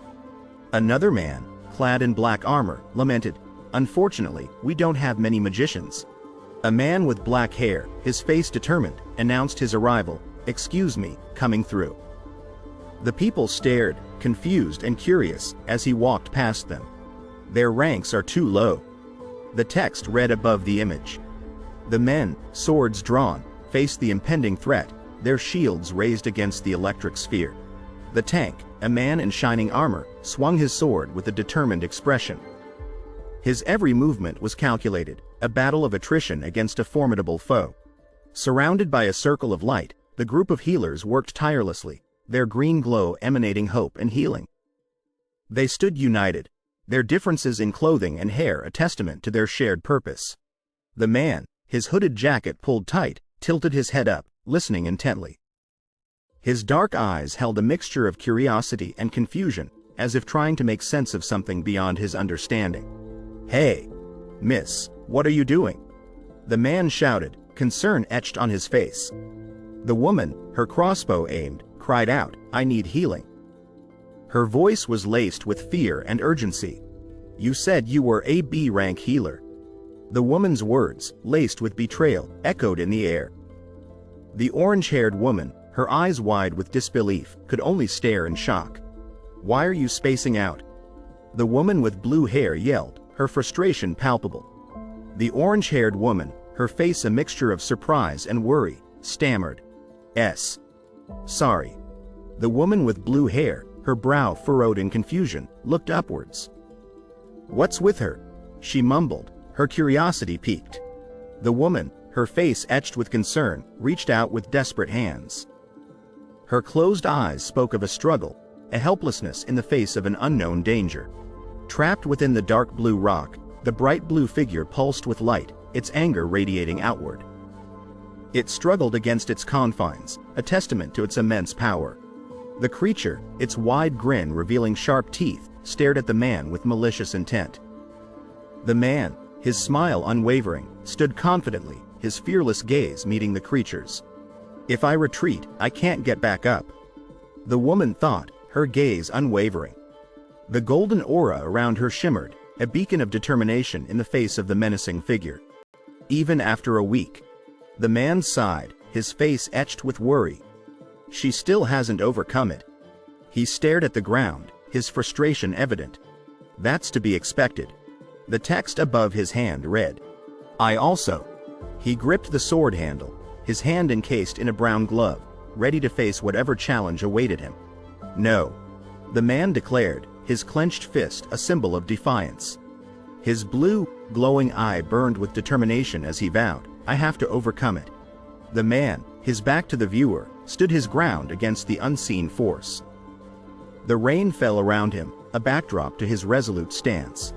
The man's foot, clad in a black and white shoe, slammed against the ground, creating a crack that spread outwards. Dust billowed behind him, a testament to his powerful, swift movement. The boss, a towering gray figure with a glowing blue eye, loomed over the rocky terrain. The boss is around D rank. The text read, compared to the boss I fought just then, it's one rank lower. If I can weaken his defense. The man thought, his face set with determination. I can do it. He ran forward, his resolve fueled by the support of the people behind him. I need a blow that can pierce this stupid rock. The man roared, his sword raised high. He swung with all his might, his determined expression revealing his unyielding will. The sword, driven by immense force, pierced through the rock. Ouch! The sound effect echoed, a testament to the power of the strike. Go! The text above the man urged, his face contorted with anger. His eyes, wide with fury, were fixed on the target, ready to unleash his attack. The man, his brown shoe striking with force, launched himself forward, his kick aimed with precision. The bright blue light illuminated his determined assault. The creature, a conglomeration of gray rock, tumbled headfirst towards the ground, its descent a terrifying spectacle. The yellow light surrounding it pulsed with energy, a sign of its immense power. If this goes on, we'll all die. The man cried. If a high-rank hunter doesn't come, the woman added. No, no, the man cried, sweat dripping from his brow. The tank might die at this rate. He clutched his sword, his worried expression reflecting the gravity of the situation. What do you want us to do? The man yelled. Our magic is running out. The woman, her smile strained, stood beside him, ready to face whatever challenge lay ahead. The man muttered, his face a mask of shock and confusion. His eyes darted around, trying to make sense of the unexpected turn of events. The blue object, its yellow aura crackling with energy, began to explode, a destructive force that threatened to engulf everything around it. The blue object, a sphere of immense energy, pulsed with power. Its yellow aura grew brighter, as if signaling the imminent release of its destructive force. Yes! The attack worked! The text above the collapsing object exclaimed. It's collapsing! The scene was chaotic, a testament to the power of the attack. The man, his leather armor straining, pushed his hand forward, a brilliant light radiating from his gauntlet. His determined expression revealed the intensity of the moment, as if he was battling an unseen force. A bit more, the man yelled. Attack now! The text above the claw commanded, and the rocks and debris around it swirled with energy. The creature's hand, a massive, clawed appendage, smashed down with unstoppable force. The blue and black background shimmered with the energy of its attack, a dangerous event unfolding before their eyes. We did it! The man with the sword cried out. The blue creature, shattered and broken, fell from the sky, its descent a testament to their victory. We beat it! The text below the creature echoed their triumph. What? The man in armor exclaimed, his surprise evident. The attacks didn't work at all until a while ago, but it suddenly collapsed? He looked around, bewildered by the unexpected turn of events. No. The man muttered, his face grim. Our attacks did nothing. He stood tall, his armor gleaming under the dark blue sky, a sense of impending doom settling over him. What was that flew in just then? The text above the jagged rocks questioned. Is that what made it fall down? The broken landscape, littered with spears and shards, whispered of the powerful force that had struck. What in the world blew up this rock's head? The text above the rock formation exclaimed. The shattered rock, a testament to the immense power of the attack, stood as a stark reminder of the incredible force that had been unleashed. The man, his shield raised, stood guard, his eyes fixed on the horizon. The sword, glowing with a faint light, was planted firmly in the ground, a symbol of his unwavering determination. A boss golem that could withstand attacks from 10 hunters. The text above the sword read, was defeated by this. The glowing sword, protruding from the ground, was a testament to the incredible power that had brought down the formidable creature. Excuse me. The woman in uniform called out. Her gaze was fixed on the man, his hooded figure obscured by the rain. Just who? He questioned. Did you see who threw this? The man in camouflage asked, his back turned to the viewer. The man in armor, his face serious, replied, Yes? Are you talking to me? Ah, the hunter over there. One of the soldiers exclaimed, his eyes widening in surprise. The rain fell around them, adding to the sense of uncertainty as they watched the events unfold. There was a hunter right there a moment ago? The man in armor questioned, his face etched with concern. The soldier, his expression a mixture of surprise and confusion, could only stare. That strength, that destructiveness, the man murmured, his gaze lost in the distance. The rain continued to fall, a somber backdrop to his thoughts. I didn't think it would fall in one hit. The young man's voice was filled with sadness. Was he a high-ranked hunter? He stood in the rain, his face etched with concern. Was its health lower than I expected? The man's thoughts drifted, his face clouded with uncertainty. He stood in the light rain, lost in contemplation. Jin Woo. The woman whispered, her face a mixture of sadness and confusion. Her blue eyes reflected the depth of her emotions as she searched for answers. The status screen displayed the details of Sung Jin Woo, level 18, fatigue 72, job, none, title, Wolf Slayer. His strength and resilience were evident in the numbers, but the lack of a job and the high fatigue levels hinted at a struggle. The man, his white shirt torn, sat on the bed, his face contorted in pain. The bright light from the window illuminated his suffering, highlighting the sadness that filled the hospital room. The muscular man lay on his side, his right arm bent, his left resting on his stomach. Sweat dripped from his chest, a testament to the exertion he had endured. The man, shirtless and determined, continued his push-up, his muscles straining under the effort. The puddle of water beneath his hand was a testament to his sweat and the intensity of his workout. I'm coming in, the woman announced. Oh, the other woman exclaimed, her eyes wide with shock as she caught sight of the shirtless man doing push-ups. No, it's my bad. The woman apologized, a blush creeping onto her cheeks. The man, still shirtless and looking equally surprised, stood awkwardly beside her. Wow! The woman whispered, her face flushed with awe. Her wide eyes reflected the wonder she felt, overwhelmed by something she had witnessed. This patient, the man pondered, his face thoughtful. He stared at the floor, lost in contemplation, his mind racing with thoughts. Was his body this chiseled when he came in? The woman questioned, her curiosity piqued. Her gaze was fixed on the man's muscular physique, her surprise evident. Are you being discharged today? The man asked, a kind smile on his face. Yes. The woman replied, her smile mirroring his happiness as they both looked forward to the day ahead. If it's okay with you, could I have your number? The man asked.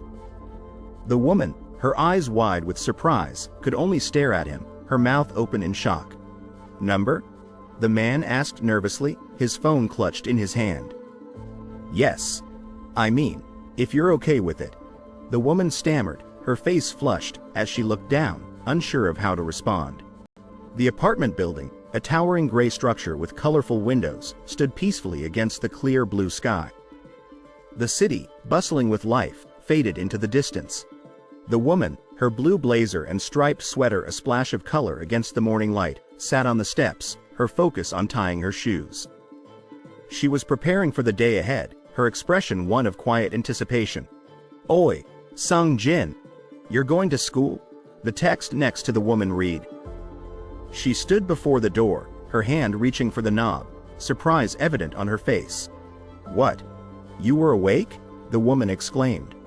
The man, shirtless and grinning, stood before her, playfully lifting his shirt, enjoying her reaction. "It's been a while since I woke up."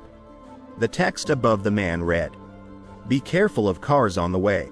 He added, "You worked out?" The text above the woman asked, her surprise evident. She stood before the door, her expression a mixture of confusion and wonder. A bit?" she mumbled, her cheeks turning pink. "Your body looks more toned, and I think you've gotten taller?" The text above the man questioned. The woman, one arm raised above her head, stared at him, her curiosity evident. "Do men still grow after they turn 20? She wondered aloud. "Stop talking nonsense and take an umbrella." The text above the man read, his annoyance clear. The woman, holding a blue umbrella, shook her head. "It doesn't look like it'll rain. And it's heavy," she argued. "It's a folding umbrella, so it's not heavy." The text above the man insisted, his playful smile evident. "Stop making such a fuss about it," he teased. "Ah," the woman sighed, her exasperation clear, as he tucked the umbrella into her backpack. The man, his white shirt stark against the blue text on the screen, stood in silent contemplation, his expression troubled. His mind was racing, wrestling with a difficult decision. "I guess I'll do the sprint later," the man thought, glancing at the incomplete quest on his menu. The clock ticked away, a reminder of the impending deadline for his daily challenge. "My muscles grew," the man marveled, flexing his bicep. "There's no way that my physical state changed after exercising for just a few weeks." He pondered, his eyes widening in realization. "So it definitely means that my status affects my body." The man, his white shirt lifted, examined his muscular torso, a satisfied smile spreading across his face. "Since I keep increasing my strength stat, my body's probably changing accordingly," he thought, his confidence growing. "Maybe I put too many points on strength." The man worried, his brow furrowed as he stared at his status menu. He felt a pang of doubt about his stat allocation. What happens if I keep putting points in? The man wondered, a flicker of apprehension crossing his face. He imagined himself with an exaggeratedly muscular physique. "Hopefully not this," he muttered, his concern growing. "Even with high damage, it's not good without balance." The man realized, his finger tracing the lines on his status menu. "The opposite is the same," he added, understanding the importance of a well-rounded set of stats. "Since the synergy between strength and agility is good, I'll put some into that." The man decided, his gaze determined. "Health is better the higher it gets, and sense is more useful than I imagined." He added, his planning taking shape.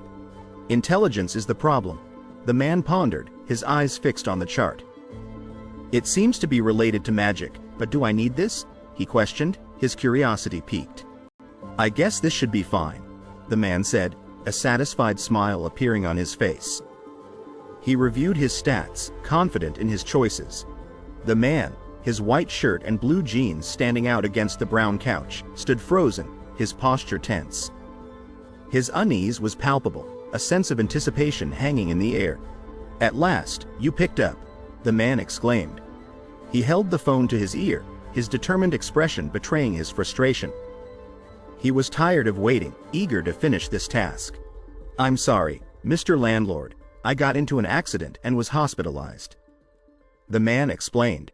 Tisk tisk, no wonder. The text below him read, a hint of disapproval in the tone. "Well, that's that," the text above the man announced, his surprise evident. "Student Jin Woo. I'm calling because this month's rent is due." He held the phone to his ear, his eyes wide with worry. Ah. Yes, he stammered, struggling to regain his composure. If you can't pay right now, should I delay your pay for a month? The text above the man asked. It's fine. I'll transfer it soon, he replied. He leaned back, his good mood evident. The hand, its fingers trembling slightly, hovered over the red button on the phone. It hesitated, a flicker of anxiety crossing its face. The call was about to be placed, the outcome uncertain. Double awakening. The text above the man read, his face a mask of determination. He stood tall, his mind racing, contemplating his next move. His confidence in his abilities was unwavering. If I'm really an awakened person, then I should be able to make money quickly. The man thought, his back turned to the viewer. If I continue to grow at this rate, then I'll soon be able to become a top-rank hunter. He mused, his ambition burning brightly. Hunters kill monsters and make money. The text above the man read, as he swung his sword. The higher the experience. The text to the left declared, the higher the rank. The text below confirmed. He was locked in a battle for survival, his determination unwavering. The more money the magic crystal drops are worth. The text above the group explained. To beat a high-rank monster, you need to enter through a gate of the same difficulty. The text to the left stated. So there's a lot of competition for D-rank or E-rank gates that can be entered by the masses of lower-ranked hunters. The text below summarized. The men stood poised, ready to face the challenge. Because of that, E-rank hunters aren't accepted by the guild, and even if they were, it wouldn't be easy to find a job. The text above the man explained. My guild rank is E, and for me, who never experienced a gate above D rank, this is a harsh condition. The text below added. He sat, his shoulders slumped, the weight of his situation pressing down on him. The man, his brow furrowed with worry, studied the news report on the television. Should I just get reviewed and raise my rank? He thought, his mind replaying the words, people are chosen based on competence, and back then I could not escape from the title of World's Weakest Hunter. He gazed at the television screen, his thoughts swirling. The pay might be better the more attention I get. He mused, remembering his earlier statement, but my awakening will become a wildfire if it's revealed. The masses enjoy gossip, and hunters are a good subject. But malicious eyes will fall upon me as well. The ominous red eyes filled the darkness, a chilling reminder of the danger. He had heard whispers about a hunter who could gain experience with time, growing stronger as he lived. How is that possible? I can't reveal it until I can be sure. He muttered to himself, his fingers tracing the contours of the remote. The weight of his secret pressed upon him, urging him to be cautious. I'll make money first, he declared, a glint of determination in his eyes. It would be great if I could enter an attack force first. The phone in his hand seemed to vibrate with the excitement of his newfound purpose. A sudden realization struck him, his eyes widening in surprise. An exclamation point burst forth from his thoughts, a testament to the unexpected turn of events. The unfinished building stood tall against the backdrop of a clear sky, a testament to progress and hope. The structure, nearing completion, represented a new beginning, a symbol of aspirations realized. He stood tall, his face etched with determination, radiating an aura of confidence and unwavering resolve. His black t-shirt and blue jeans, paired with the blue jacket, provided a sense of practicality, hinting at his readiness for action. He observed the group of people gathered within the partially constructed building, their figures shrouded in the shadows of the unfinished structure. The air was thick with curiosity, a sense of mystery surrounding their activities. This way, he called out, a wide grin splitting his face. The man, a towering figure with a silver gauntlet and a sword strapped to his back, led the group with enthusiasm. His comrades, one wearing a white shirt and the other draped in a green cape, followed closely behind. They walked in a relaxed manner, their journey a mix of adventure and anticipation. The path ahead, veiled in uncertainty, held a promise of exciting discoveries and challenges to overcome. I'm Wang Dong Suk. What's your name again? The muscular man extended his hand, a hint of skepticism in his eyes. Sung Jin Woo, he replied, his hand meeting the other man's. You're an E rank, correct? Yes. The woman smiled, her eyes fixed on the man in the blue jacket. "Ah, I know him," she exclaimed. "He's a pretty famous person." "What was his nickname?" The blond man pondered, a surprised expression etched across his face. "World's weakest hunter?" he exclaimed, peeved. "What the hell? Stop it." The muscular man pleaded. "It's okay.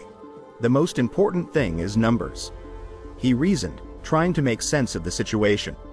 "As I said on the phone, it's going to be hard for you to fight as it's AC rank gate. So you're exempted from fighting," he explained, a sly smirk playing on his lips. "But I'll pay you 2 million won for filling up our member count. It's a good deal, right?" "Yes," he replied, a sense of desperation creeping into his voice. "Then please sign this contract." The man's piercing blue eyes met the viewer's, radiating power and determination. His hand rested on the hilt of a sword, a silent threat that whispered of danger and readiness for any challenge. 5 C ranks," he stated, his arms crossed, a commanding presence exuding from him. 4 that are lower than D rank," he added, the weight of his words highlighting his authority. "Because of that, there are cases where only numbers make up the attack force," he explained, a sense of frustration creeping into his voice. "Always a bridesmaid," he muttered, feeling underestimated. "Excuse me, it seems we're both small fries," he declared, a glimmer of determination in his eyes. "I'm Yu Jin Ho. I'm 22, and the rank's D," he introduced himself, a confident smile gracing his lips. "I was called here as well, under the same circumstance," he added, his tone suggesting he was ready for whatever this new situation held. "This guy," he looked at the blurred figure, surprise and confusion etched across his face. "Ah, okay," he muttered, trying to process the unexpected encounter. The man, clad in orange and white armor, beamed with pride. "What's with the flashy equipment?" he thought, a hint of amusement in his eyes. He stood, his sword held confidently in his hand, a glint of determination in his eyes. "Are you the son of a millionaire?" he wondered aloud, his tone laced with curiosity. "Then what should I do?" he asked, his gaze fixed on the white paper in his hand.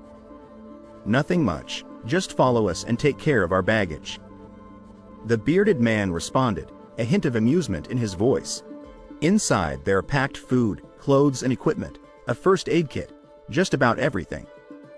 The bag sat heavy on the ground, a testament to the necessities of their journey. "Are we going without a healer?" he asked, worry etched across his face.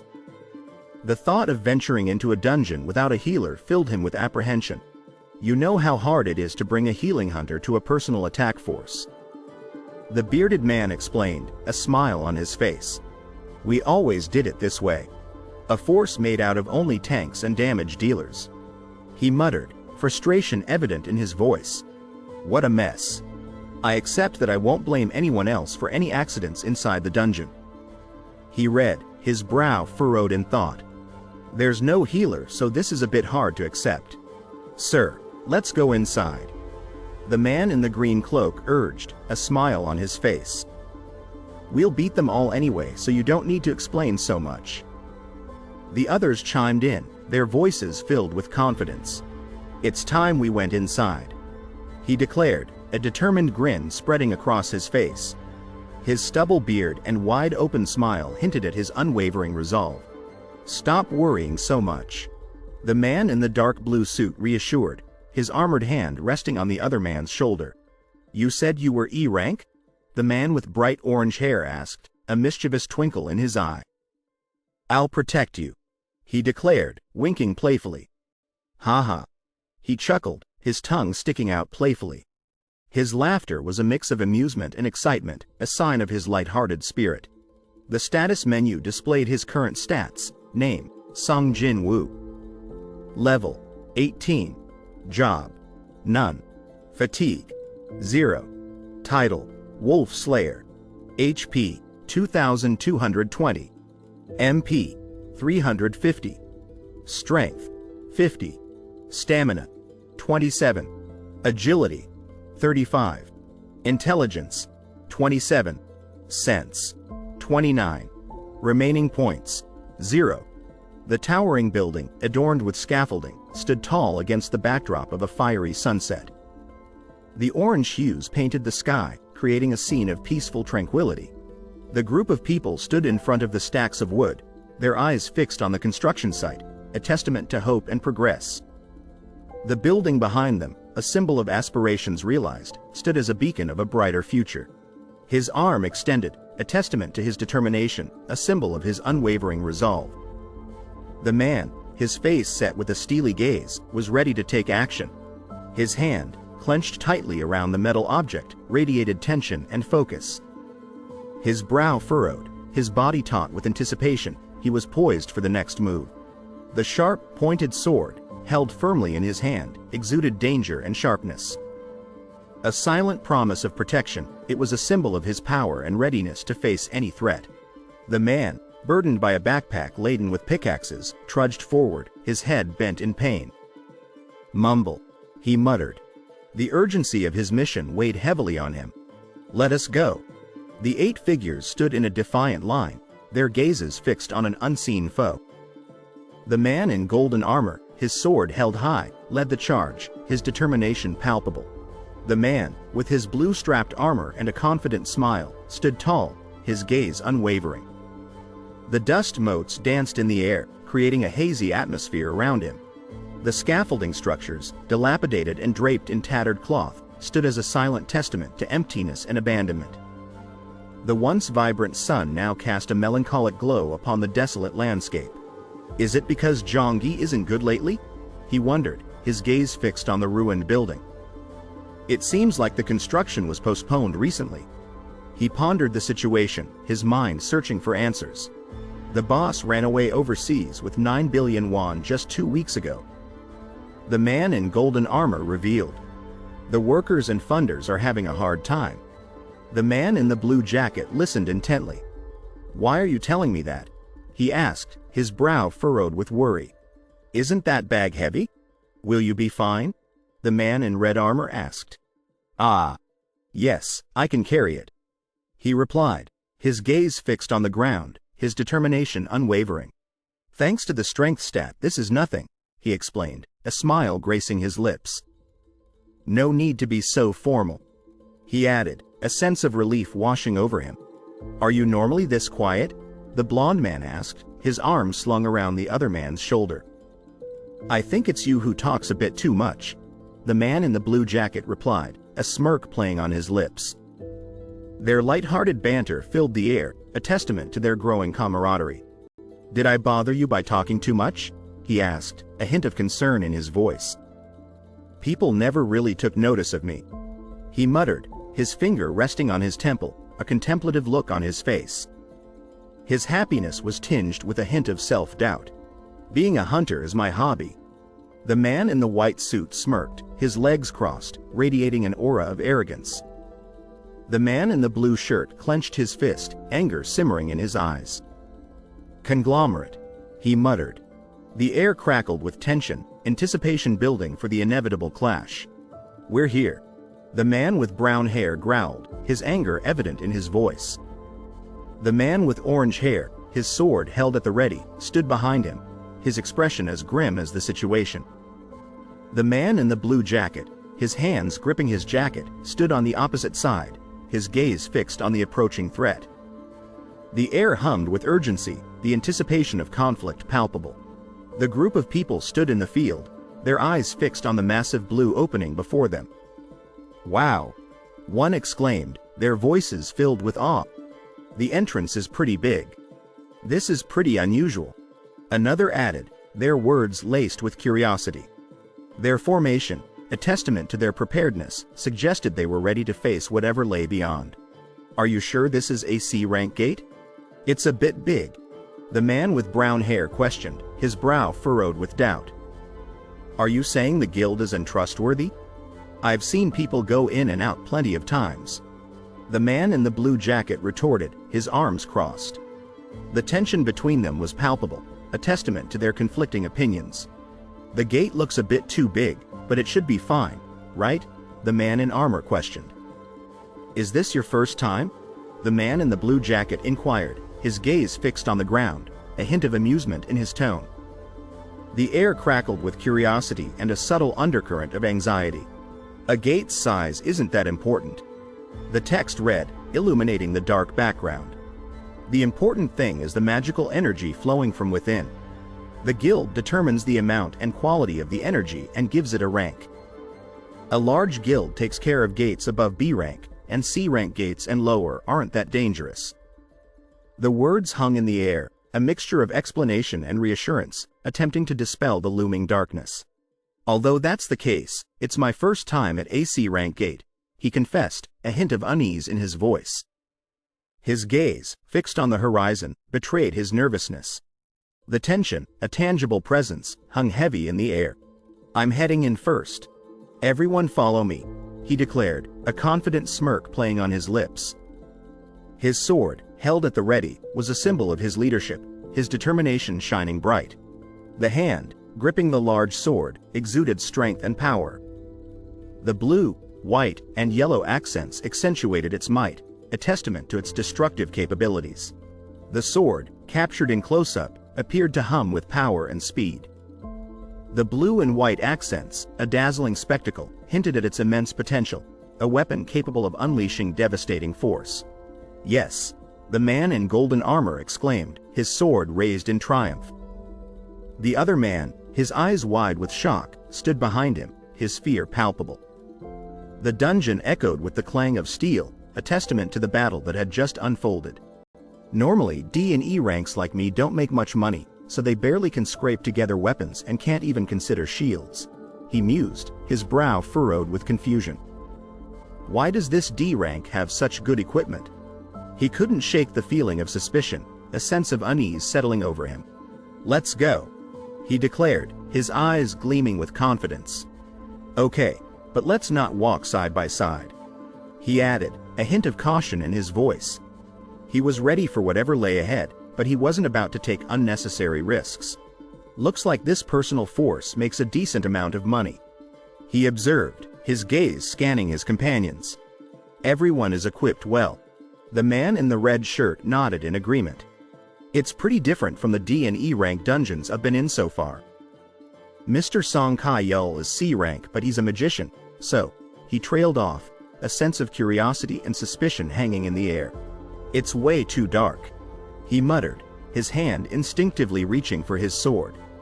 Yu Wan, create some light, he commanded. The dungeon, shrouded in darkness, held an air of mystery and danger, demanding caution and preparedness. Okay, the man in the green cloak replied. The air, thick with anticipation, was heavy with unspoken fears. The darkness, their only companion, amplified their sense of unease. The hand, cradling the ball of light, glowed with an otherworldly energy, illuminating the darkness. The light, a beacon of hope, radiated warmth and power, a testament to the unknown forces at play. What is this? He whispered, his gaze fixed on the uneven ground. Why are there no monsters? He questioned, confusion etched on his face. The silence, broken only by the sound of their own footsteps, added to the sense of mystery. Weird, there are no lights as well, one man remarked. It's normal for dungeons to have a few luminous stones. Another added, his expression a mixture of confusion and concern. The vast cavern, shrouded in darkness, was a strange and unsettling sight, prompting a sense of unease. Are there dungeons with no monsters? He whispered, his finger pressed to his lips. Shush, he added, a sense of urgency in his tone. His gaze, fixed on the man in the gold armor, betrayed his suspicion, his mind racing with questions and doubts. Their words, laced with concern, echoed in the shadowy room. The urgency of the situation was palpable, the silence broken only by the sound of their worried whispers. That means it's possible that the monsters don't depend on sight and move in packs, live in darkness and charge towards lights. The question hung in the air, a chilling possibility, adding a new layer of intrigue to the already mysterious dungeon. It's insect-type monsters, he shouted. The man in the brown shirt, his face contorted with fear, stood frozen in place, the realization of the threat dawning on him. An insect type? The thought hung in the air, a chilling possibility. Could this be an ant nest? One of them whispered. Don't say that. Another hissed, their fear palpable. The sound is close. There are too many tunnels. What? Why can't I see them? Can you see anything? I can't see anything. The whispers, filled with apprehension, echoed through the cave, their fear growing with each passing moment. He stood, his shield and sword held at the ready, his eyes scanning the darkness, a sense of anticipation radiating from him. The wooden floor creaked beneath his weight, each step a silent countdown to the inevitable confrontation. "Ah!" he screamed, his surprise echoing in the dark cavern. His eyes, wide with shock, reflected the terror that gripped his heart. Above, they shouted, their voices filled with alarm. The darkness, their only enemy, seemed to amplify their fear. Their weapons, clutched tightly in their hands, offered a glimmer of hope in the face of the unknown. His gaze, fixed on the ground, reflected his concern. The shadows seemed to dance around him, whispering threats, and his intuition screamed danger. The silence, a deafening presence, heightened his sense of unease. Darn! Above, the man in the white and gold suit yelled, his sword and shield held high. "Stay right next to me," the man in the brown shirt commanded, his sword glinting menacingly in the darkness. The air crackled with tension, their words a testament to their readiness for the impending battle. They appeared. The red lights, scattered throughout the darkness, pulsed ominously, sending a chill down their spines. The air, thick with a sense of foreboding, whispered of impending danger. Above us, the massive red creature, its glowing eyes piercing the darkness, loomed above them, its menacing jaw agape, a terrifying spectacle that sent shivers down their spines. What are these numbers? The red crabs, swarming around the small group of people, were a formidable foe. Use magic. Ground them.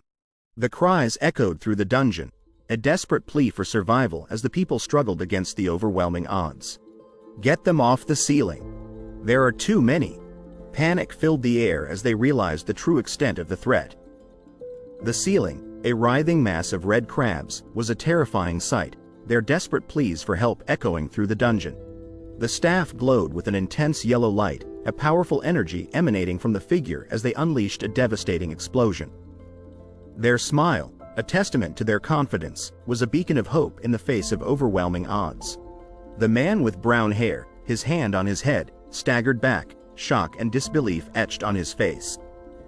The person above him, clad in black, red, and yellow, seemed to tower over him, a silent reminder of the sheer power they wielded. He stood, his sword and shield held high, his face hardened with determination, a fierce warrior facing his foes.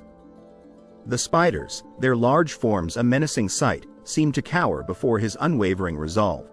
"Over here," he yelled. His sword pointed toward the left. The swirling pink energy around him seemed to amplify his warning, a testament to the danger that lurked in the shadows. The insects, their sharp teeth bared, charged toward their prey, their red and black bodies a blur of motion. Their sharp claws, poised to strike, promised a painful and swift end. "Yes. This way, insects," he shouted, his sword raised in defiance. "Damage dealers. Do something," he urged. He stood atop the swarm of insects, a beacon of hope, his courage inspiring his allies. The man with ginger hair, enveloped in a bright blue and white glow, swung his sword with a whoosh, his movements a blur of speed and power. Behind him, the man in the black suit, a dark blue aura swirling around him, moved with an equally impressive agility, their combined force a mesmerizing display of combat prowess. The three men, their swords flashing in the blue cave, moved with coordinated precision, their movements a blur of speed and strength. The red and white background, a testament to the intensity of the battle, pulsed with energy, each strike a testament to their skill and determination. "See rank hunters," he whispered, his brow furrowed with concern. "Their teamwork is good." The young man, his eyes wide with a mixture of admiration and unease, observed the hunters' performance, their skill and synergy a stark contrast to what he was accustomed to. "If it's this much, they can create a force with no healers." The man with the crossbow and sword observed. "Jin Sok, 11 o'clock. The man with the shield called out. "They're on the right as well." The woman in the yellow cloak shouted, her eyes scanning the battlefield. Leader Wang Dong-sok is fulfilling his duty well. The text above her declared, a testament to his leadership. And the damage dealers have good timing. The text above the crossbow-wielding man affirmed, praising their strategic prowess. Jun Tae, Suk Min, Gyo Wan, you guys take care of the right. The man in the brown jacket commanded. They've been fighting together for some time. The man with the sword confirmed, his words laced with respect. Yes, sir, the man on the left replied. Their teamwork a testament to their long-standing bond. The man, his eyes glowing red, swung his sword with a fierce determination, his silhouette a blur of motion against the dark blue backdrop. The silence of the cave was broken only by the clang of steel, a haunting symphony of combat. Everyone's doing well, but, he mused, his gaze fixed on the battlefield, a sense of unease creeping into his voice. The swarm of red insects, a constant threat, filled him with a sense of unease, their relentless attacks a constant source of concern. He moved swiftly, his blue jacket billowing in the wind, his blue backpack bouncing against his back. The red insects, a swirling mass of danger, buzzed around him, their presence a chilling reminder of the threat that loomed. His leg, a blur of motion, propelled him forward, his blue shirt a flash of color against the blue sky. He moved with an effortless grace, his strength and speed a testament to his dedication. This is a bit frustrating, he thought, his brow furrowed, his frustration palpable. The situation, far from ideal, filled him with a sense of unease, a desire for a more decisive outcome. Scattered across the ground, the red creatures lay motionless, their many legs twitching weakly. Are we heading back after cleaning out the entrance? The character asked, their dark expression reflecting the danger and suspense surrounding them. Smiling with determination, the character offered advice to the other, their words echoing through the air, take things slowly, don't exert yourself too much. The other character, wearing a green shirt, nodded eagerly, yes. The group of heroes huddled together, their gratitude radiating outwards. You saved us before, one whispered. This is my favorite part. Chimed in another. Mine too. The third agreed. The standing hero, a towering figure with brown boots, raised his hand. Take all the magic crystals. We're splitting them among 9. He then turned to the group, a curious glint in his eyes. How did you know the monsters were coming from above? The character with black hair, dressed in a blue jacket, stared intently at the ground, his serious expression betraying a deep concern. I just felt it, he muttered, his senses tingling with an unyielding certainty. The other character, adorned in blue, responded with a knowing smile. As expected, the sense stat does more than what meets the eye. Your senses are sharp.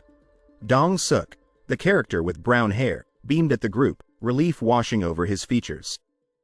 It's great that everyone was taken care of cleanly. Thank you, he said sincerely. But it would be good if you didn't pay attention to small things that much. The character with black hair on the ground, seemingly confused, simply said, huh? He then turned to Dong-suk. Dong-suk, come look at this. The red creature lay lifeless on the ground, its wounds a stark reminder of the bottle's brutality. Look at their wounds. One character observed. It's not a blade wound. We didn't inflict this, I guess. Another added. Right? It's not a burn from magic either. It seems like they were bitten off. A third chimed in. And there aren't just 1 or 2 of these. Dong-suk, examining the creature with a thoughtful expression, muttered, so it was like this before fighting us? Were the monsters having a territorial feud amongst themselves? A sinister smile crept across the character's face, revealing a chilling glint in their eye. This, they whispered, the words laced with malice and a promise of impending danger. The other character, a burly figure with a thick beard, mirrored the first, his own sinister smile mirroring the darkness that consumed them. 3 shadowy figures stood against a backdrop of swirling blue and red, their eyes glowing an ominous red. The figure in the back, barely visible in the darkness, chuckled, smells like money. His voice dripping with greed and excitement. Jin Ho, the man with dark hair, stood tall, his blue eyes piercing the viewer with an intensity that commanded respect and admiration. That sword and shield are expensive, right?"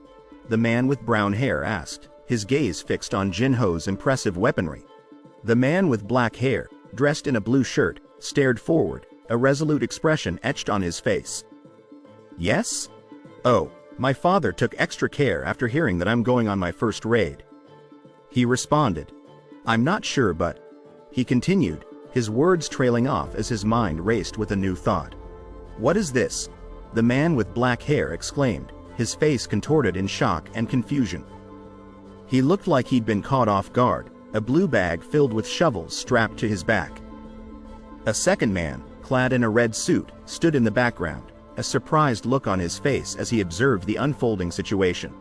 A figure, partially concealed in the shadows, stood before the viewer. Only his right shoulder, arm, and part of his chest were visible, his blue shirt and brown belt barely illuminating the darkness that engulfed him. His concerned expression, tinged with a hint of mystery, held the viewer's attention, leaving them to ponder the secrets that lay hidden within the shadows. The man with brown hair, his face beaming with excitement, turned to his companion, his orange and white suit a stark contrast to the somber surroundings. "That sword and shield are expensive, right?" he inquired. "Yes? Oh, my father took extra care after hearing that I'm going on my first raid," the unseen figure responded, his words adding to the air of anticipation.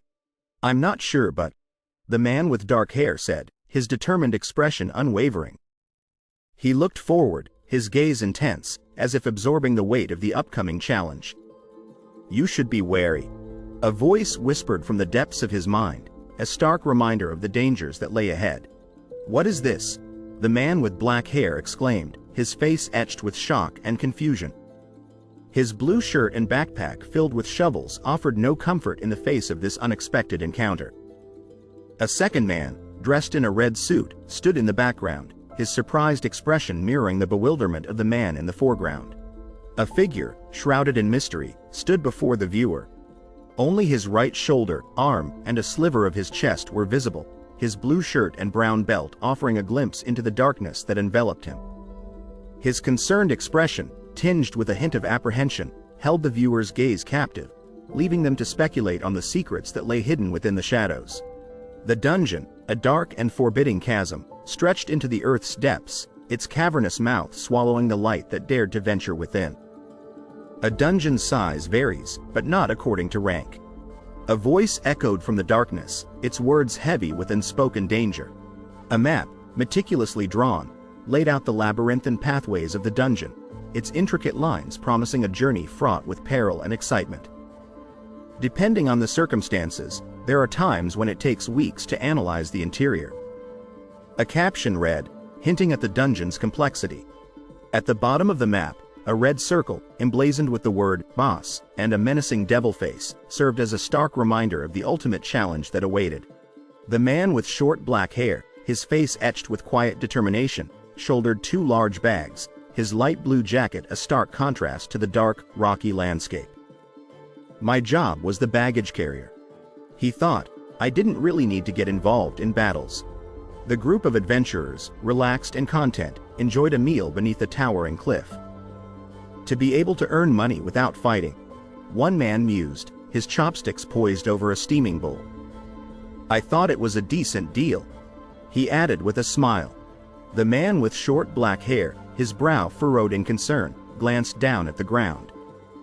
Behind him, a woman with long black hair, her yellow shirt a beacon of warning, stood close, a man with short brown hair flanking her. "Beware of lizards," a blue sign warned at the top of the image. An unexpected warning. A second caption read, adding to the air of suspense. The man with short black hair, his blue eye piercing and his expression serious, stood in stark contrast to the man with a wide, toothy grin below him. The man with brown skin and a goatee seemed to radiate warmth, a stark contrast to the coldness of the blue background. The man with the beard, his sword resting on his hip, stood vigilant, his gaze fixed on the horizon. The woman with long black hair, her yellow shirt a vibrant splash of color against the dark orange backdrop, stood beside him, her expression mirroring his apprehension. "This is grave," a caption read above the man, confirming their worst fears. A figure, clad in green jacket and brown armor, stood amidst a brown landscape, his body obscured by a text bubble. Quite a while has passed, but we still haven't found any monsters with limbs intact. The text read, "There are only 3 red insects, their green markings a stark contrast to the brown background, lay lifeless on the ground, a trail of green goo marking their final moments. Corpses and dying monsters since a while ago." A caption read above them. "But there should be a boss, right?" a second caption questioned. "If there's no boss, the gate wouldn't be open." A final thought echoed from the page. The bearded man, his black hair cut short, his black shirt and brown pants blending with the brown background, stood with his sword strapped to his hip. "Wait," he commanded. "Gyu Wan, illuminate that area." He instructed, his gaze fixed on the man to his right. The woman, her long black hair flowing around her, cradled a bright yellow orb in her hand, its glowing light bathing her in a soft radiance. Her green cloak, a stark contrast to the orange background, seemed to amplify the mystery of the moment. A single question mark hovered above her head, reflecting the confusion and anticipation hanging in the air. A monstrous creature, its sharp teeth and large claws hidden beneath a purple cloth, stood amidst a swirling mass of dark purple substance. "My God," a voice whispered, the words dripping with horror and disgust. The 5 adventurers, their backs to the viewer, were trapped in a web of white thread, their silhouettes barely visible against the bright light shining behind them. The man in the middle, clad in black shirt and white pants, held his shield and sword, a grim determination etched on his face. "If the other hunters get to it first, our profits would dwindle." A voice whispered, the words echoing the danger and tension that filled the air. The 6 adventurers huddled together, their faces illuminated by the pale light of the forest clearing, as they stared up at a large hole in the ground.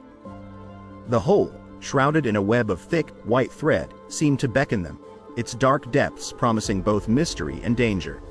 The large hole in the ground, encircled by a web of thick, white thread, stretched into the unknown. "It's the boss room." A caption read, the words confirming the perilous nature of the situation. The man with short black hair, his beard framing his determined features, stood before the viewer, his gaze unwavering. "Get ready." A caption read above him, the words carrying a weight of impending danger. The man with black hair and brown eyes, dressed in a tan jacket, stared at the group of figures ahead, his surprise palpable. The characters, their silhouettes barely visible as they walked through a tunnel, seemed to have stumbled upon something unexpected. "Huh!" he exclaimed, his words echoing the confusion and surprise that gripped him. The group of adventurers, their faces alight with excitement and anticipation, stood before a sight that left them speechless. This is," the man in the middle exclaimed. Jackpot." A woman beside him cried out, her words confirming their wildest dreams. A dazzling array of bright blue crystals, their surfaces shimmering with an ethereal glow, lay clustered together, encased in a web of white thread. "Mana crystals?" a voice whispered, awestruck. "How many are there?" another asked, their eyes wide with wonder. "Wow, this is amazing," a third exclaimed, their words echoing the awe and excitement that filled the air. The woman with black hair, her yellow shirt and brown jacket a vibrant contrast to the blue crystals before her, looked up in amazement. "It's worth less than monster-dropped crystals because of its low energy, but," she began. "If it's this many, I guess they should fetch a higher price than magic crystals," she continued, her gaze fixed on the glittering treasures. "Just looking at them, they should fetch over 10 million won," she added. The man with short black hair, his gray shirt and pants blending with the room's shadows, chuckled, a mischievous glint in his eye. "If it's this much, I think even your younger brother would be jealous," he teased. The woman with long black hair, her green cloak a vibrant splash of color, rolled her eyes, her annoyed expression a testament to his playful banter. The man with short black hair and a beard, his black shirt and brown straps a stark contrast to the blue crystals before him, stood with his gaze fixed on the glittering treasures. "Wan Dong Su, look at this, you're not always correct," he said, a hint of amusement in his voice, his words directed at the second character standing behind him. "Ignoring me just because you obtained a high rank, and even ditching your country for America just because of money?" The man with black hair seethed, his anger radiating off him like heat. He glared at the man with black hair standing with his arms crossed, a confident smirk playing on his lips. I can tell he's still being treated as a VIP in America and he is ignoring me. The man with black hair muttered, his gaze fixed on the large blue formation before him. Don't think of me as a brother that will grovel at his younger brother's knees. He added, I will take advantage of this situation and increase my squad's manpower. The man in blue armor, a wide grin splitting his face, addressed the other two men. What a haul! Even after dividing it, it's 1 million won each, he exclaimed. Hand me the contract you signed earlier for a second. He continued, his eyes twinkling with mischief. I like to check these things thoroughly. The three men, their faces etched with seriousness, stood before a blue object, their expressions reflecting the gravity of the situation.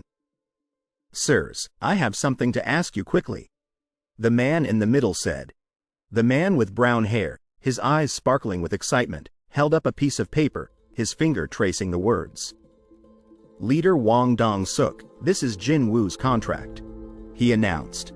As you can see, there is nothing about dividing except for magic crystals from monsters. The 6 men, their expressions a mixture of confusion and anger, stood in the dark room, their eyes fixed on a point in the distance. What's going on here? One man questioned. Isn't it correct to divide the mana crystals among 10, not 9? Another added. The man with brown hair and a beard, his black shirt and gray straps a stark contrast to the blue object behind him, smiled confidently, his eyes meeting the viewers. Of course, we're splitting it evenly, he assured them, his words dripping with certainty. I know that well. The 6 men, their faces etched with confusion, shuffled along a blue surface, their steps hesitant and unsure. But there is something to take care of before that. A voice whispered, the words leaving the men with a renewed sense of unease. A caption echoed, adding to the air of uncertainty. The creature, its 8 red eyes gleaming in the darkness, sat with its sharp teeth bared, its gaze fixed on the viewer, its menacing presence radiating a palpable sense of fear. The spider, its brown body and red eyes a stark contrast to the white web it occupied, sat perched in the darkness, its 8 legs poised for attack, its menacing appearance a stark warning to any who dared to approach. The 4 adventurers stood in awe, their faces illuminated by the eerie blue glow emanating from the crystals that filled the cave. They had stumbled upon a treasure trove, their eyes widening in amazement at the sheer beauty and abundance of the crystals. The younger character, his brow furrowed with concern, turned to the older man. You should know all too well, but once the boss is defeated, the gate closes, he explained. The older man, his beard a testament to his years of experience, nodded somberly. Because of that, we must mine and transport the mana crystals before defeating the spider, he instructed, his words emphasizing the importance of their task. The monstrous spider, its many eyes gleaming in the darkness, lay slumbering in the depths of the dungeon. Thankfully, it looks like it's sleeping after its stomach was filled, and this seems like the best chance to move the crystals. A voice whispered, its words filled with cautious optimism. The 2 adventurers, their faces a mixture of disbelief and amusement, stood amidst the glittering crystals.